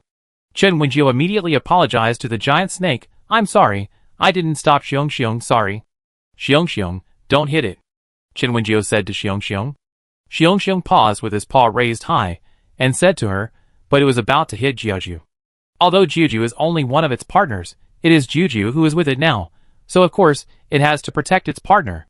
Other partners stopped staying together after they did that, only Jiaju stayed with it, so Xiong still has a deep affection for Jiaju. How can it, as a companion, turn a blind eye to the giant snake bullying Jiajiao? Chen Wenjiu gently advised. "Well, I ask it to apologize to Jiajiao later, okay?" Xiong glanced at the giant snake, then at Jiajiao, asking for its opinion. "Listen to the Nani," Jiajiao said. Xiong put down his bare paw and stopped hammering the giant snake after hearing what it said, but still pressed down the giant snake's vital point. Chen Wenjiu looked at the giant snake and said, "Can you sign a contract with Captain Yan Ruoxuan? Actually, becoming a contracted beast has its benefits. After signing the contract, you will get a memory inheritance. Although you are now relying on your own ability to transform into a dragon, you still have no idea how to transform into a dragon, right? What if the memory inheritance you get after signing the contract contains a method to transform into a dragon?" Chen Wenjiu said patiently. The giant snake raised its head when it heard what she said. "Are you serious? Signing a contract can get a memory inheritance?" "Of course it is true." Chen Wenjiu pointed to the lion cat who walked to her side and said, "If you don't believe me, ask my contracted beasts. They all have memory inheritance." "That's right, when I signed the contract with the Nani, I got the memory inheritance. I am now practicing with this inheritance, and I am very powerful." "Look, aren't you being beaten by us?" Jiaju said very proudly. The giant snake glanced at Jiajiao, and then looked at the lion cat beside her. Logically, this lion cat is much smaller than it, but it was very powerful when it attacked it just now, and was able to cause damage to it. It can be seen that the other party is indeed practicing with the memory inheritance, and then becomes more powerful than a mutant animal of its larger size. The giant snake pursues strength. Otherwise, it would not have had the opportunity to transform into a dragon. Now it can become stronger, and it can't help but be tempted. The giant snake looked at Yan Ruoxue and said, "Do you really want to sign a contract with me? After becoming your contracted beast, will you treat me well?" Although the giant snake is a wild snake and has never been raised by humans, it has met many pets raised by humans. Some pet owners are really good to them, but some pets are abused. Kenshula. There are also some pets whose owners were very good to them, but later abandoned them for unknown reasons. The giant snake was a little worried that Yan Ruoxue would be like this. If one day, it is not very obedient, will this human who has become its contract partner abandon it? Chen Wenjiu translated it for Yan Ruoxue. Yan Ruoxue said with a serious expression, "Don't worry, I am a soldier, I will never abandon my comrades. Not abandoning, not giving up, is the iron rule for us as soldiers. If you become my contracted beast, then you are my comrade, and I will never give up my comrades." The giant snake didn't know if it felt Yan Ruoxue's seriousness, but could hear the firmness in her tone. It thought for a moment and said, "Then I make a contract with you." Yan Ruoxue was surprised to hear what Chen Wenjiu said. "Are you really willing to become my contracted beast? It's better to make a contract with you than to be beaten half to death by you, and then make a contract, right? Since we have to sign the contract anyway, we might as well agree to it early, so we can avoid a beating." The giant snake said very soberly. Chen Wenjiu. Yan Ruoxue. Others. "You, this snake, really knows a lot." Since the giant snake has decided to sign a contract with Yan Ruoxue, there is no need for her to delay any longer, and she quickly took out a contract from her bag. She wrote down her name and handed it to the giant snake. The giant snake put its chin on the contract, and soon the contract glowed, covering the entire snake. Wow, what a big scene! Yin Ruoshua's comrades saw this scene and couldn't help but say, "This is a big snake over 300 meters long. Its whole body is glowing. It is indeed a big scene." Qin Wenjiu looked at the others and said, "Do you have a contracted beast you want to contract? Why don't we catch it together?" Yin Ruoshua's comrades shook their heads and said, "The contracted beasts we like are not here. Next time, we will ask Manager Chen for help next time." Qin Wenjiu did not force it and nodded. Although it is not possible for everyone to buy contract books to earn points now, it doesn't matter. There will always be people who want to contract mutant animals and plants, and their contract books can still be sold. Qin Wenjiu couldn't help but poke the hotel system. "Do we have enough contracts? Will they be sold out one day?" The system responded to her message quickly. "Dear store manager, the props provided by the hotel will never be sold out one day. Our system will replenish them in time. Please rest assured." Qin Wenjiu was relieved when she saw the reply from the hotel system. There are many mutant animals and plants in this world. If everyone wants to sign a contract, then if her contract books are not enough, then many people will not be able to sign the mutant animals and plants they want. Now the news from the system made her feel relieved. Yin Ruoshua watched her contracted beast being enveloped by light, and it started to move in just a few minutes. The giant snake that had been shuttling through the mountains and forests, dawdling to shed its skin, started to move again and began to shed its skin. Snakes really can't be shed by others. If you help it take off its skin, you don't know if it will die. So although Yin Ruoshua could feel that her contracted beast was in some pain at this time, she still endured it and let it shed its skin by itself. I don't know if it's because of the contract and the inherited memory. The giant snake's shed skin was not as difficult as it was at the beginning. Hiss. With a sound like tearing, everyone saw the snake's skin on the top of the giant snake's head shed. Dragon has no horns, and this giant snake did not grow horns when it shed, but there were 2 bumps on its originally flat head. Perhaps when it sheds next time, when it really turns into a dragon, it will grow horns. Chapter 234. The giant snake shed the skin on its head, and slowly began to shed the skin on the rest of its body. Yin Ruoshua stared at it nervously, watching the giant snake shed 1/5 of its skin, bit by bit. Huh? It really grew claws? When Qin Wenjiu stared at the giant snake, he accidentally saw claws on its belly. This is really not the original foot of a snake, nor is it a genital, but a real claw that is similar to the dragon claw in the painting or in myths and legends. The claws, which were similar to eagle claws, were covered with scales and looked very powerful and sharp. This time, the giant snake took a long time to shed its skin. Qin Wenjiu and the others were paying attention to it at first, but the mutant plants around them did not stop attacking them. So while the giant snake was shedding its skin, they had to deal with the mutant plants around them. Qin Wenjiu and the others did not want to contract the mutant plants, and Yin Ruoshua's comrades did not like any of them, so they drove these mutant plants to the other side. There was no plan to kill the mutant plants. They were basically not stained with human blood in this sparsely populated area, so no one had the intention to kill them. At this time, everyone remembered the slogans before the end of the world. Setting fire to the mountains will result in life imprisonment. There were also slogans such as mountains of gold and silver are not as good as green mountains and clear waters. Everyone has the responsibility to protect the environment. Even if these mutant plants are mutated, they are still plants, so let's keep them. On. I don't know how many hours have passed. The giant snake successfully transformed into a dragon and soon took off. After it successfully transformed, its body, which was only more than 300 meters long, soared to about 500 meters in length. It only had 2 slightly bulging bumps on its head, and no horns grew, but the 4 claws it grew were very powerful, and it looked like a dragon. The bamboo leaf green snake transformed into a green dragon, and then 2 slightly long whiskers grew on its lips, and its tail also changed from a snake's tail to a dragon's tail. Snakes' tails definitely don't grow hair, but the tail of the dragon that transformed into a dragon is hairy, and the green hair looks very beautiful. On. With a dragon roar, the dragon flew up and shuttled between the tall trees. Qin Wenjiu looked up at the huge figure. Now she no longer felt the fear and dislike she had when she looked at the dragon. What happened? It was obviously a snake that evolved into a dragon, so why did it give her a completely different feeling? The dragon did not fly very high, and did not have the ability to fly like a real dragon. It could fly, but it seemed that it could only fly a few hundred meters, less than 1,000 meters. So now it can basically only shuttle between tall forests and fly between trees. This looks good, at least much better than sliding on the ground. Although it doesn't fly high, but in the future, Captain, you will have a mount when you go out. You can go anywhere faster? Yen Ruoshiwa's comrade said abruptly. Yen Ruoshiwa. Captain, this dragon should fly faster than driving a car, right? Do you not need to drive when you go out in the future? Yen Ruoshiwa.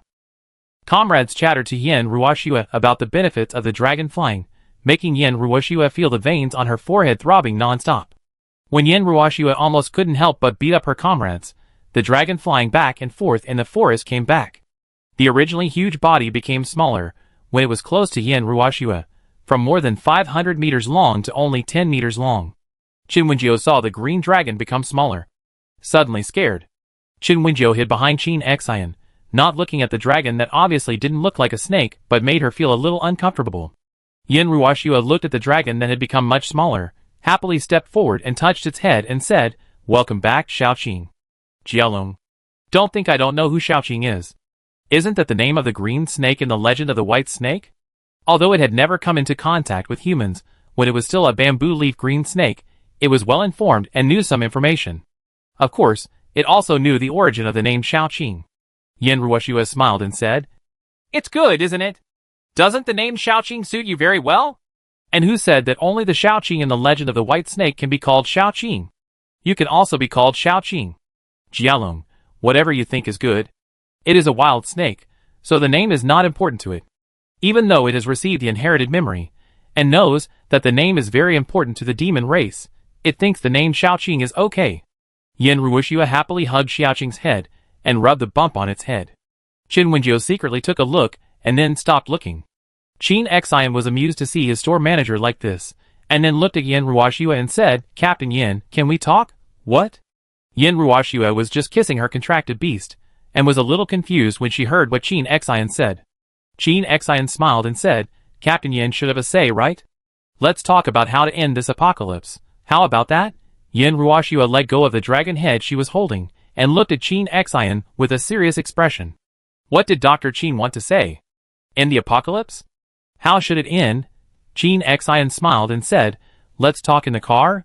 Yen Ruoshiwa glanced at her somewhat embarrassed comrades, and then looked at the people in the hotel who were also a little dirty and messy, and nodded, "Okay." Everyone got on the hotel's hovercraft. Yen Ruoshiwa, Qin Xian, Qin Wenjiu, and the others were in the same car. "Dr. Qin, can you tell me how the end of the world should end?" Yen Ruoshiwa looked at Qin Xian and asked. Knowing that Qin Wenjiu was a little afraid of snakes, Yen Ruoshiwa put away Xiaoqing even though her baby Xiaoqing had transformed into a dragon. Xiaoqing had just finished molting, and was still a little weak, so she took it back to the pet space to keep it. Now Yen Ruoshiwa looked at Qin Xian with her arms folded, wanting to know what she wanted to say. Dr. Qin wanted to ask, "Do you rely on contracts to mutate animals and plants and make them get along with humans in a friendly way?" But Dr. Qin also knows that there are so many mutated animals and plants in the world, and how many humans are there? How many humans can make contracts with mutated animals and plants? Isn't this idea a bit naive? Not everyone likes to fight and kill, Yen Ruoshiwa said. Although she is a soldier king, likes training, and likes this kind of military career, she knows that many people like to lie down and don't like fighting. So even if there is really a way to contract mutated animals and plants, there are still many people who are not willing to make contracts. They just want to end the end of the world and restore the peaceful and beautiful life they once had. Chapter 235. Qin Wenjiu beside him asked, "Has Captain Yen seen any of these, the beast-controlling type, or the future beast men or something like that?" Yen Ruoshiwa frowned slightly and asked, "What do you want to say?" If Captain Yen had seen them, he would know that some settings are that humans live in cities, and then fence off safe places, or fence off mutant plants and animals. Draw a piece of land for mutant plants and animals, and then separate humans from them, and fence them off with something made of some material, so that the mutant plants and animals cannot harm humans. Qin Wenjiu liked it very much. When she was still in her hometown, she often read what her cousin wrote and recommended to her. So regarding the future of this world, Qin Wenjiu wondered if it was possible to put mutant animals and plants in a circle as described in the book. Yen Ruoshiwa thought carefully after listening to Qin Wenjiu's words and asked, "What you said makes sense. But I can't make a decision on this matter.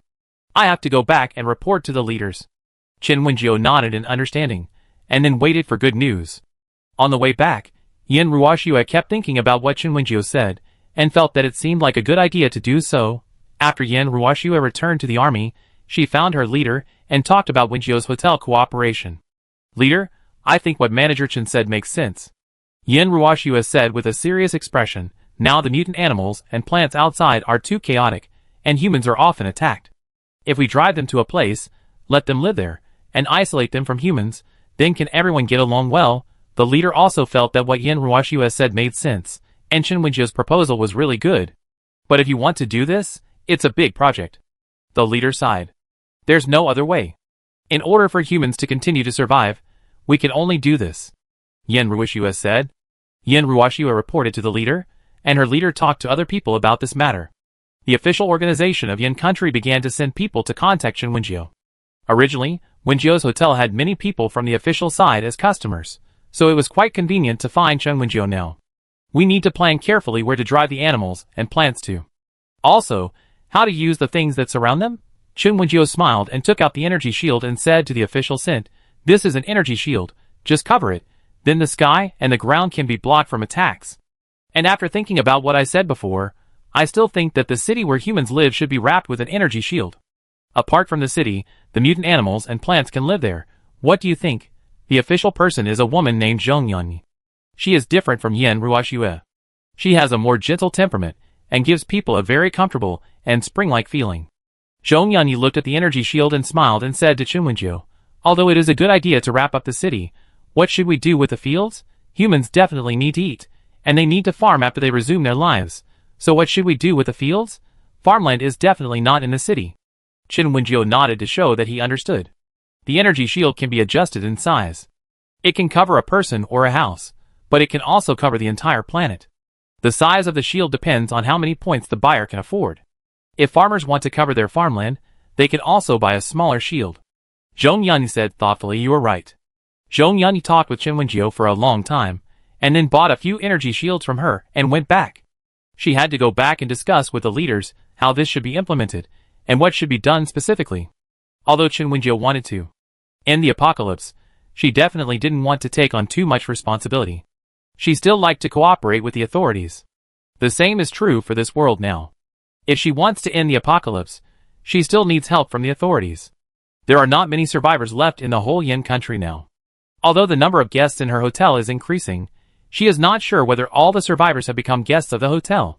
Chen Wenjiu has never worried about whether her hotel will have guests after the end of the world. Although their hotel can only use points for consumption, RMB can also be exchanged for points. After the end of the world, people start to make money, or collect points from scraps, and they can come to the hotel to spend money. "Manager, it seems that we have started to clean up the mutant animals and plants around us," Wang Chenxi and Wenfei suddenly said to Chen Wenjiu when they came to the hotel one day. Chen Wenjiu looked at them puzzled. Wang Chenxi said excitedly, "There are troops coming. They are going to clear out the mutant animals and plants in our Z city, and then they plan to cover Z city. I heard that they bought an energy shield to cover the entire Z city, so that no mutant animals and plants will attack humans in the future.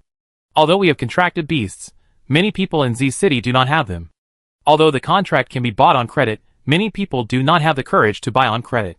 Because once a person bought the contract with the points of Wenjiu's hotel on credit, and asked the hotel staff to help catch the contracted beast, but he could not pay the points. It's not that he really can't pay it back, but he can't save the points. Every time he uses the points, he buys all kinds of enjoyable things, but he doesn't have the points to pay back the credit. Later, he was blacklisted by the hotel, and the contract between him and the contracted beast was terminated. If the contract is terminated, then the person doesn't need to pay back the points. But for them, being able to come to the hotel and losing this opportunity is definitely a very painful thing. There are so many good things in the hotel, and there are good partners, like contracted beasts, to protect their personal safety. No one wants to lose such a good thing. Because of this, many people are worried that they can't pay back the points, so they haven't bought the contract book to bind the contract beast for the time being. Without binding the contract beast, they are worried about what to do when they encounter danger. Even if they stay at home honestly, the mutant animals will run away. Will they suddenly run away from their home and attack them? There are also some mutant plants. Although they can't run, they can extend their roots or branches to attack humans. Read book law. So many people think that the authorities will clear out the mutant animals and plants, and then cover the entire city where humans live. This is very safe, and they agree with this approach. Chapter 236. The official is fast. After Chinwenjiu and the others talked, starting from City Z, every city began to be covered by an energy shield. Under the protection of the energy shield, humans can breathe. Of course, there are mutant animals and plants in the shield, but these are contracted beasts that have signed contracts with humans and will not easily hurt people.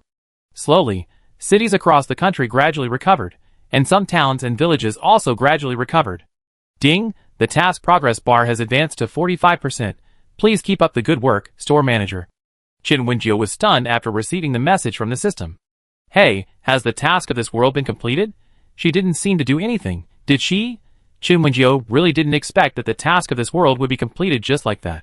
Didn't she just take out the contract and let everyone bind the contracted beast? Please prepare yourself and go to the next plane, store manager. Chinwenjiu.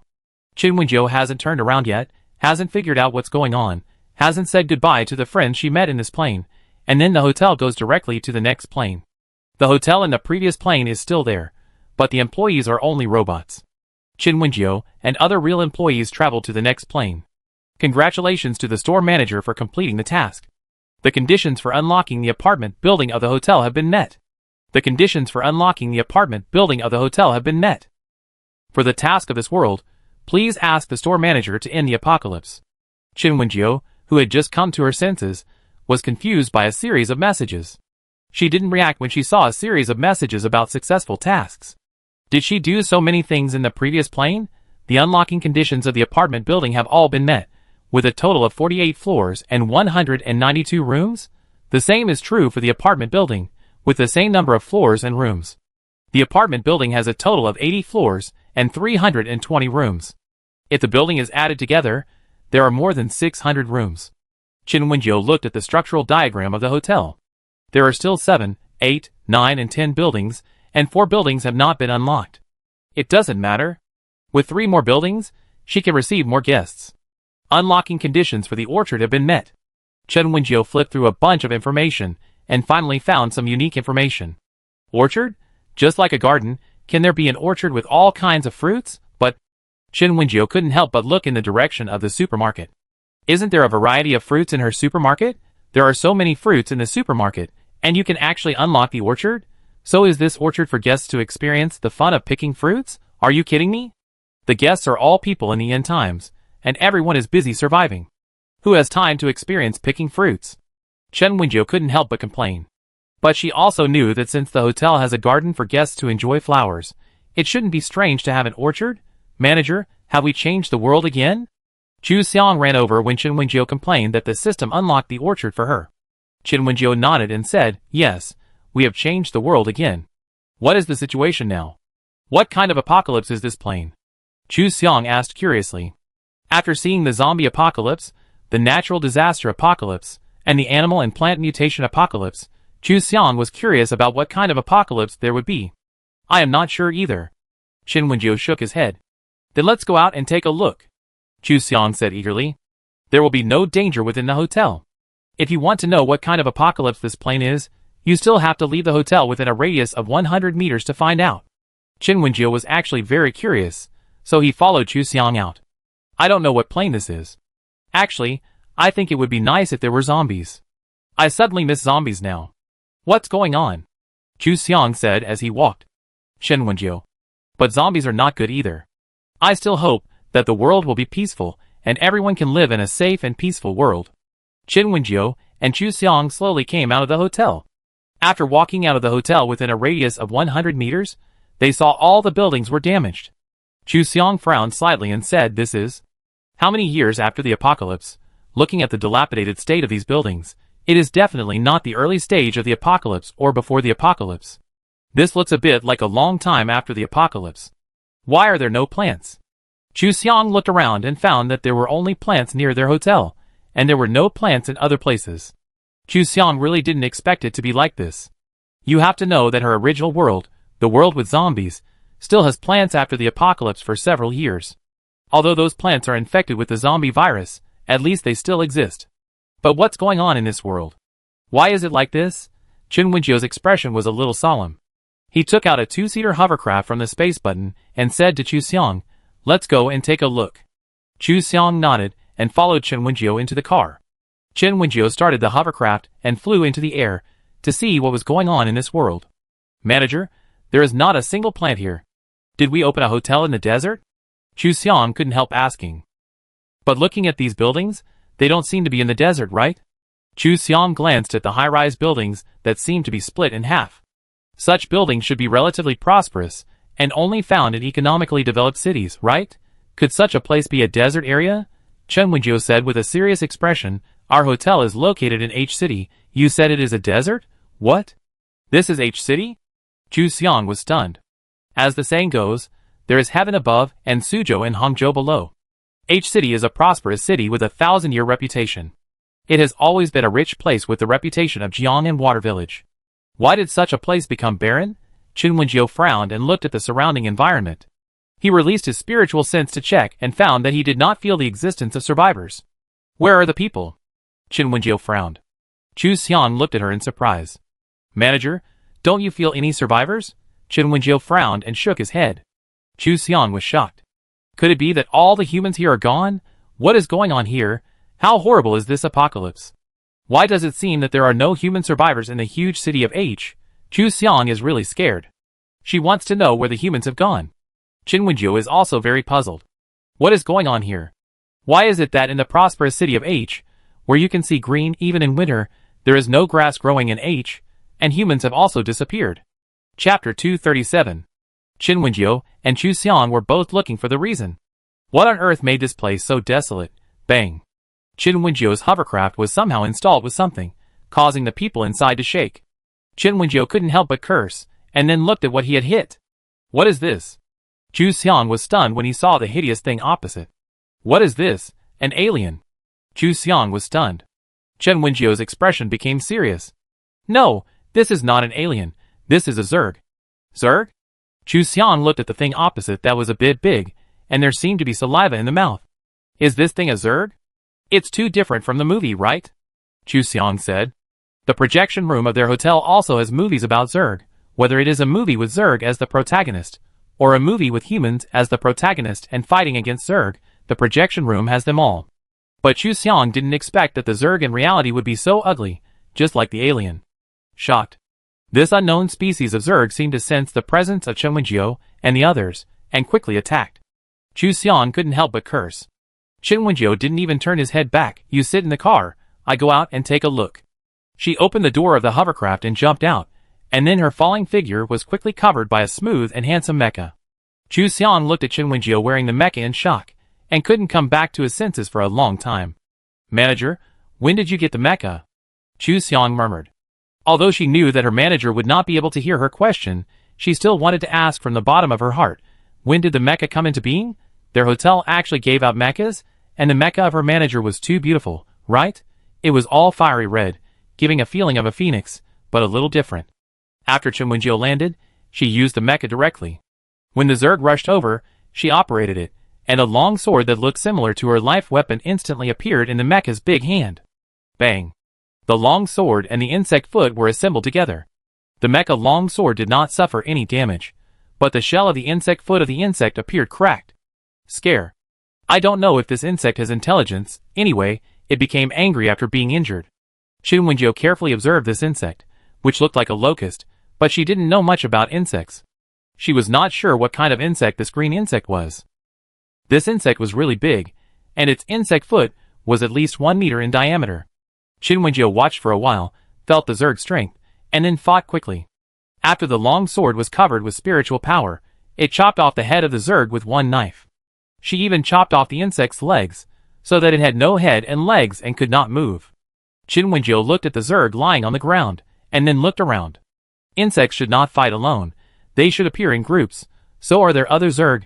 Manager, help me. When Chen Wenjiu was still looking for other Zerg, Chu Xiang's voice came from a distance, and she frowned and flew over quickly. Chu Xiang was furious. She was driving the hovercraft to watch her store manager driving the mecha, but she was attacked by several other Zergs. Fortunately, Chu Xiang's ice ability was at a high level, and she had a lot of combat experience, so she managed to hold on. Chu Xiang was not sure if she could withstand the efforts of several Zergs, so she immediately shouted loudly for her store manager to help.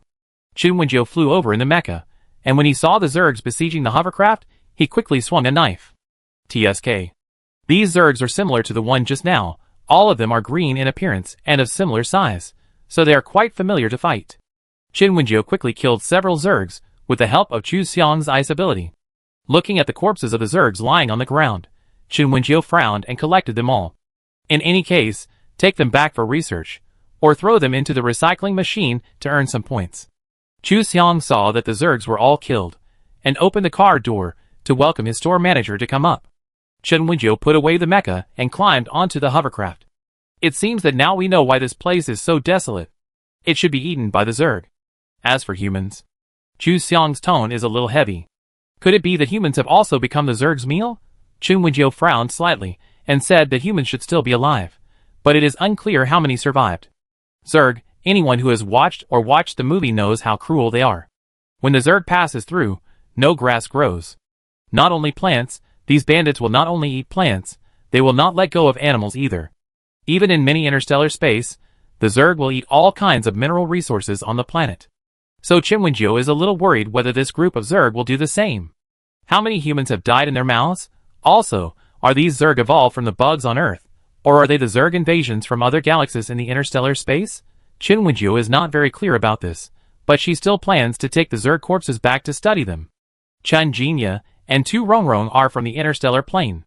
Maybe they know something about the Zerg? Benefactor. Qin Wenjiu and Chu Xiang were about to leave when they suddenly heard a call. The hovercraft that was originally intended to fly back to the hotel suddenly turned in another direction. She looked at the entrance of the air raid shelter on the ground. Qin Wenjiu was a little surprised. Did all the survivors hide underground? Qin Wenjiu handed the control of the hovercraft to Chu Xiang, opened the door, and jumped out. Qin Wenjiu walked over. She didn't believe in a person just because she saw him. She was just a little confident in her own strength. Being ambushed and backstabbed like last time will not happen again, because she used a small energy shield to protect herself. Hello. Qin Wenjiu greeted kindly. The man hiding at the entrance of the air raid shelter showed half of his face, looked around and asked, "Are all the bugs gone?" Qin Wenjiu nodded. There shouldn't be any around here. The man's eyes lit up, and then he came out of the air raid shelter. I just saw you killing the Zerg, you are so awesome. A young man came out of the air raid shelter, and he looked at Qin Wenjiu with admiration. He asked excitedly, "Is that a mecha you were wearing just now? That mecha is so cool, isn't it? You are really awesome. Where did you buy your mecha? Can you tell me?" Chapter 238. Qin Wenjiu looked at the boy. He didn't have much sorrow from the end of the world on his face. He was a cheerful and optimistic person. Qin Wenjiu rarely met someone. She smiled and took out the brochure of their hotel and handed it to the boy, saying, "Hello, I am the manager of Wenjiu's hotel. Welcome to our hotel." The boy was stunned when he heard her say that, and the brochure she handed over. He didn't expect that this powerful sister would introduce herself to him as the manager of the hotel and invite him to play in the hotel. Qin Wenjiu asked, "Are you hiding here alone, or are there others?" The boy asked, "Are you really the manager of the hotel? You actually opened a store on the ground. Aren't you afraid of being eaten by the Zerg?" Qin Wenjiu raised his eyebrows when he heard this and said, "According to you, you all hid underground? Is it not safe on the ground?" The boy nodded and said, "Sister, don't you know? Those bugs are really terrible, they eat everything. If it weren't for the fact that reinforced concrete and various industrial things were useless to them, this world would have been eaten up by them. It is really too dangerous for humans to live on the ground." Qin Wenjiu asked, "Don't those insects have species that dig the ground? You know, there are insects on the earth that will dig the ground if they are not killed. There are also earthworms and ground bulls, which can dig the ground. Could it be that these insects now only look for targets on the ground and not underground?" The boy nodded and said, "Those insects really don't dig the ground, they seem to be staring at things on the ground." Qin Wenjiu was a little unhappy. Those insects really felt more terrifying than zombies. At least zombies can be killed. Although they have mutated, humans have also awakened their special abilities and can fight against zombies. When she sees the Zerg now, she feels powerless, just like the end of the world due to natural disasters. These Zerg are bigger and stronger than humans. Their hard shells are their strongest defense. Can humans deal with them? They can only be eaten by them. Qin Wenjiu asked, "How long have those bugs appeared? I mean, how long ago did they first appear on Earth?" The boy didn't expect Chen Wenjiu to ask this. He was stunned and said, "Sister, how could you not know such simple common sense? This group of insects appeared 10 years ago.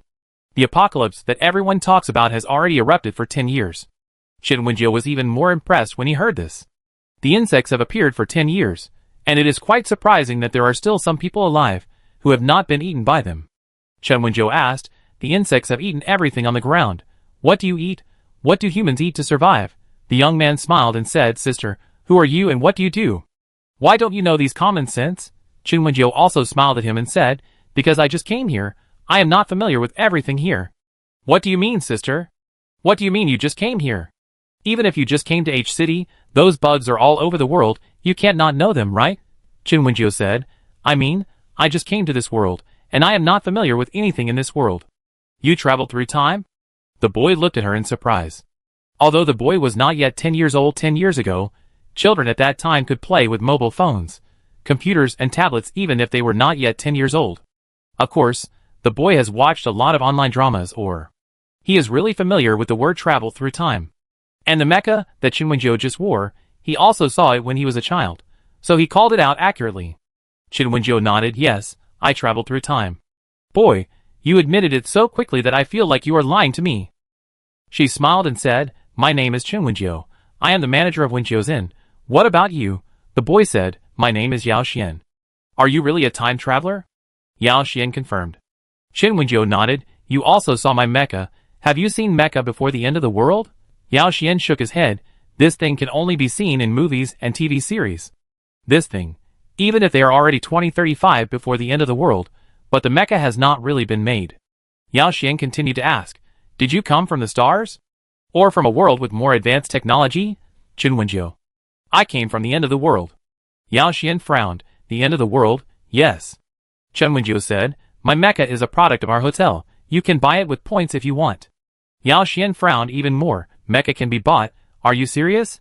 Chen Wenjiu smiled and asked him to open the hotel brochure, pointing to the things on it, and said, "We have everything you want in our hotel supermarket." Yao Xian looked at the food in the brochure and couldn't help swallowing. These foods looked delicious. When Yao Xian was young, he was also a picky eater.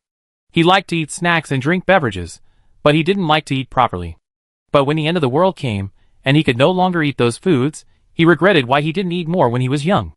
Now when he saw the pictures of the food in the brochure, he felt his mouth watering. "I want to go and see," Yao Xian said seriously. Chen Wenjiu glanced at the entrance of the air raid shelter behind Yao Xian and smiled. "Do you want to go alone, or take your partner with you?" Yao Xian looked back at his companions who were still hiding at the entrance of the cave, and was about to say that he would go alone, because he was not sure whether the inn was good or bad, and he was afraid that if his companions went there, they would be caught in the same net. But before Yao Xian could speak, his companions below answered, "We will go together." 3 more boys and girls came out, and they walked to Yao Xian's side and said to Chen Wenjiu, "We will go together." They looked at Chen Wenjiu warily, fearing that she would hurt Yao Xian. Chen Wenjiu was not upset because of their vigilance. It was right to be vigilant towards strangers. Chen Wenjiu smiled and said, "Then you can go together." She turned back to look at Chen Xiang and said, Xiang, you go first. I take them behind."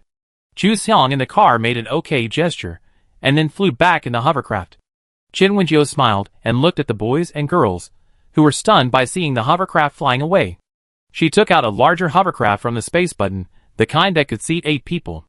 "Get in the car," Chen Wenjiu called. Yao Xian excitedly leaned over and touched the car body and asked, "Is this the legendary floating car? Can it really fly? Does it feel like flying on a plane?" Yao Xian's friends were already stunned when they saw Chu Xiang drive away the floating car, and now they were excited to see another one. "Sister Manager, you just suddenly released the car. Do you have the legendary portable space?" One of Yao Xian's friends looked at Chen Wenjiu expectantly and asked. Chapter 239. Chen Wenjiu looked at the boys and girls. They were younger than her, but a little taller than her. She was less than 1.6 meters tall, and she looked up when she looked at anyone. Yao Xian's friend asked her about her personal space. She shook her head and said with a smile, "Personal space doesn't count. This is a space button." Li Yi, her friend, was surprised and said, "Space button? Is it the space button in the interstellar space?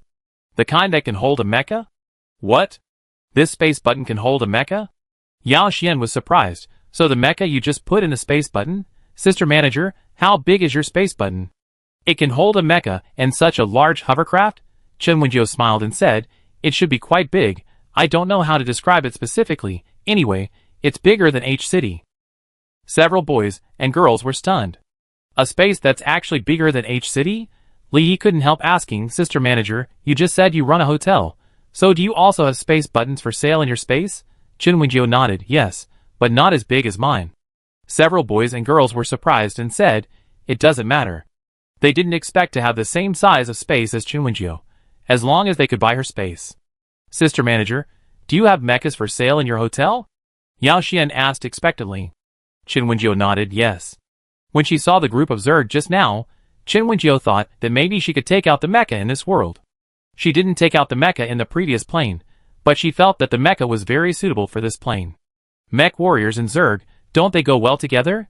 In various interstellar space, aren't all the Zerg killed by mech warriors? So, their hotel can sell mechs and space buttons in the future. Yao Xian and the others were very excited when they heard Chen Wenjiu say that the hotel had mechs and space buttons, and they all climbed onto the hovercraft. After they got on the car, they touched here and there to observe the differences between this hovercraft and ordinary cars. On the way, several boys and girls asked Chen Wenjiu some questions, and she answered the one she knew, and said she didn't know the one she didn't know, and soon they returned to the hotel. Wow! The boys and girls were stunned when they saw the two huge osmanthus trees at the entrance of the hotel. What big trees, what green trees. They all forgot how long they hadn't seen plants. Those plants were all eaten up by the Zerg. They hadn't seen such beautiful trees for a long time. They were so green. They smelled so good. Lin Yan couldn't help but sigh. After the osmanthus tree blooms, the fragrance may not be able to spread 10 miles, but when standing under the tree, you can definitely smell the fragrance of osmanthus. Lin Yan likes the smell of osmanthus very much. Lin Yan, look, the flowers over there are so beautiful. Zhongyu took Lin Yan's hand and pointed at the roses and bougainvillea on the wall of the main building of the hotel, as well as the green belt within the hotel.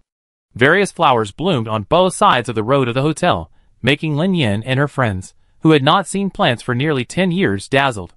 So beautiful. Lin Yan murmured. Yes, it's very beautiful. Yao Xian and Li Yi, the two boys, didn't like flowers very much, but anyone who hadn't seen plants for many years would like flowers.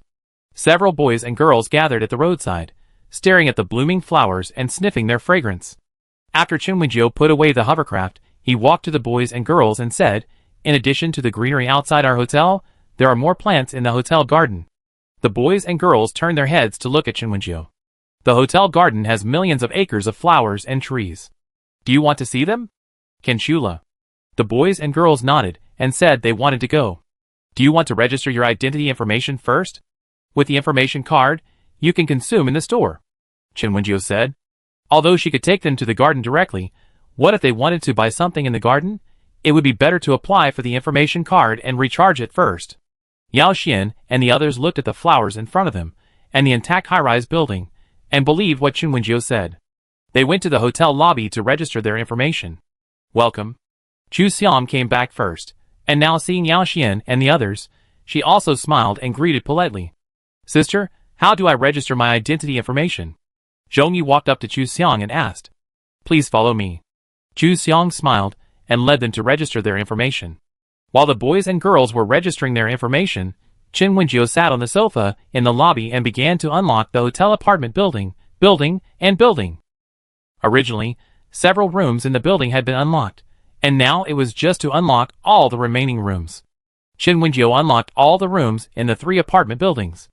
Her points were still enough, and the popularity accumulated from several worlds was enough for her to unlock so many rooms. The points were the same. No matter which world she was in, she still earned a lot of points. The hotel brochures and contracts sold in the last world earned her a lot of points. With the points, she can go shopping. All the rooms are unlocked, and the furniture and facilities inside are also unlocked. The apartment building is similar to the 6th and 7th floors of the main building, with a duplex apartment layout and a spacious area. After Chen Wenjiu unlocked the apartment building, she looked at the orchard. She didn't care about the orchard yet, but opened the restaurant page and looked at the menu. There were already 100 dishes on the menu before, and now Chen Wenjiu plans to add 50 dishes. After spending money on card draws, Chen Wenjiu finally won 50 dishes. Boiled beef, sweet and sour pork with pineapple, lychee meat, longjing shrimp, jiaojuan large intestine, garlic pork.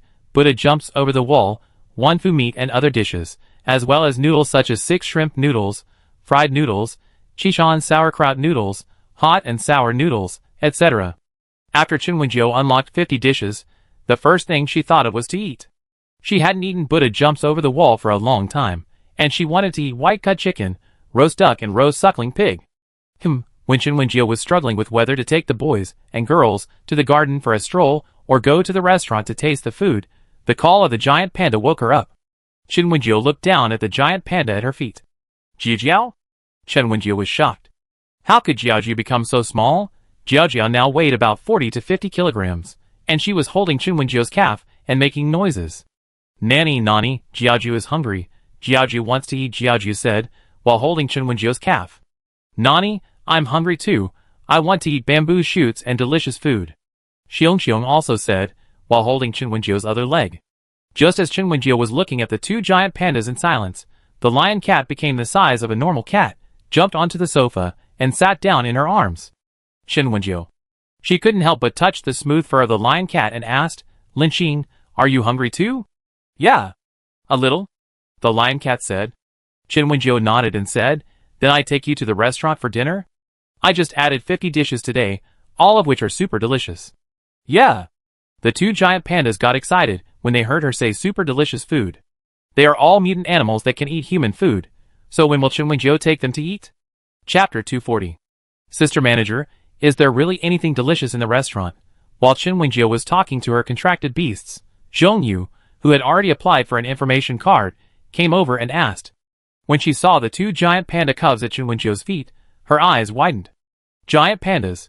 Wow, it's a giant panda. Zhongyu is not a person who is particularly obsessed with giant pandas, but she was very happy to see a giant panda suddenly. She is also a plush lover. Sister Manager, is this the giant panda you raised? They had heard what Chen Wenjiu said to Yao Xian before, so they knew that Chen Wenjiu was from another world. So it was not strange that she had a giant panda.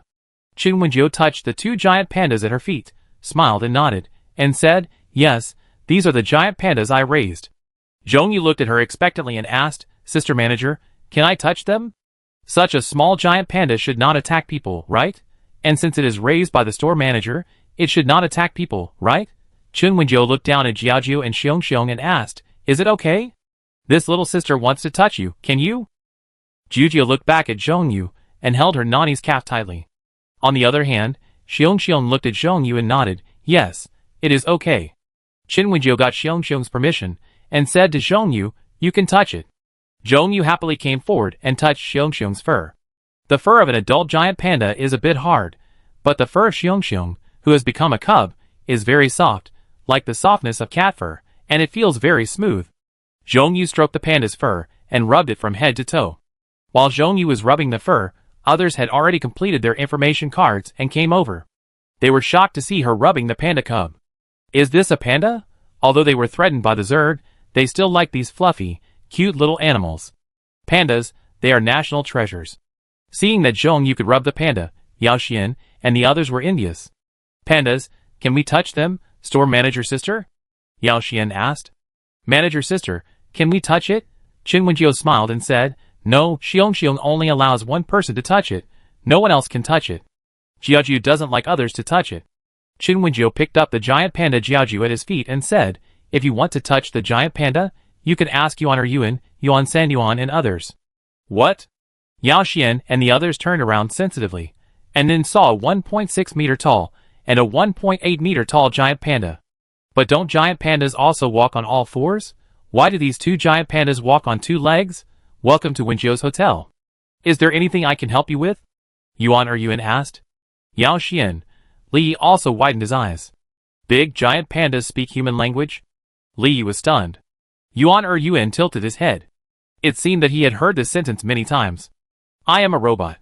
Yuan or Yuan said, but my appearance is that of a giant panda. Lin Yan couldn't help asking, can I touch you? Can I hug you? Yuan or Yuan looked at Lin Yan for a while before saying, you can hug me, but don't make my hair bald. Although it is a robot, Yuan or Yuan still pays great attention to its image. It doesn't want to become a bald panda. After getting Yuan or Yuan's permission, Lin Yan smiled and rushed over to hug Yuan or Yuan. Lin Yin is 170 centimeters tall, while Yuan Yuan is only 160 centimeters tall. So when hugging Yuan Yuan, Lin Yin is taller than it. When hugging Yuan Yuan, she couldn't help looking at the tall Yuan Sanyuan. She should feel safe hugging such a tall giant panda, right? However, before Lin Yin could speak, Yao Xian and the others came to Yuan Sanyuan and asked, "Hello, can I hug you?" Yuan Sanyuan said in a somewhat arrogant tone, "No." Yao Xian and Li Yi were very disappointed, and then looked at Yuan Yuan, who was held by Lin Yin with burning eyes. Lin Yin saw their eyes, and tightened her hands around Yuan Yuan. She didn't want to let go of the fluffy thing in her arms. Chen Wenjiu had already brought Xiong back, and he just let Zhong Yu touch him, and didn't let anyone hold him. Now that I have touched enough, of course, I have to go to a big meal. Nani, I want to eat meat, Xiong said happily. Nanny, I want to eat ice cream. Jiaoju also acted coquettishly with Chen Wenjiu. Meow, the lion cat on Chen Wenjiu's shoulder also called out.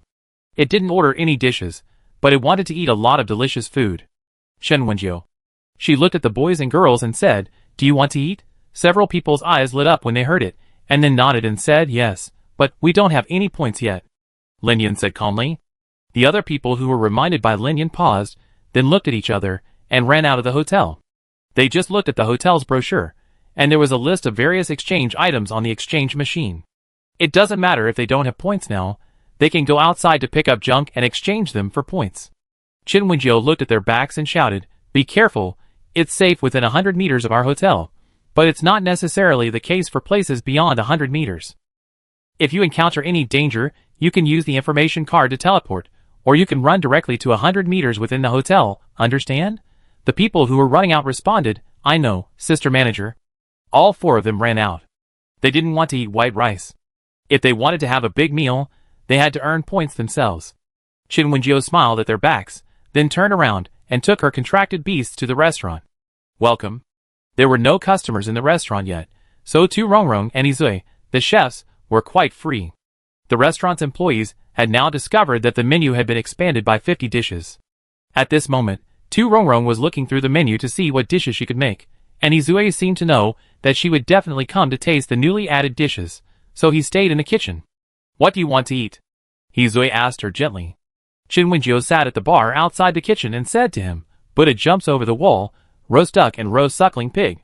Izui. "All the things you order take time." Chen Wenjiu smiled and said, "Taking time to make things more delicious."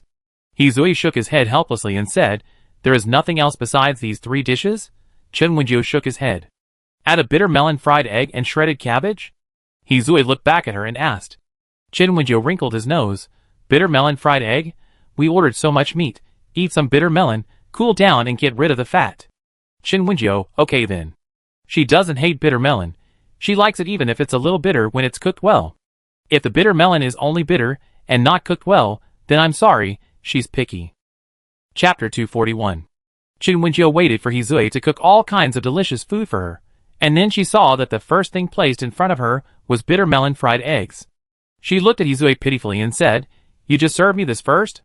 Even if Buddha jumps over the wall is not the first one served, what about roast duck? Roast suckling pig? Izui." He looked at her seriously and said, "You have to understand that these dishes all take time. Buddha jumps over the wall takes time to process various ingredients. Stewing can be ignored after having accelerated kitchen utensils, but processing ingredients is very time-consuming.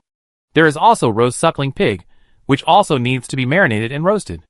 It will take him some time, right? There is also roast duck, which also needs to be air-dried and brushed with crispy water, which is also very troublesome." Chen Wenjiu, "Oh, I see." Izui looked at her pitiful appearance and smiled as he gave her a portion of spicy rabbit head. "Eat this first, and you can eat roast duck and roast suckling pig in a while." Izui put the spicy rabbit head in front of Chen Wenjiu and said. Chen Wenjiu made a heart shape to him, happily put on disposable gloves, and began to taste the spicy rabbit head. Although the dish is called spicy rabbit head, the one Izui made for Chen Wenjiu was not the authentic one. Its spicy level would definitely make people from Sichuan and Chongqing disdain it. But it just suits Chen Wenjiu's taste. She can't eat anything too spicy. Chen Wenjiu gnawed the rabbit head while watching Izui cook smoothly. Roast suckling pig needs to be marinated, and the time-accelerating kitchenware can speed up the marinating time and the roasting time. After the upgrade, there are many kitchenwares that can accelerate time. While chewing the rabbit head, Chen Wenjiu thought. Should she upgrade the kitchen to level 9? This is related to her food, so she can't be careless. Chen Wenjiu opened the system panel, found the restaurant interface, and prepared to upgrade the restaurant kitchen. The restaurant kitchen is now about level 7. Chen Wenjiu thought about it, and directly spent a lot of points to upgrade it twice in a row, directly to level 9. Level 9 is the highest level of the restaurant kitchen. After reaching the highest level, all the facilities in this kitchen are upgraded to the top. After Chen Wenjiu finished upgrading, she looked at Hizue and said with a smile, I want to have a feast as soon as possible. Hizue nodded to her and began to prepare her feast. Meow, when Chen Wenjiu was chewing the rabbit head, the lion cat on her shoulder couldn't help but call out. Chen Wenjiu looked down at it. Lin Qing wants to eat? Meow, the lion cat nodded. But this is a bit spicy. Okay, I give it to you. Chen Wenjiu asked Yuan Yuan to bring her a small bowl and put it next to her, and asked her to put a rabbit head on it for the lion cat to eat. She looked at Jiaoju and Xiong who were sitting obediently next to her and asked, Do you want to eat? The two giant pandas did not refuse, and one bear and one rabbit head started to eat. Of course, they had no idea about the bitter melon fried eggs, and they didn't even want to look at them. Chen Wenjiu looked at the bitter melon fried eggs in front of her, thought about it, and asked Hizue to add a bowl of rice for her, and then she ate slowly. Of course, she ate slowly, waiting for her feast. Because the kitchen was upgraded to level 9, Hizue's time for making Buddha jumps over the wall, roast duck and roast suckling pig was shortened a lot. Of the 3 dishes, the first one served to Chen Wenjiu was the roast suckling pig. She was very happy eating the delicious roast suckling pig. The skin was crispy, and the meat inside was tender and delicious. Chen Wenjiu certainly couldn't finish a roast suckling pig weighing 30 or 40 kilograms by herself, so she shared it with her contracted beasts. The contracted beasts all had big appetites. Their bodies were already big, so a roast suckling pig of this size was not enough for them. Chen Wenjiu thought about it, and ordered another roast suckling pig, 6 roast ducks, and 12 portions of Buddha jumps over the wall, all for her contracted beasts. When she ordered the quantity that the 3 of them could share equally, so that they wouldn't have to fight over the odd portion left. After Chen Wenjiu finished the roast suckling pig, roast duck and Buddha jumps over the wall were also served. She ordered a bowl of Buddha jumps over the wall for herself, and after taking a bite, she liked the fresh and rich flavor very much. This Buddha jumps over the wall didn't have a strong fishy smell, and the ingredients were well processed, with only the freshness of seafood and the deliciousness of other mountain delicacies. While eating, Chen Wenjiu praised Hizue, Your cooking skills have improved a lot, haven't you? Hizue smiled and looked at her and said, I have been a chef for so long, dealing with the kitchen every day. Don't you think my cooking skills should improve? Chen Wenjiu shook his head. Your cooking skills should improve. What about your cultivation? Has it improved too? Chen Wenjiu asked. Hizue is a kitchen cultivator. His cooking skills have improved, which should also mean that his cultivation has improved a lot, right? Hizue nodded. His cultivation has also been promoted. Chen Wenjiu said happily, then congratulations. By the way, I seem to feel a stronger spiritual power. Can you hide more spiritual energy in the food? The food made by the kitchen cultivators contains spiritual energy, which is very good for the body after eating. Ordinary people can strengthen their bodies and prolong their lives after eating. And after eating, the cultivators can enhance their spiritual power and regulate their bodies to make themselves stronger. There are even powerful kitchen cultivators who can make the food they make have the same effect as the top-grade elixir. Hizue also has such ability, but he has restrained himself a lot. After all, he used to be a chef in the hotel in her hometown, and he basically faced ordinary tourists. The food he made contained too much spiritual energy, which would burst people. After Chen Wenjiu finished the Buddha jumps over the wall soup, she felt the spiritual power in her body.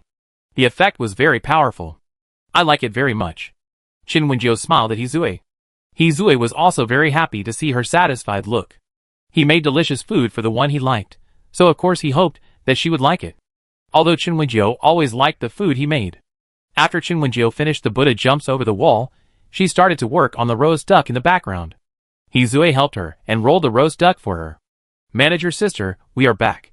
Chen Wenjiu was eating happily when she heard the voices of Yao Xian and others who had just rushed out of the hotel. She looked back, and the boys and girls were so happy at the moment. Sister manager. Wow, is this roast duck? The little girl Zhong Yu exclaimed when she saw the food in front of Chen Wenjiu. Wow, that's roast suckling pig. She looked at the giant pandas again, and was surprised to see what they were eating. Can giant pandas eat roast duck and roast suckling pig? Wow, can cats eat it too? Zhongyu saw the lion cat eating Buddha jumps over the wall again, and was even more surprised. Can lion cats and giant pandas eat these human foods? Chen Wenjiu smiled and explained to them that it didn't matter, they were mutant animals, their physical fitness and their stomachs were very strong, and they could eat human food. Chapter 242. Li Yi was surprised after hearing what Chen Wenjiu said. Mutant animals? They are actually mutant animals? Wow, store manager's sister, if they are mutant animals, do they have special powers? Li Yi asked excitedly. Mutant animals, don't they usually have special powers like gold, wood, water, fire, and earth, and special powers like wind, ice, and thunder? Do they have them? Li Yi looked at the three contracted beasts, who were enjoying the food with burning eyes. After hearing what Li Yi said, the three contracted beasts paused in their eating and looked up at him. Superpowers, and gold, wood, water, fire, earth, ice, wind, and thunder? Mutated animals may have superpowers? What? They really let him down for not having superpowers? Humph. The three contracted beasts looked at Li Yi for a while, then lowered their heads to enjoy the food. So what if they don't have superpowers? The naughty/shit shoveler still loves them. Chen Wenjiu looked at Li Yi with a smile and said, who told you that all mutant animals have superpowers? Ah. But those older brothers and sisters said that those are all like this. Li Yi was stunned. 10 years ago, Li Yi was only an 8-year-old child, and he didn't watch those online videos much. Of course, he has watched cartoons and animations. Don't all the mutant animals above have superpowers? In many cartoons, many things have mechas. So when he heard that these three animals were mutants, his first reaction was, do they also have superpowers? Chen Wenjiu looked at him with amusement and said, no, our Xiongxiong and Jiaojiao, as well as Lin Qing, are all mutant animals, but they don't have natural superpowers. But our babies can grow bigger. Jiaojiao and Xiongxiong can grow to be more than 60 meters tall. Wow! Can they grow so big? Now it's not just Li Yi and Zhongyu. Yao Xian and Lin Yin are looking at Jiaojiao and Xiongxiong with admiration. Xiongxiong couldn't help but get close to Jiaojiao and hummed, the way those humans look at me is so scary. Jiaojiao, you have to protect me. Jiaojiao glanced at Xiongxiong, stretched out her paw and patted its head. Why are you so scared? You are a giant panda. Xiongxiong still hummed, but Jiaojiao, we used to be cute in the zoo. Although it is a giant panda, it doesn't look like a beast at all. The two giant pandas were communicating privately. Chen Wenjiu glanced at them, and continued to say to the boys and girls, aren't you hungry? Don't you want to eat? After hearing her reminder, the boys and girls finally came to their senses, and swallowed their saliva while looking at the feast in front of her. I want to eat. The four of them gathered together, and looked at the waiter in the restaurant. Wow, there are also robots in the shape of animals here, so beautiful and cute. Zhongyu was very excited when he saw Tuan E Tuan, Tuan Air Tuan and others. In addition to the giant panda robots, there are also red pandas in the restaurant. Isn't this so cute? Red pandas are also very good looking, chubby, fluffy, and their reddish-brown fur is so pretty. When Zhongyu and Lin Yin were excited about the giant pandas, Yao Xian and Li Yi were also excited. Although they are boys, they can hardly control themselves when they see such cute giant pandas and red pandas. The four of them asked for permission from the robots, hugged and clung to each other, and looked very happy. Finally, Lin Yin calmed down and looked at the menu to order. But it jumps over the wall is only 58 points? Lin Yin was so surprised. You know, they just went out to collect supplies and exchanged for a lot of points. 58 points can eat Buddha jumps over the wall. It's really too cheap. Roast duck, it's also 58. One caddy. Lin Yin was a little surprised when she saw the price. Is this too expensive? A roast duck should be about 5 caddies, right? Calculated in this way, it seems that a roast duck costs 290 points. Lin Yin looked at the others and asked, should we order this roast duck by one gene or a whole duck? A whole duck. Zhongyu said first. How can a gene of roast duck be enough? Of course, we should order a whole duck. Yes, yes, order a whole duck.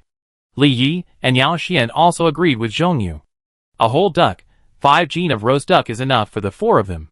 And, if we can't finish it, we can take it away. Yao Xian said, and then looked at the little panda Tuan in his arms and said, this cute little panda, don't you think so? If we can't finish it, we can take it away. Tuan nodded and said, yes, the guests can take away what they can't finish. Don't waste food. Yao Xian held Tuan's hand tightly, and then said to Lin Yin, look, Xiao Xiongmao said that it can be taken away, so just order a whole roast duck. Lin Yan nodded, and then said, the roast suckling pig is also 58 points per caddy. Should we buy a whole one, or just a caddy? Everyone discussed it, and decided to buy 4 caddies, 1 caddy for each of them. In addition to the 3 kinds of food that Chen Wenjiu had just eaten, they also chose other delicacies. Spicy rabbit head, spicy rabbit cubes, boiled fish, boiled beef. They ordered about a dozen dishes in a row. But it doesn't matter, if you can't finish it, you can pack it up. There are many people in their base, and it may not be enough to pack it up and take it back. The roast suckling pig, roast duck and Buddha jump over the wall may take a little longer to serve, so the other dishes will be served first. Because the boys and girls ordered more dishes, Tu Rongrong went back to the kitchen to help cook. Chen Wenjiu had almost finished eating, but her contracted beasts hadn't eaten enough, so she watched them eat while drinking a drink. Wow, this beef. Zhongyu tasted the boiled beef.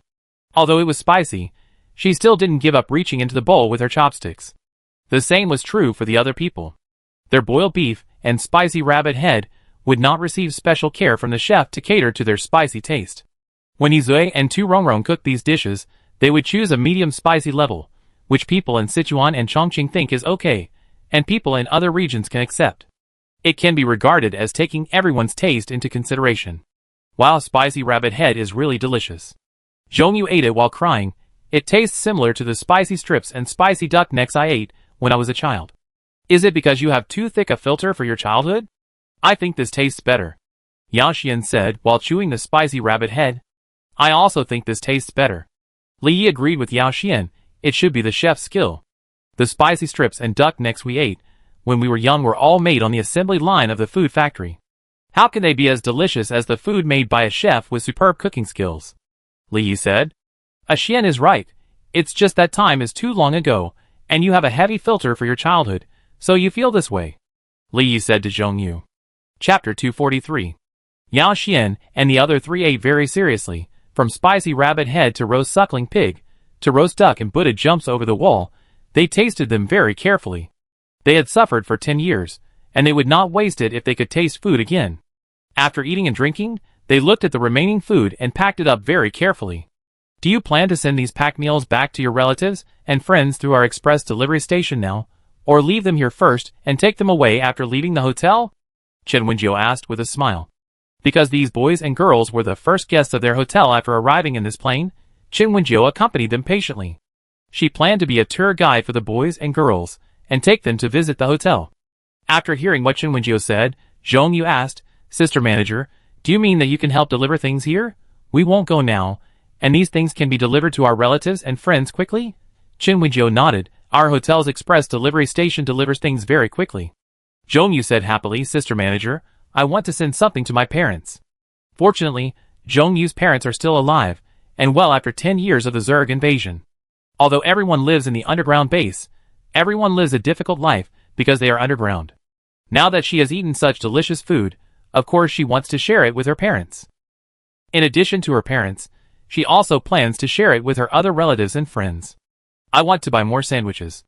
Zhongyu took the menu and continued to order food. Wow, look, there are also chicken feet and duck necks, which are all things that my parents used to like to eat. Zhongyu's parents were born in the 2000s. When many people born in the 1990s and 2000s were unwilling to have children, they still got married early and gave birth to Zhongyu. Because they were born in the 2000s, they also liked all kinds of snacks when they were young, such as boneless chicken feet, lemon chicken feet, tiger skin chicken feet, duck necks, duck feet, and other things. My mother likes to eat duck heads. You can buy some for her. My uncle likes to eat braised beef. Lin Ying came to Zhongyu and said, there is also mango-shaped ice. My mother likes to eat mangoes. Wow, there's also a giant ice cream sundae, ice cream. I didn't even notice there was dessert just now. Zhongyu said happily. Salted egg yolk pork dumplings. Zhongyu ordered a dozen without hesitation after seeing them. She wanted to buy them back for her parents and other relatives. Seeing Zhongyu ordering food so excitedly, Yao Xian and Li Yi looked at each other and joined in.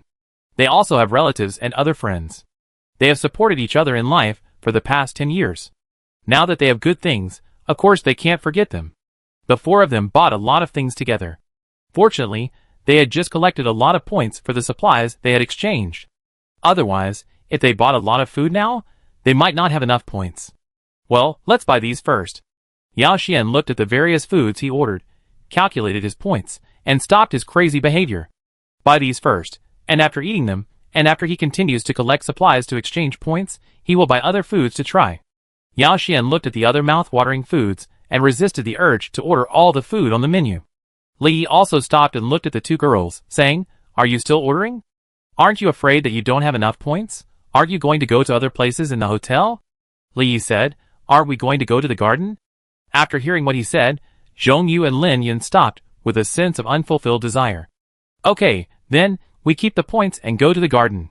Qin Wenjiu smiled as they ordered the food, and after Yuan Yuan and the others packed all the food, he took them to the express delivery station.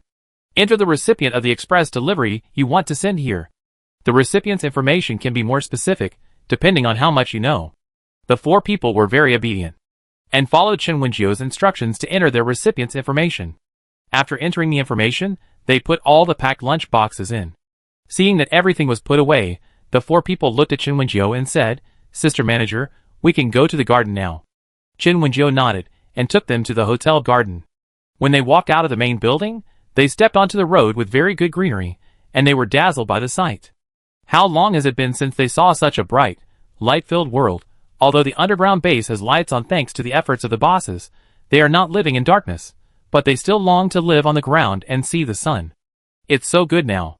Yao Xian couldn't help but look up at the sun in the sky, then turned back to look at Qin Wenjiu and said, "Sister Manager, is the sky still blue in the hotel?" Qin Wenjiu frowned slightly when he heard him say that. Isn't the sky blue when you look at it from other places? She didn't notice the color of the sky when she went out before. Isn't the sky blue in other places? Yao Xian shook her head and said, "Dr. Liang from our base said that because the Zerg ate all the plants, the atmosphere is now destroyed, so the blue sky can't be seen." Qin Wenjiu frowned when he heard it. Sure enough, the Zerg must be driven out. Regardless of whether this world is her world or not, Qin Wenjiu doesn't want the Earth to be destroyed. The Earth means a lot to mankind. Just like the various interstellar worlds that Qin Wenjiu had seen before, those time travelers or descendants of the Earth tried every means to find the Earth and revive it. Qin Wenjiu was no exception. She certainly had feelings for the Earth. Even though they sometimes scolded those Guijias outside Yin State as having brain problems, they were still unwilling to give up the Earth. In the previous natural disaster apocalypse, although humans migrated away from the Earth, it was not considered as giving up the Earth. It was just because there were too many natural disasters on the Earth, and it was not suitable for human survival, so everyone migrated out first. When the Earth evolves successfully and natural disasters are reduced or eliminated, humans will return to Earth. Those Zergs are too powerful. We are like ants trying to shake a tree when we fight them, Yao Xian said worriedly. He also wanted to kill all the Zergs, or drive them out of the Earth. But it was difficult. The Zergs were too big, and their shells were as hard as armor. They might not be able to kill them with thermal weapons. As for mushroom eggs, if they were left there, they would really damage the Earth even more. Of course, the Earth is now bald with Zergs, so there is no need to worry about harming other plants and animals when mushroom eggs are dropped. However, the nuclear radiation left after the mushroom eggs explode is not so easy to remove. Humans still have hope, hoping to continue to survive on Earth, and do not want to leave it. Therefore, it is impossible to bomb the entire Earth with mushroom eggs. Chapter 244. Qin Wenjiu brought the four people to the garden. As soon as they entered the garden, they saw cherry blossoms and peach blossoms in full bloom. The pink, red, and white flowers fell one after another as the breeze blew, giving them a sense of reality like the falling petals in the poem. Wow, it's so beautiful. Zhong Yu couldn't help but run over when she saw the fragrant peach blossom forest. Ah, so beautiful. Zhong Yu is a girl who likes flowers very much, so she likes the blooming peach blossoms very much. The peach garden and cherry blossom garden are close to the garden gate, so Qin Wenjiu asked Tu Rongrong and Qin Qiuxiang to grow the peach and cherry blossom trees near the gate very big. Now these flower trees are all very tall, at least 30 to 40 meters high, with very thick branches, large crowns, and many flowers. Peach blossoms and cherry blossoms are really full of branches, and the layers of flowers are more than the dense leaves of other trees. What beautiful flowers! Yao Xian and Li Yi also like peach blossoms and cherry blossoms. They like the legendary 10-mile peach blossoms and 30-mile peach blossoms. Several people strolled around the peach garden, then went to the cherry blossom garden, and then went to other places. The four of them followed Qin Wenjiu to visit various flower fields, gardens, woods, and bamboo forests, and they all liked them very much. Hissing, Zhongyu and Lin Yan glanced at a place casually, and then took a breath. What is that? Zhongyu and Lin Yan blurted out in fear. Their voices split because of fear. What happened? Yao Xian and Li Yi heard the fear in their tone and asked with concern. Lin Yan and Zhongyu pointed their fingers in the direction of the horror. Qin Wenjiu saw the appearance of the two of them, then looked in the direction they pointed, and turned his head quickly the next second. Ah, how could she forget? Why did she choose this road? With these four people, did she forget that there was something she was afraid of in this direction? Oh, is this a giant python? Li Yi couldn't help but gasp when he saw the two giant pythons, one gold and one white, in that direction. The two giant pythons were very large, and according to Li Yi's visual estimation, they were more than 1 meter long. Such giant pythons are really terrifying. If they eat people, they can really eat people as snacks. It feels like one person is not enough to fill their teeth. Zhongyu and Lin Yan ran to Qin Wenjiu and grabbed her arms, and buried their faces in her arms in fear and asked, Sister Manager, you actually keep a giant python here? Isn't it a garden? Why does it feel like a zoo? The two said in fear. Qin Wenjiu, you two are obviously taller than me. Why do you bury your faces in my arms? Don't you feel tired bending over? Qin Wenjiu was helpless, but still explained that this is indeed a garden, but this place is where Dr. Qin of our hotel keeps her contracted beast. These two giant pythons, they are raised by her, Qin Wenjiu said. Yao Xian looked at the two giant pythons and asked, are they also mutant animals? Like the two giant pandas that you, the store manager's sister, have? Qin Wenjiu nodded. Yao Xian's eyes lit up, and he looked at the two giant pythons with a burning gaze. They won't hurt people, right? Since they are mutant animals, and they are raised by the doctor's sister, they shouldn't hurt people, right? Yao Xian asked. Well, they won't hurt people easily, Qin Wenjiu said. Even if these two giant pythons never hurt people, Qin Wenjiu didn't dare to get along with them alone, and even didn't want to see them. She was afraid of snakes anyway. Let's go somewhere else. Qin Wenjiu really didn't want to stay here any longer, so she asked them to follow her to the next place. Zhongyu and Lin Yan grabbed Qin Wenjiu's arms and followed her. Li Yi was also a little scared, so he dragged Yao Xian away. Yao Xian looked back at the two giant pythons, his eyes showing his love. Li Yi was helpless when he saw him like this. Although this guy also liked furry things, he also liked this kind of reptile pet. He also likes reptiles such as pythons, venomous snakes, and lizards. Originally, Yao Xian liked insects very much, but since the invasion of the Zerg brought great harm to the earth and made his life very difficult, Yao Xian no longer likes insects. He took people to visit the garden, and when they were tired, they took the sightseeing bus together. When they were tired, thirsty, or hungry, they bought things from the vending machines that can be seen everywhere in the garden. Qin Wenjiu sat in the pavilion, watching them drink water, and looked at the lavender garden not far away and asked, do you want to continue to visit? The garden of their hotel is very big, and they haven't even walked through 1/5 of it yet. But she could see that the boys and girls were a little tired. As expected, Zhongyu shook her head and said, let's see the rest later. Lin Yan and the others also nodded. Although the garden was beautiful, they were tired now, and didn't want to continue walking.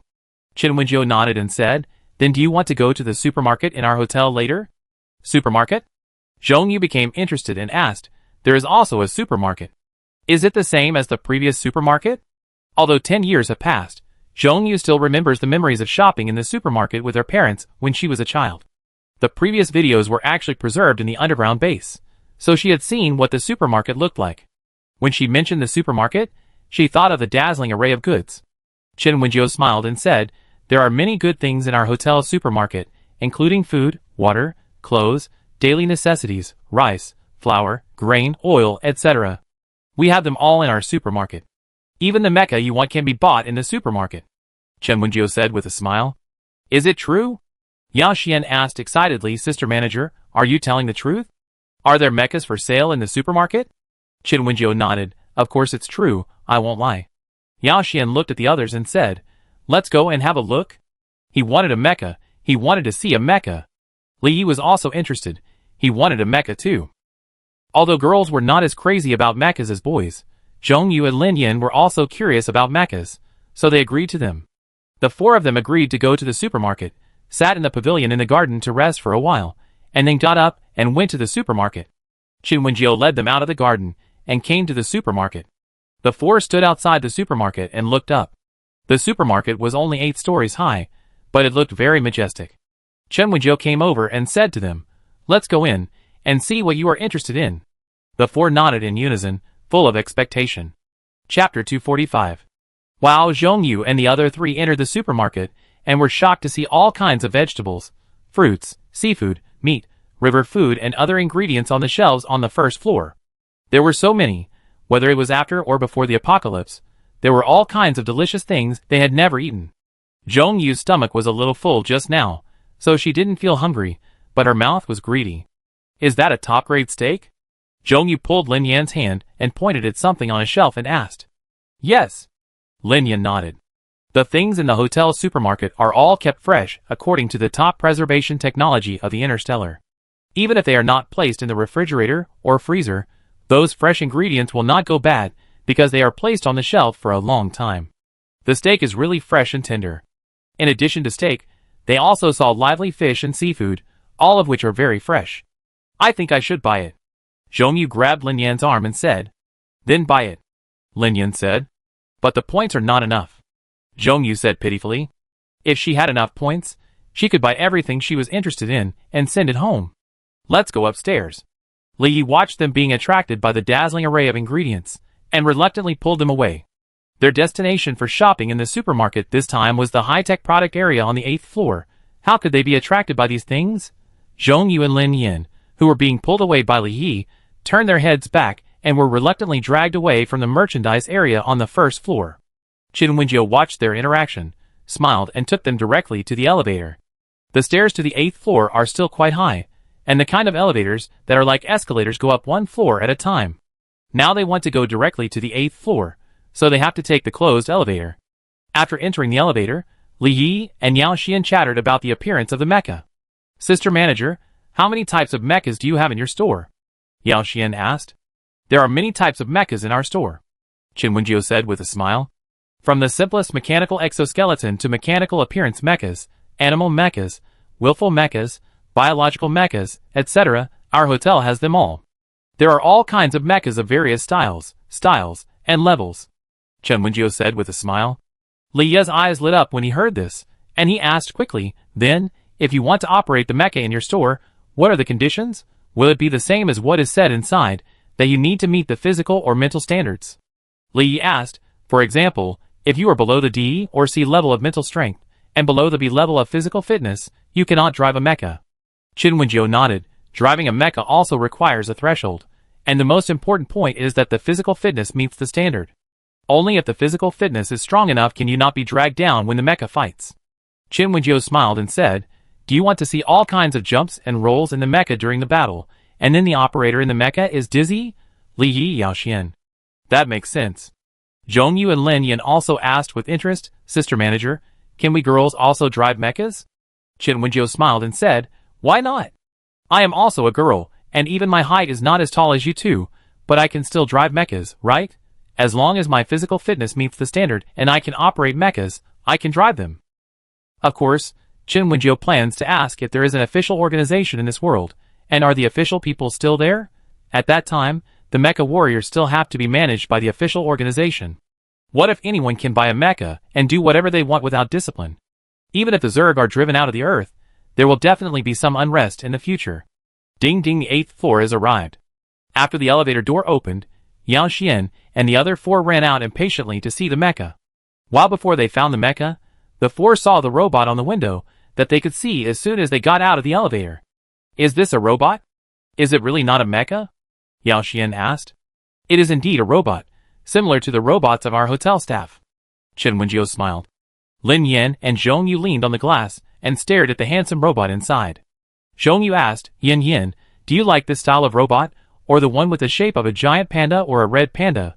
Lin Yan, "I like this type, and I also like giant panda and red panda robots." She also likes Fluffy, and has thought about raising a pet, but her parents don't want her because she is still young. There are many things to consider when raising a pet. You can't just feed it when you remember, or hold it and stroke its fur. When raising a pet, you have to pay attention to its diet, food, and nest. It's also troublesome if it gets sick. There are also problems such as hair loss and bathing.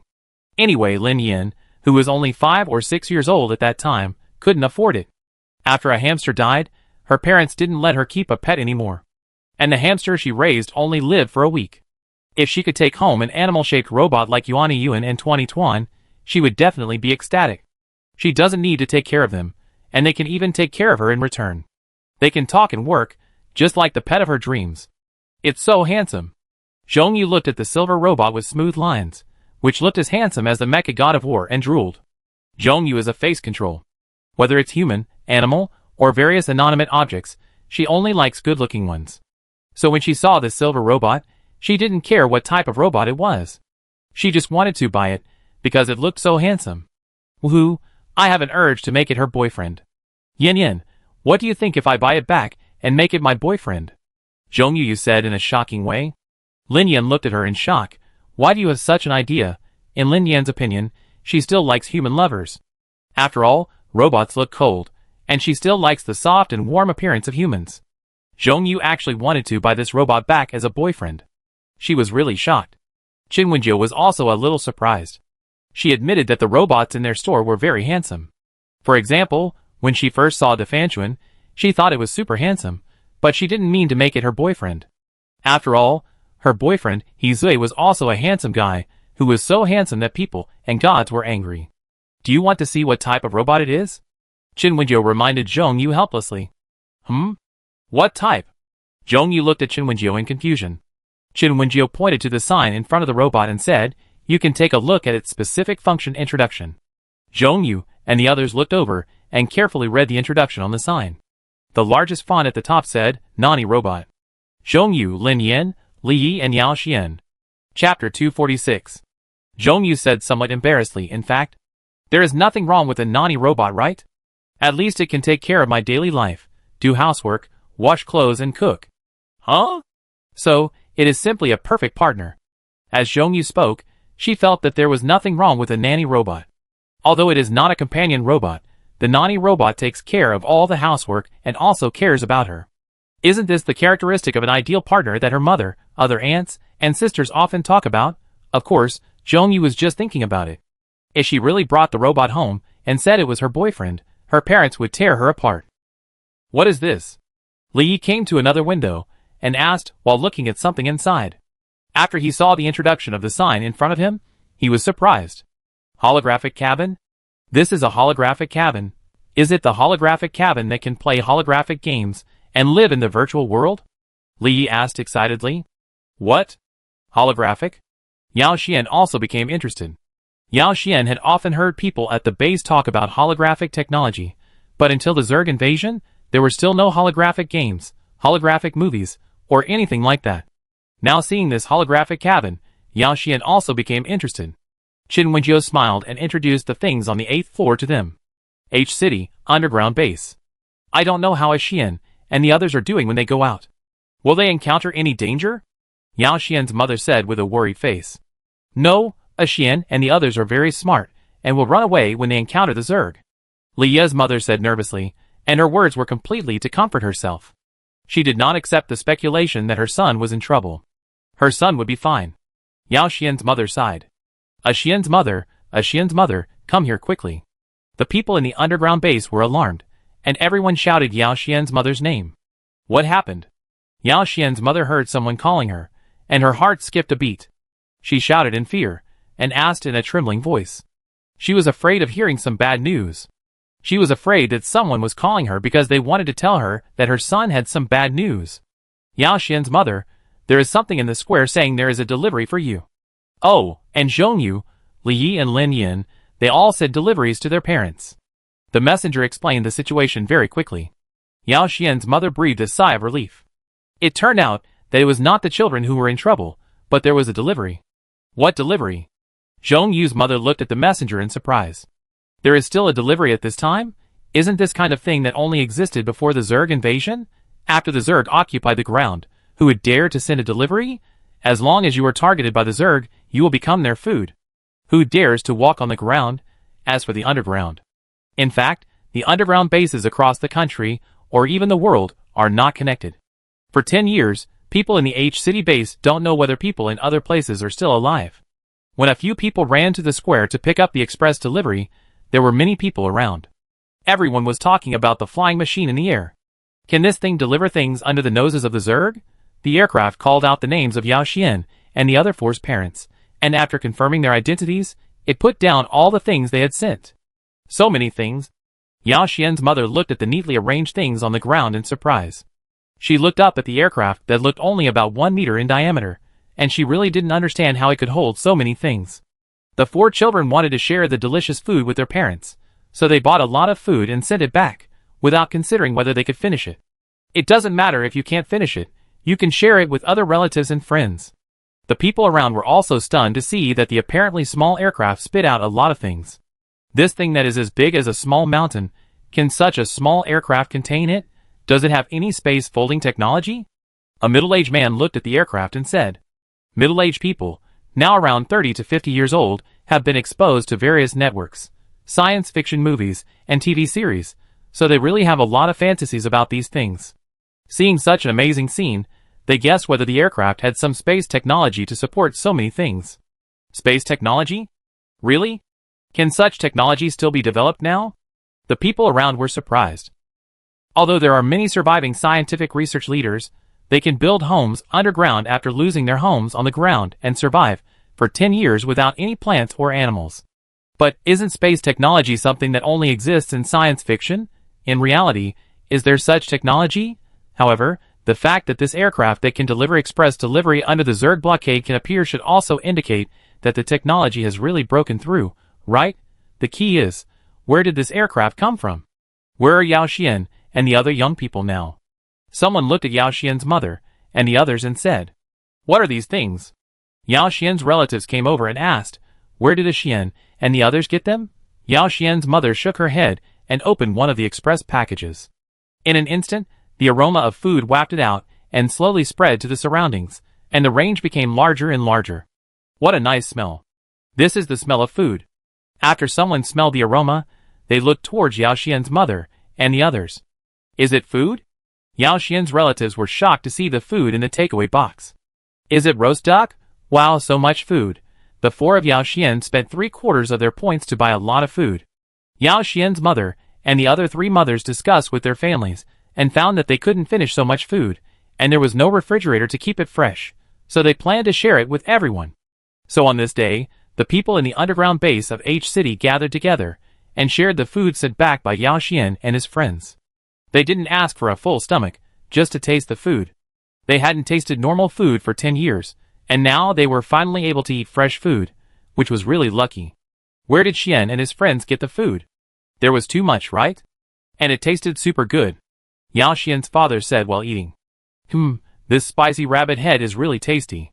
Yao Xian's father's hometown is in Sichuan and Chongqing. He came to H City to work and then married Yao Xian's mother, and then settled here. His taste is still that of Sichuan and Chongqing, and he can eat spicy food very well. It has been so long since he had such authentic spicy rabbit head, and Yao Xian's father really missed it. Yao Xian's mother looked at him crying while eating, and asked in confusion, "What's wrong? You haven't eaten spicy food for a long time, so you cried because of the spiciness?" Yao Xian's father shook his head and said, "How is it possible? I won't cry because of the spiciness. I just cried because I finally tasted the familiar taste," Yao Xian's father said. Yao Xian's mother was relieved to see that he was indeed not crying because of the spiciness, and she happily enjoyed the dessert sent back by her son. Chapter 247. H City Underground Base. Are these all sent back by Yao Xian and his friends? The base commander looked at the things on the table, very fresh food, still emitting hot air. That aircraft was used to send things to Yao Xian's family.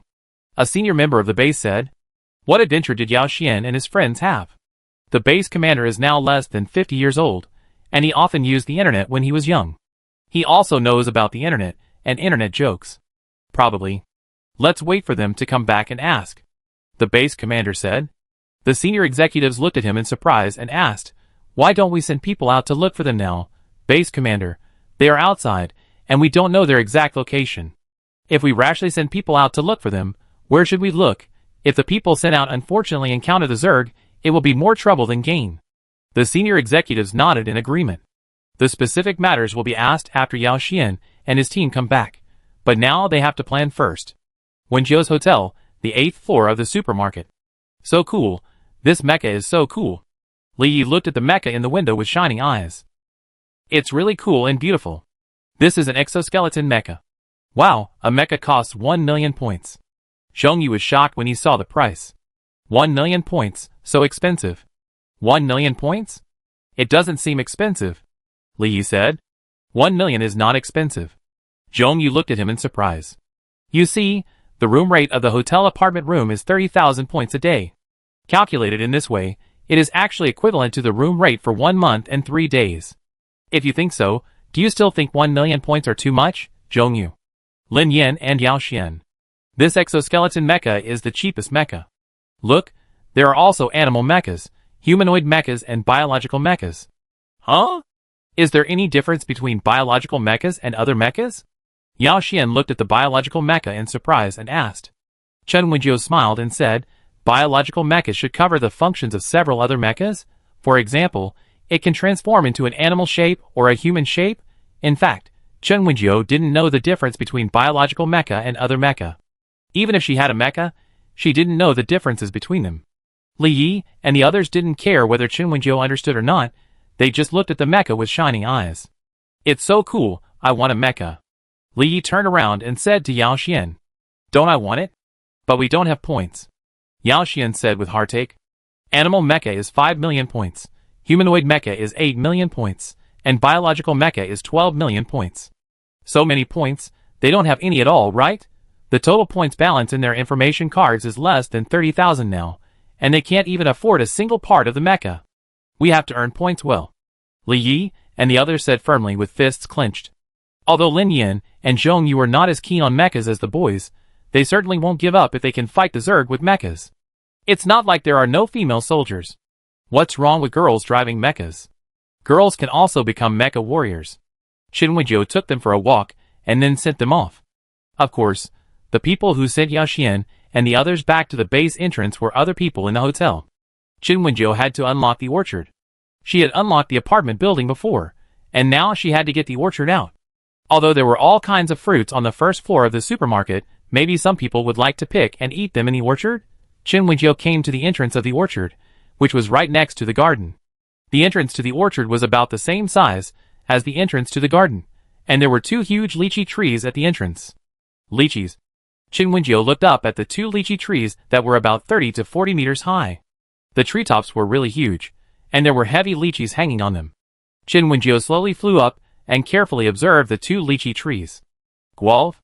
Chen Wenjiu was very surprised. The 2 lychee trees at the entrance of the orchard turned out to be the most expensive guelph. Chen Wenjiu picked one and tasted it. It tasted sweet and great. It was indeed the most expensive variety. Chen Wenjiu picked a few guelph lychees and ate them, then landed and walked into the orchard. She looked back at the 2 lychee trees at the door, and unlocked the 100,000-acre lychee forest directly after entering the door. Of course, there is not only one kind of lychee in the 100,000-acre lychee forest.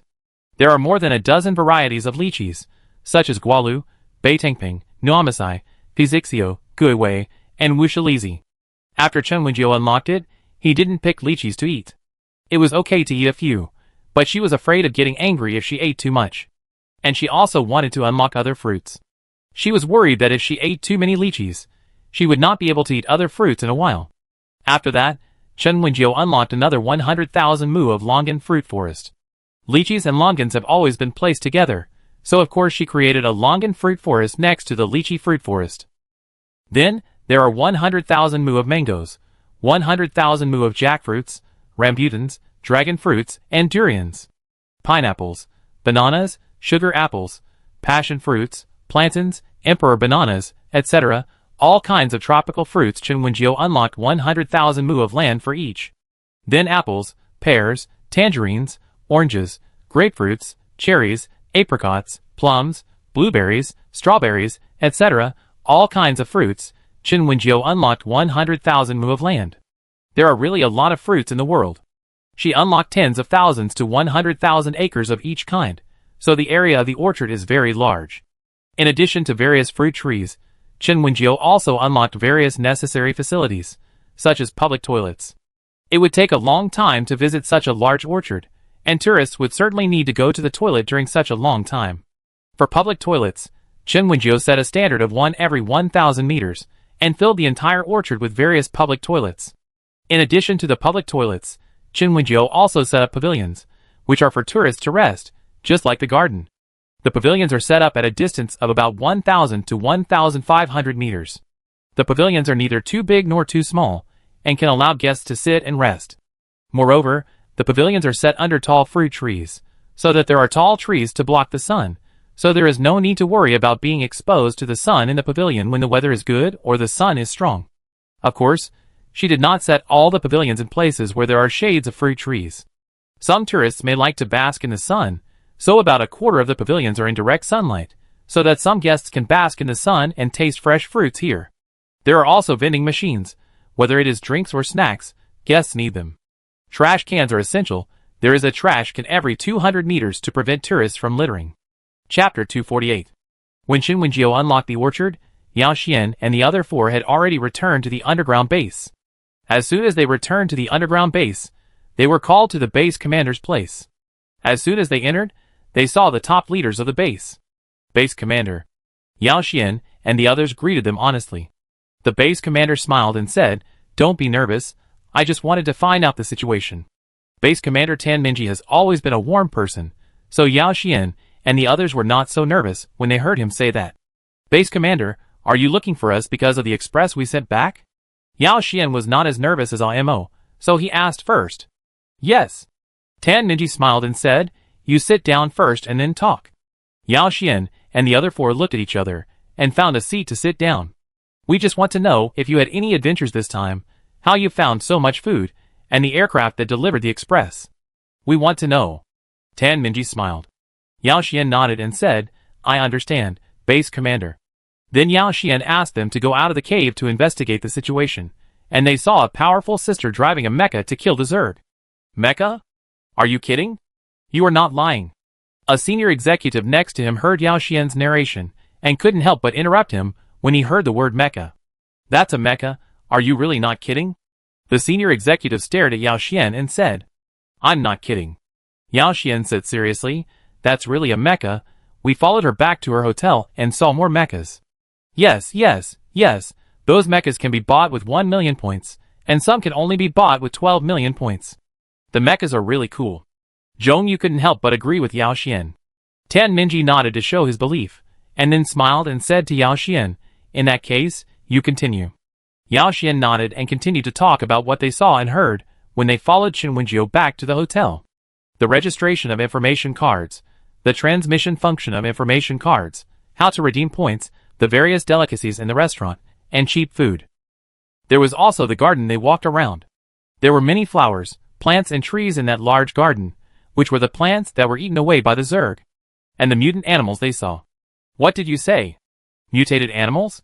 Giant pythons hundreds of meters long? Another senior executive couldn't help but interrupt Yao Xian in surprise. A giant python hundreds of meters long, do such large animals really exist?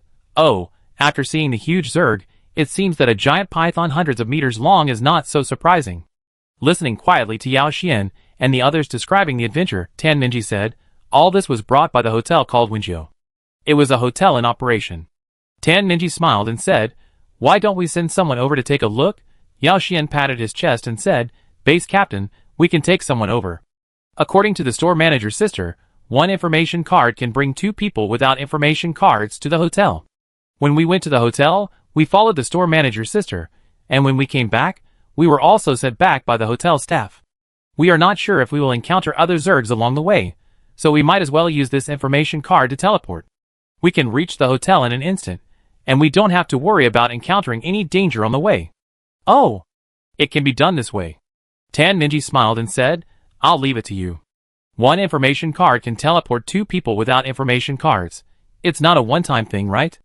A beautiful female executive looked at them and said, "Maybe you can go back and forth a few times and take more people to the hotel?" Yao Xian and the others opened their eyes wide and said, "Yes, we can go back and forth several times and bring more people to the hotel.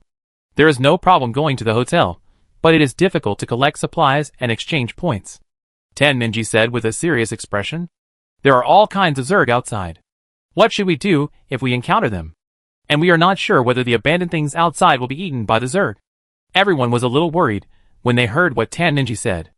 Don't worry too much about this, Zhongyu said weakly. The senior executives all looked at Zhongyu. Zhongyu was a little nervous under everyone's gaze, but he still expressed his thoughts. When we collected the materials for redemption points today, we found that many things were not eaten up by the Zerg. Although the Zerg ate animals and plants, and perhaps other things that humans cannot eat, they did not actually eat the entire Earth. For example, buildings, metal machinery, electronic products, clothes, plastic products, etc., these things were not eaten by the Zerg. So if you want points, you can go collect junk and exchange them with the hotel. That's it, then everyone will have motivation. Tan Minji smiled. Everyone discussed for a while, and then decided to send the most powerful troops in the base to the hotel to have a look. After registering the information card, let them go out to collect supplies and exchange them for points. The most powerful troops are all good, even if they may not be able to kill the Zerg, but if they work together, they may be able to escape and not lose their lives to the Zerg. Tan Minji and other high-level officials called the troops, and then asked Yao Xian and the other four to bring them to the hotel again and again. When they saw Yao Xian and the other four disappear in front of them for the first time, Tan Minji and the others couldn't help but shrink their pupils. Even though the Zerg have invaded the Earth now, it's still a bit hard to hold back when they see the great transformation in front of them. Secretary General, why don't you go to the hotel to take a look? Tan Minji looked at a female high-level official next to him and said. This female executive was the one who had reminded Yao Xian and the others that they could go back and forth between the hotel and the base to send people there. The female executive looked at Tan Minji and said, should I go? The base commander is not going? Tan Minji smiled and said, you go first, I see you later. It's not that he was worried that the hotel was dangerous and asked others to go first to explore the way for him. But he thought that if others went first, they could enjoy the various benefits of the hotel earlier, and he could go later. The female executive thought for a while and said, okay, I go with Yao Xian and the others when they come back. Tan Minji smiled and nodded. The other executives had no objection. The female executive was calm and rational, smart, and quick-witted. She would go to the hotel to investigate first, and then she could come back to report the situation and give advice on what they should do in the future. Chapter 249. Qin Wenjiu smiled and looked at Yao Xian and the others and said, why are you here so soon? Yao Xian said, send the people from our base here? There are many people in our base, and I have to go back to bring a few more people, so I won't chat with you, the store manager's sister. Qin Wenjiu nodded, and Yao Xian was quickly teleported back to the base. Hello, welcome to Wenjiu's hotel. I am the store manager Qin Wenjiu. After watching Yao Xian leave, Qin Wenjiu smiled and said to the 8 people said by the 4 of them, our hotel has everything. Guests can come and have a look. Qin Wenjiu took them into the lobby and said, if you want to spend money in our hotel, you have to apply for an information card. The information card has a teleportation function. I believe you have just experienced it. Qin Wenjiu smiled and said, do you want to apply for an information card? Yes. The soldiers who were teleported by Yao Xian and others were the elite troops of the underground base in H City. As soon as they came, they looked around here and estimated the danger and safety value of this hotel. When they heard Qin Wenjiu say to apply for an information card, they all agreed. Since we are here, let's apply for the information card. The 8 people applied for the information card under the guidance of Qin Wenjiu, and then the leader said, let's go collect things to exchange for points. Qin Wenjiu watched them leave, and soon Yao Xian and his team sent several more people one after another. One after another, many people from the underground base in H City came, and more guests registered their information, and the popularity of the hotel was also not small. Qin Wenjiu carefully looked at the popularity of their hotel. In the first world, because of the rampage of zombies, more than 2 billion people died even though it lasted only 2 years. The original population of more than 8.6 billion was later reduced to about 5 to 6 billion. Although these 6 billion people may not necessarily become customers of their hotel, it is almost enough. Even if it is only 1/3, it is still 2 billion. Qin Wenjiu took a look and found that the popularity value given by the first world was about 10 billion to nearly 2 billion.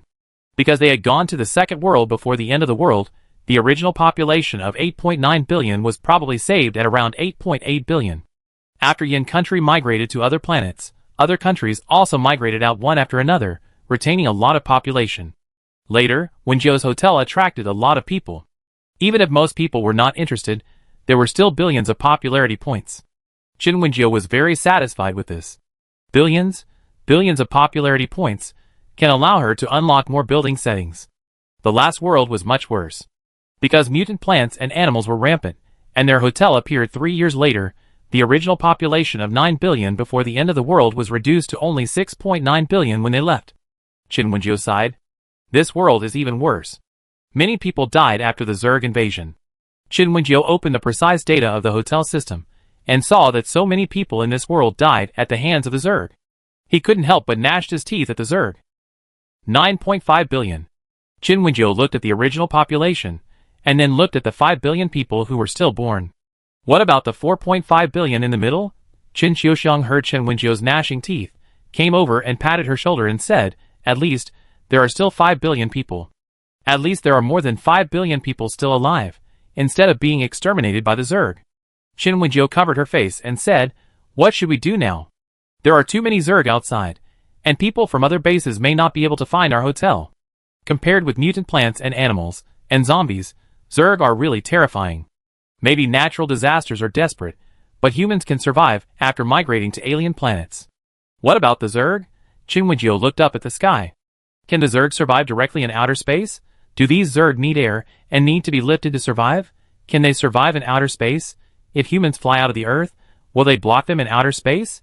Qin Xiuxiang and Qin Wenjiu looked at each other. Perhaps someone once wanted to fly out of the Earth to avoid the invasion of the Zerg, but they may have failed. The hotel brochure can be sent out, Qin Xiuxiang said. Qin Wenjiu nodded. She looked at the task issued to her by the hotel system and said, call Qin Jinya down and let her go on the task with me. Qin Xiuxiang was surprised. Is it Qin Jinya? He can drive a mecha, Qin Wenjiu said. There are so many employees in their hotel, but there are not many who can drive a mecha. Shi Hizui, Qin Jinya, and Tu Rongrong. Now Qin Wenjiu is going to go on a mission, so he called Qin Jinya down. What about us? Qin Xiuxiang asked. Qin Wenjiu patted her shoulder and said, I know you are also very strong, but I want to see the effect of fighting with a mecha. Qin Xiuxiang nodded and notified Qin Jinya to come down in the group. Qin Wenjiu went to the restaurant kitchen again. Both chefs could drive mechas, so she wanted to ask who would go on the mission with her. Tu Rongrong smiled and said, can I go out? Chef, he went out before, and I haven't gone out yet. She looked at Qin Wenjiu and Hizui and asked for their opinions. Hizui nodded and said, I stay in the store. Qin Wenjiu nodded and said to Tu Rongrong, maybe you can also study these Zergs. Can they be eaten? Tu Rongrong smiled and said, eat Zergs? Not impossible. Zerg can treat humans as food, so why can't humans treat them as food? Humans had the habit of eating insects before the end of the world. If insects were not too big and too powerful now, humans would also try to eat Zerg. Hey, I'm coming down. Are we going on a mission? Where are we going? Qin Jinya's smiling voice came from the restaurant door. Qin Wenjiu turned around and saw the tall and handsome guy with a wanton and romantic look. His attitude would be greasy, gangster, and sloppy on ordinary people, but on him, it was just wanton and romantic. As expected, this world is all about appearance. Clean up the Zergs around the table in H City, and then ask the people in the base if they want to buy a protective shield to protect H City, Qin Wenjiu said. After Qin Wenjiu finished speaking, a voice came from the side. Sorry to bother you. When Qin Wenjiu and the others looked over, they saw a woman who was probably in her early 40s. The other party saw Qin Wenjiu and the others looking over, and smiled politely. Sorry, I didn't mean to eavesdrop. I just happened to pass by. But I heard you say that there can be an energy shield to cover H City. Is it true?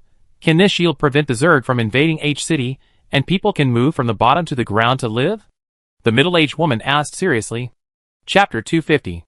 Qin Wenjiu looked at the other party and asked politely, Excuse me, who are you?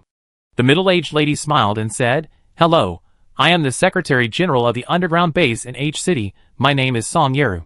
Hello, Secretary General Song. Qin Wenjiu stretched out his hand to shake her hand. My name is Qin Wenjiu, and I am the owner of this hotel. After Song Yeru and Qin Wenjiu shook hands, she continued to ask, Manager Qin, the protective shield you just mentioned that covers the entire H City, does it really exist? Qin Wenjiu nodded. Of course it really exists, and there is one in the supermarket of our hotel. Song Yeru, excuse me, how many points does this protective shield require? It requires 8 million points. Song Yeru was a little surprised that an energy protective shield actually required so many points. But thinking about it carefully, it seems to be just the price of a humanoid mecha. A mecha can only be used by one person, but this energy protective shield can protect the entire city and ensure the safety of more people. Qin Wenjiu also knew that Song Yara could not come up with 8 million points now, so after talking to her for a while he said goodbye. She still has to complete the mission. This time we are going to the North District of H City, where there is a group of Zerg. Qin Wenjiu frowned and said, there seem to be a few survivors there, and I don't know how they have survived for 10 years. Tu Rongrong changed out of her chef uniform and put on a tight combat suit. After hearing what Qin Wenjiu said, she was also a little surprised. There are still survivors there? Survivors on the ground? The North District of H City is not far from here, right? In 10 years, you haven't been able to get to the underground base? Qin Wenjiu was not very clear, but she knew that if they had gone there a little later, the survivors there might have really died. After leaving the hotel, Qin Wenjiu took out his mecha, and Tu Rongrong and Qin Jinya beside him also took out their mechas. Qin Jinya's mecha was not the regular silver-gray one, but the appearance of his mecha was the kind of gold and red. The whole mecha was a very flamboyant color, with a feeling of blazing fire, and Qin Wenjiu looked back. Your mecha feels a bit like a phoenix. Do you like phoenixes? Qin Wenjiu asked. Qin Jinya, are you kidding? Does mine feel like a phoenix? I am a red fox. Do you know red foxes? But isn't the red fox red, black and white? Yours is gold and red. Qin Wenjiu said. I am happy with it. Qin Jinya said unhappily. Qin Jinya didn't want to take care of Qin Wenjiu anymore. After confirming the destination, she said, he drove the mecha away first. Qin Wenjiu watched him run away, and looked at Tu Rongrong and asked, is he angry because of shame? Tu Rongrong said with a smile, no, he is not angry because of shame. He is angry because of you, but he can't get angry at you. He is ready to deal with a group of insects. Qin Wenjiu, I didn't mean it. I just saw that the gold and red blended so perfectly, and my first reaction was to think of the phoenix. Tu Rongrong laughed and said, yeah, I know. Oh, forget it. Qin Wenjiu sighed and said to her, let's go. Tu Rongrong's mecha was a white mecha, which looked a little small and not as tall as Qin Jinya's, but it was very flexible. Qin Wenjiu followed behind and looked at the mecha, and he liked it very much. But now was not the time to think about these things. He had to rush over to deal with the group of Zerg and save the survivors. Qin Wenjiu and Tu Rongrong were very fast, but they were not as fast as Qin Jinya. When they arrived, Qin Jinya had already bombarded the Zerg. Boom. Boom. Qin Jinya's mecha now transformed into a thermal weapon, and both arms of the mecha turned into huge barrels, directly bombarding the Zerg that were more than 10 or 20 meters tall. Squeak. The appearance of this group of insects looks similar to ants, and Qin Wenjiu feels a little nauseous. Ants are small insects that don't look that scary, but when they are magnified thousands or tens of thousands of times, they are really scary. Ants are basically moved in groups. Although there will be a few worker ants going out to explore the way at the beginning, there are still many of them, and there will basically be no single ants. Of course, Qin Wenjiu said basically, she was not sure whether an ant would go out to explore alone. Obviously, Qin Jinya was not facing a single worker ant, but about a dozen of them. Qin Jinya was still able to fight easily against a dozen ants that were nearly 20 meters tall. After Qin Wenjiu and Tu Rongrong joined the battlefield, the situation also turned to their side. Squeak. Some of the Zerg were injured after being bombarded. I don't know if they found that the three strange guys in front of them were too strong or what, so they sent a signal for support. There is an ant nest nearby, Qin Wenjiu said with a sullen face. This group of worker ants sent out a distress signal, which means that their nest is nearby. I wonder where the nest of this group of Zerg is, how many Zerg there are. If there are too many, can we do it with just a few people? Qin Wenjiu looked at Qin Jinya and Tu Rongrong and asked. Tu Rongrong's mecha made an okay gesture with its big hand, and Qin Jinya, who was bombarding the Zerg over there, also made the same gesture to her. Seeing their gestures, Qin Wenjiu was relieved, and her mecha also began to transform into thermal weapons and began to bombard the Zerg. I know where the Zerg's nest is. When Qin Wenjiu and the others were bombarding the Zerg, a faint voice suddenly spoke from the ruins nearby. Qin Wenjiu turned around abruptly. Her mech also turned around abruptly. She, Qin Jinya, and Tu Rongrong were communicating through the internal channel of the mech, and people outside the mech should not be able to hear it. Why did a survivor over there hear what they were talking about? I can help you find the Zerg's nest. Can you give me some food and medicine? You should have medicine, right? The weak voice said again. Qin Wenjiu really heard the other person talking this time.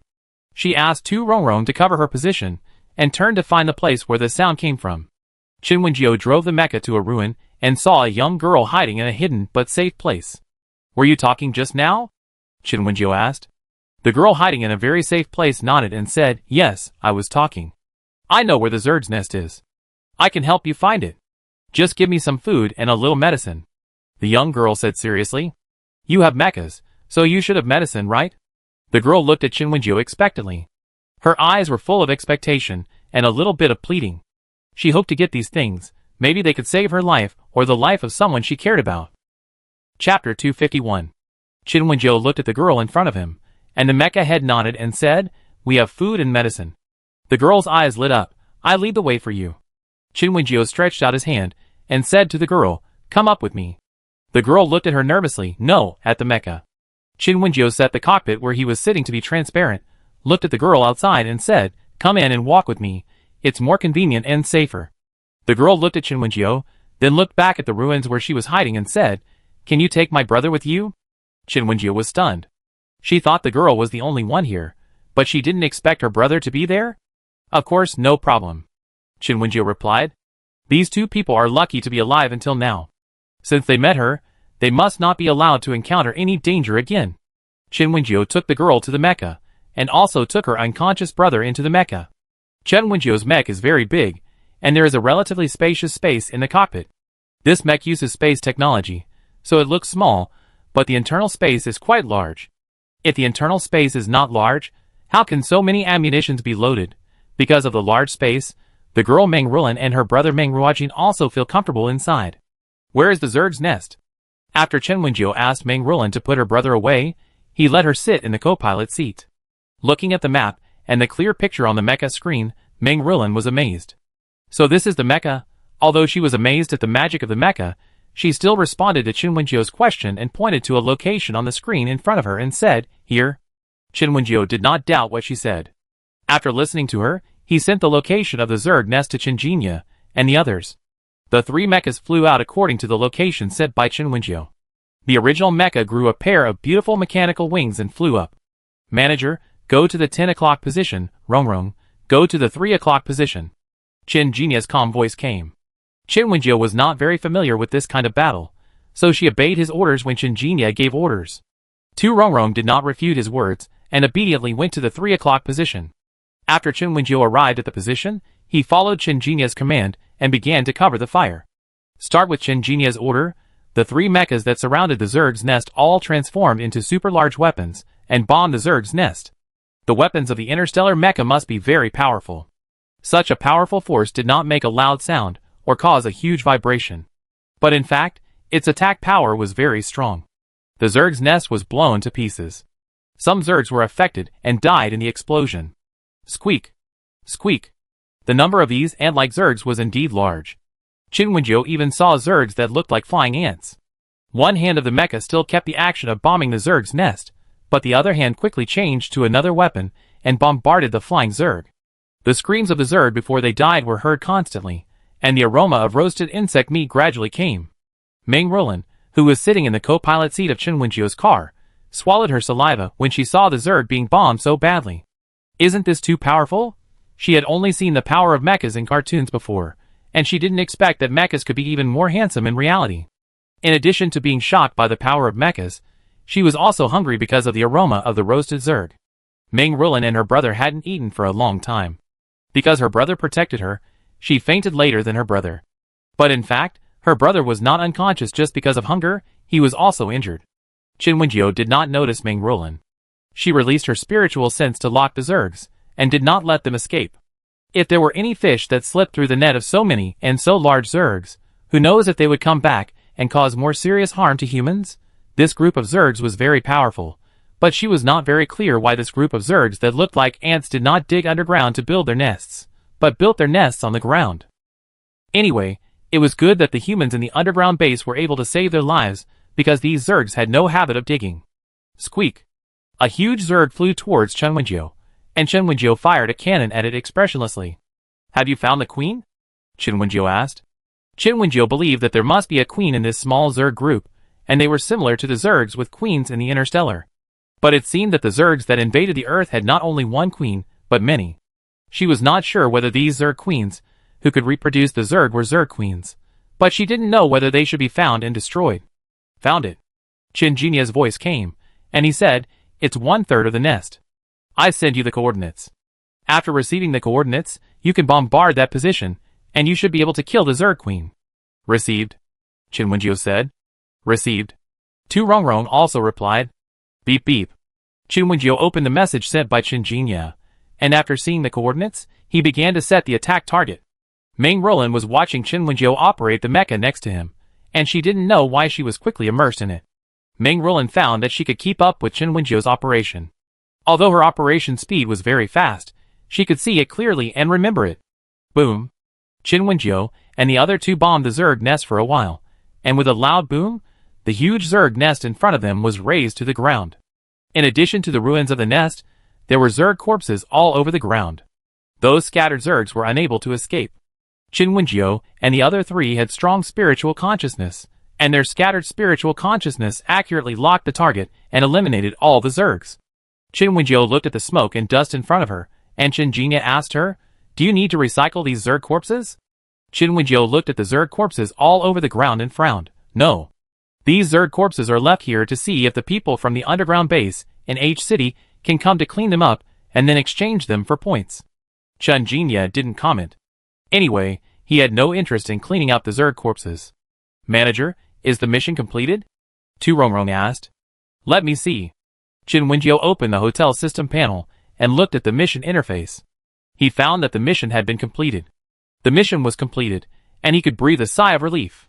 "The mission is completed, we can leave," Qin Wenjiu said. "Then go back. I don't want to stay outside. There's nothing here," Qin Jinya said. "This is the nest of the Zerg, and the surrounding area has been eaten bare by them. There is definitely nothing to see.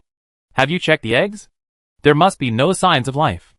Otherwise, what if we drive them away and other Zergs hatch? Don't worry, we have checked them.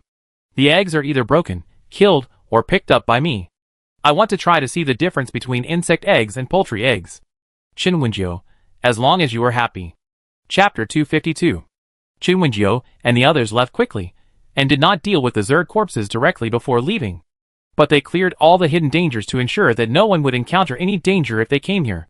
On the way back, Qin Wenjiu carefully checked the map to see if there were any other Zerg nests in H City. No, there is only this one Zerg nest in H City. Meng Roland next to her said to her. "Really?" Qin Wenjiu looked at Meng Roland in surprise.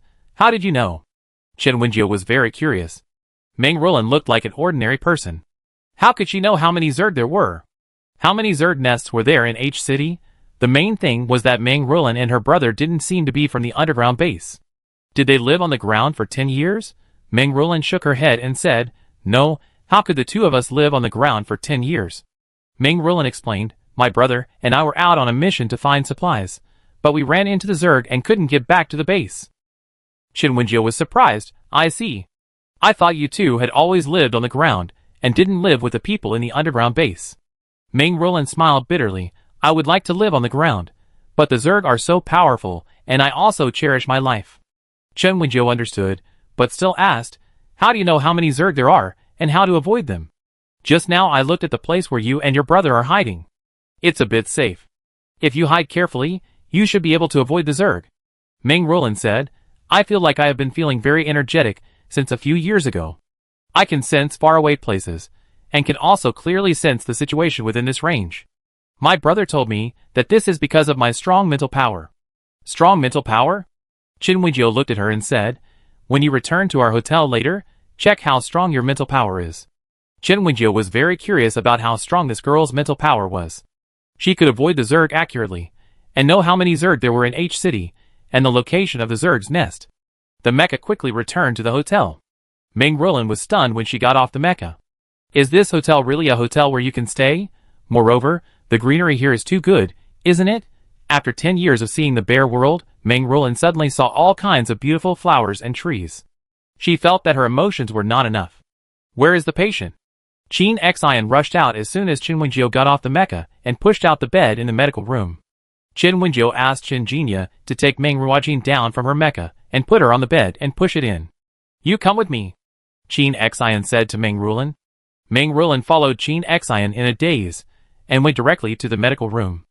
Meng Ruojin was placed directly in the medical cabin, while Qin Xian asked Meng Ruolin to lie down in the medical cabin on the other side. She was going to test her mental strength. The medical cabin is really a good thing, and its function is really strong. Qin Wenjiu stood beside Qin Xian, looking at the medical cabin and said, she can feel where the Zerg nest in H City is, and she knows that there are no other Zerg nests in H City. Her mental strength should be very strong. Qin Xian nodded and said, even if she is not SS level, she should be S level. Her mental strength is very strong. Chen Wenjiu nodded in agreement. Beep beep. A few minutes later, Meng Ruolin's test report came out. The mental strength detected is SSS level, and the physical strength detected is A level. Qin Wenjiu and Qin Xian were very surprised to hear this result. Meng Ruolin's mental strength is actually as strong as 3S level. Qin Wenjiu looked at Qin Xian and said, this is really a treasure. Her mental strength is SSS level, and her physique is a level. Isn't this the quality of a genius mecha warrior? Qin Xian nodded, it is indeed a very good qualification. Beep beep beep. Mental strength detected, a level, physical strength detected, SSS level.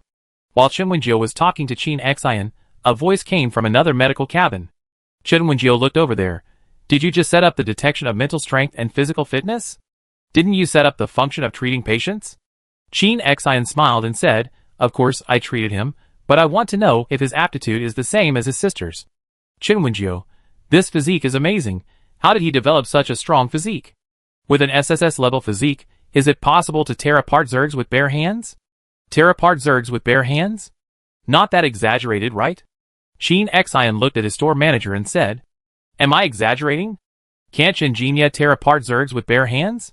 Manager, let me remind you that I don't just have an SSS level physique. I can tear apart Zergs with bare hands, but he may not be able to do that. Shinjinya said, leaning against the door of the medical room and watching the two of them talking. Tu Rongrong beside him smiled and said, yes, my man's physique is not only 3S, he should be 5S. Shen Wenjiu. There is also a 5S physique? I have learned something. She thought that SSS level was usually very strong and was the maximum level, but she didn't expect there was a 5S level? There are still many things you don't know. Shinjinya said. While they were bickering, Meng Ruolin in the medical cabin had already come out. Hearing their discussion, she was a little confused and asked, are you talking about my brother's physique? He didn't manage to tear the Zerg apart, but he protected me every time I went on a mission. Because my brother is very strong, there is no great danger every time I go on a mission. Meng Ruolin smiled. Qin Wenjiu didn't expect Meng Ruojin to be so strong, but the qualifications of this brother and sister are really the opposite. The sister is SSS in essence and A in body, while the brother is A in essence and SSS in body, which is completely the opposite. Qin Wenjiu said to Meng Ruolin, I treated your brother as a reward for telling us where the Zerg nest is. She smiled and said, Meng Ruolin, would you like to apply for our hotel information card? It will be more convenient for you to travel back and forth as a guest of our hotel.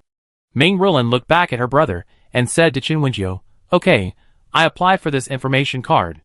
This store manager saved her and her brother and treated her brother, so she still trusts her. Meng Ruolin followed Qin Wenjiu to the lobby outside to apply for an identity card while her brother was still asleep.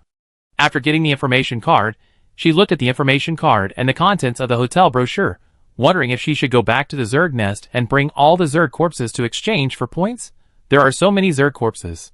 When she thinks of them now, she only thinks of a lot of points. Chapter 253. Sister Ruolin. Meng Ruolin stood there with the information card, wondering whether she should wait for her brother to wake up and go to collect the Zerg corpses together, or go to collect the Zerg corpses alone first, when a familiar voice came from the side. She looked back and found that it was Zhongyu and the others. Sister Ruolin, are you okay? There has been no news from you for many days. I thought something happened to you. Zhongyu ran to Meng Ruolin and asked with concern. Sister Ruolin, you are here, is Brother Ruojin here too? Zhongyu asked happily. She liked Meng Ruolin, a sister who was a few years older than her, and also liked Meng Ruojin, a brother who was 10 years older than her. Of course, her liking was very simple, not the kind of liking in love, but just treating them as brothers and sisters. Meng Ruolin saw Zhongyu and the others, and looked at the guests around, confirming that they seemed to be from their base. Meng Ruolin breathed a sigh of relief and said, so everyone came here? Yeah. Zhongyu nodded and said, Sister Ruolin, you don't know that we just thought about you for a long time and wanted to go to the cave entrance to see if you had returned. Then we saw Manager Chen. Zhong Yu was very eloquent and explained the situation of meeting Chen Wenjiu clearly, and also talked about their visit to the hotel garden and supermarket, and bringing people from the base to the hotel after returning to the base. Knowing that many people from the base came to the hotel, Meng Ruolin breathed a sigh of relief and said, "That's good. It's really good that everyone came to the hotel." Ruolin. When Meng Ruolin was talking to Zhong Yu and Lin Yin, a serious and low voice came from the side. Meng Ruolin looked over and greeted, "Brother Juning." Tan Juning nodded, "Where is your brother?" Meng Ruolin pointed to the medical room next door and said, "My brother is over there. He just fainted and is being treated now." Tan Juning said, "I go see him." Looking at Tan Juning's back, Zhong Yu whispered, "Brother Juning is so serious. I always feel so scary. But Jun Ning is also the one who makes people feel most secure," Zhong Yu said. Meng Ruolin looked at her and said, "Well, Jun Ning is indeed very secure." Zhong Yu was very happy to see her agree, but still said, "Don't worry, Sister Ruolin, Brother Ruojin is also very secure, he can be ranked second." Meng Ruolin pinched her face with a smile and said, "There is no need to compare.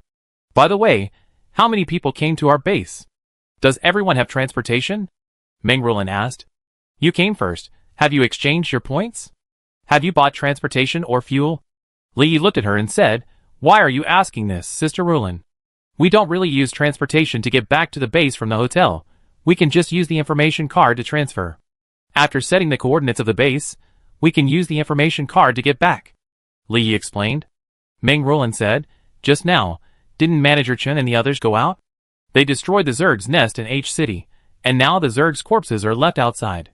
They didn't plan to destroy them, nor did they collect them back, so I was thinking, can someone from our base collect the Zerg corpses and bring them back to exchange for points?" Meng Ruolin also asked Chen Wenjiu if she could find someone to collect the Zerg corpses and exchange them for points. Chen Wenjiu said yes, so she told Zhong Yu and the others that she would take people to collect the Zerg corpses. What? The store manager and the others actually destroyed the Zerg's nest? Zhong Yu was really shocked when he heard the news. Although she had known that the store manager and her team were very powerful, she had never expected them to be this powerful. The store manager and her team could wipe out the Zerg nest. Yao Xian was also surprised. He asked Sister Ruolin, "Do you mean that the store manager and her team wiped out all the Zerg in H City? Even those in the Zerg nest were killed, whether they were larvae, eggs, or adults, all killed?" Yao Xian asked uncertainly. Meng Ruolin nodded and said, "Yes, all the Zergs were killed." "Oh my god! The store manager and the others are so amazing, aren't they?" Zhong Yu exclaimed. "I know the store manager and the others have mechas and are very skilled in driving them, but I didn't expect them to wipe out the Zerg in such a short time." Li Yi was also a little dazed. Meng Ruolin said, "They are very skilled in driving mechas, and their command is also very good. With their cooperation, they didn't miss any fish that slipped through the net. Going to collect the bodies of the Zerg? Let's go too." While Meng Ruolin and Zhong Yu were talking, Tan Juning, who had gone to visit Meng Ruojin, also came back. The tall figure standing not far away gave people a lot of pressure. "Brother Juning, you are going too?" Zhong Yu blurted out, but she quickly reacted, "Yes, Brother Juning, you are in the army, you are the one who should go." "Let's go!" Tan Juning took a step forward, and did not forget to turn around and say to Meng Ruolin. Meng Ruolin looked at Zhong Yu and the other four together. "Let's go, let's go!" Li Yi and Yao Xian followed very quickly. Those were the bodies of the Zerg, which could be exchanged for a lot of points. And according to what Sister Ruolin said, there were really a lot of Zerg, so there must be a lot of their bodies. With so many Zerg bodies, can we afford an energy shield?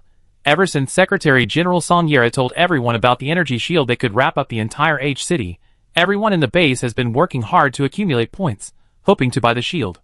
Although the protective shield costs 8 million points, it doesn't matter. The people in their entire base can afford it with concerted efforts. Tan Juning led his team, and Meng Ruolin to the place where she just came from.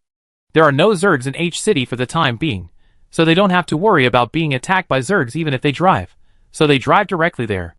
There are many abandoned vehicles, some of which were damaged by Zergs, but some are still good.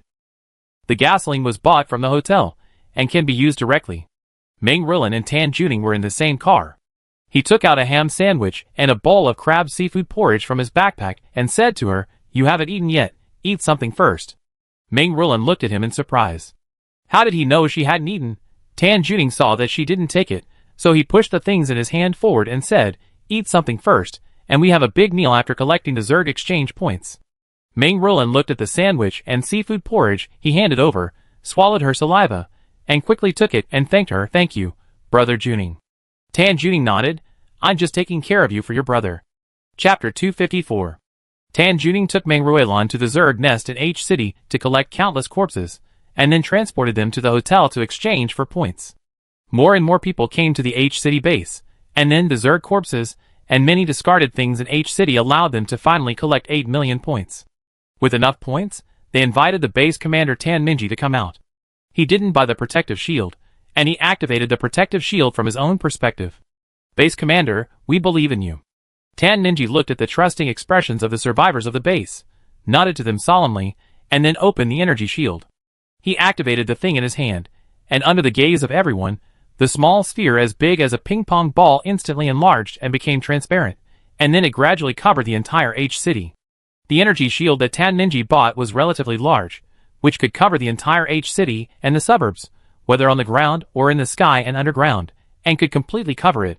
Even if the Zerg that can dig the ground come, they can't enter the human underground base from underground.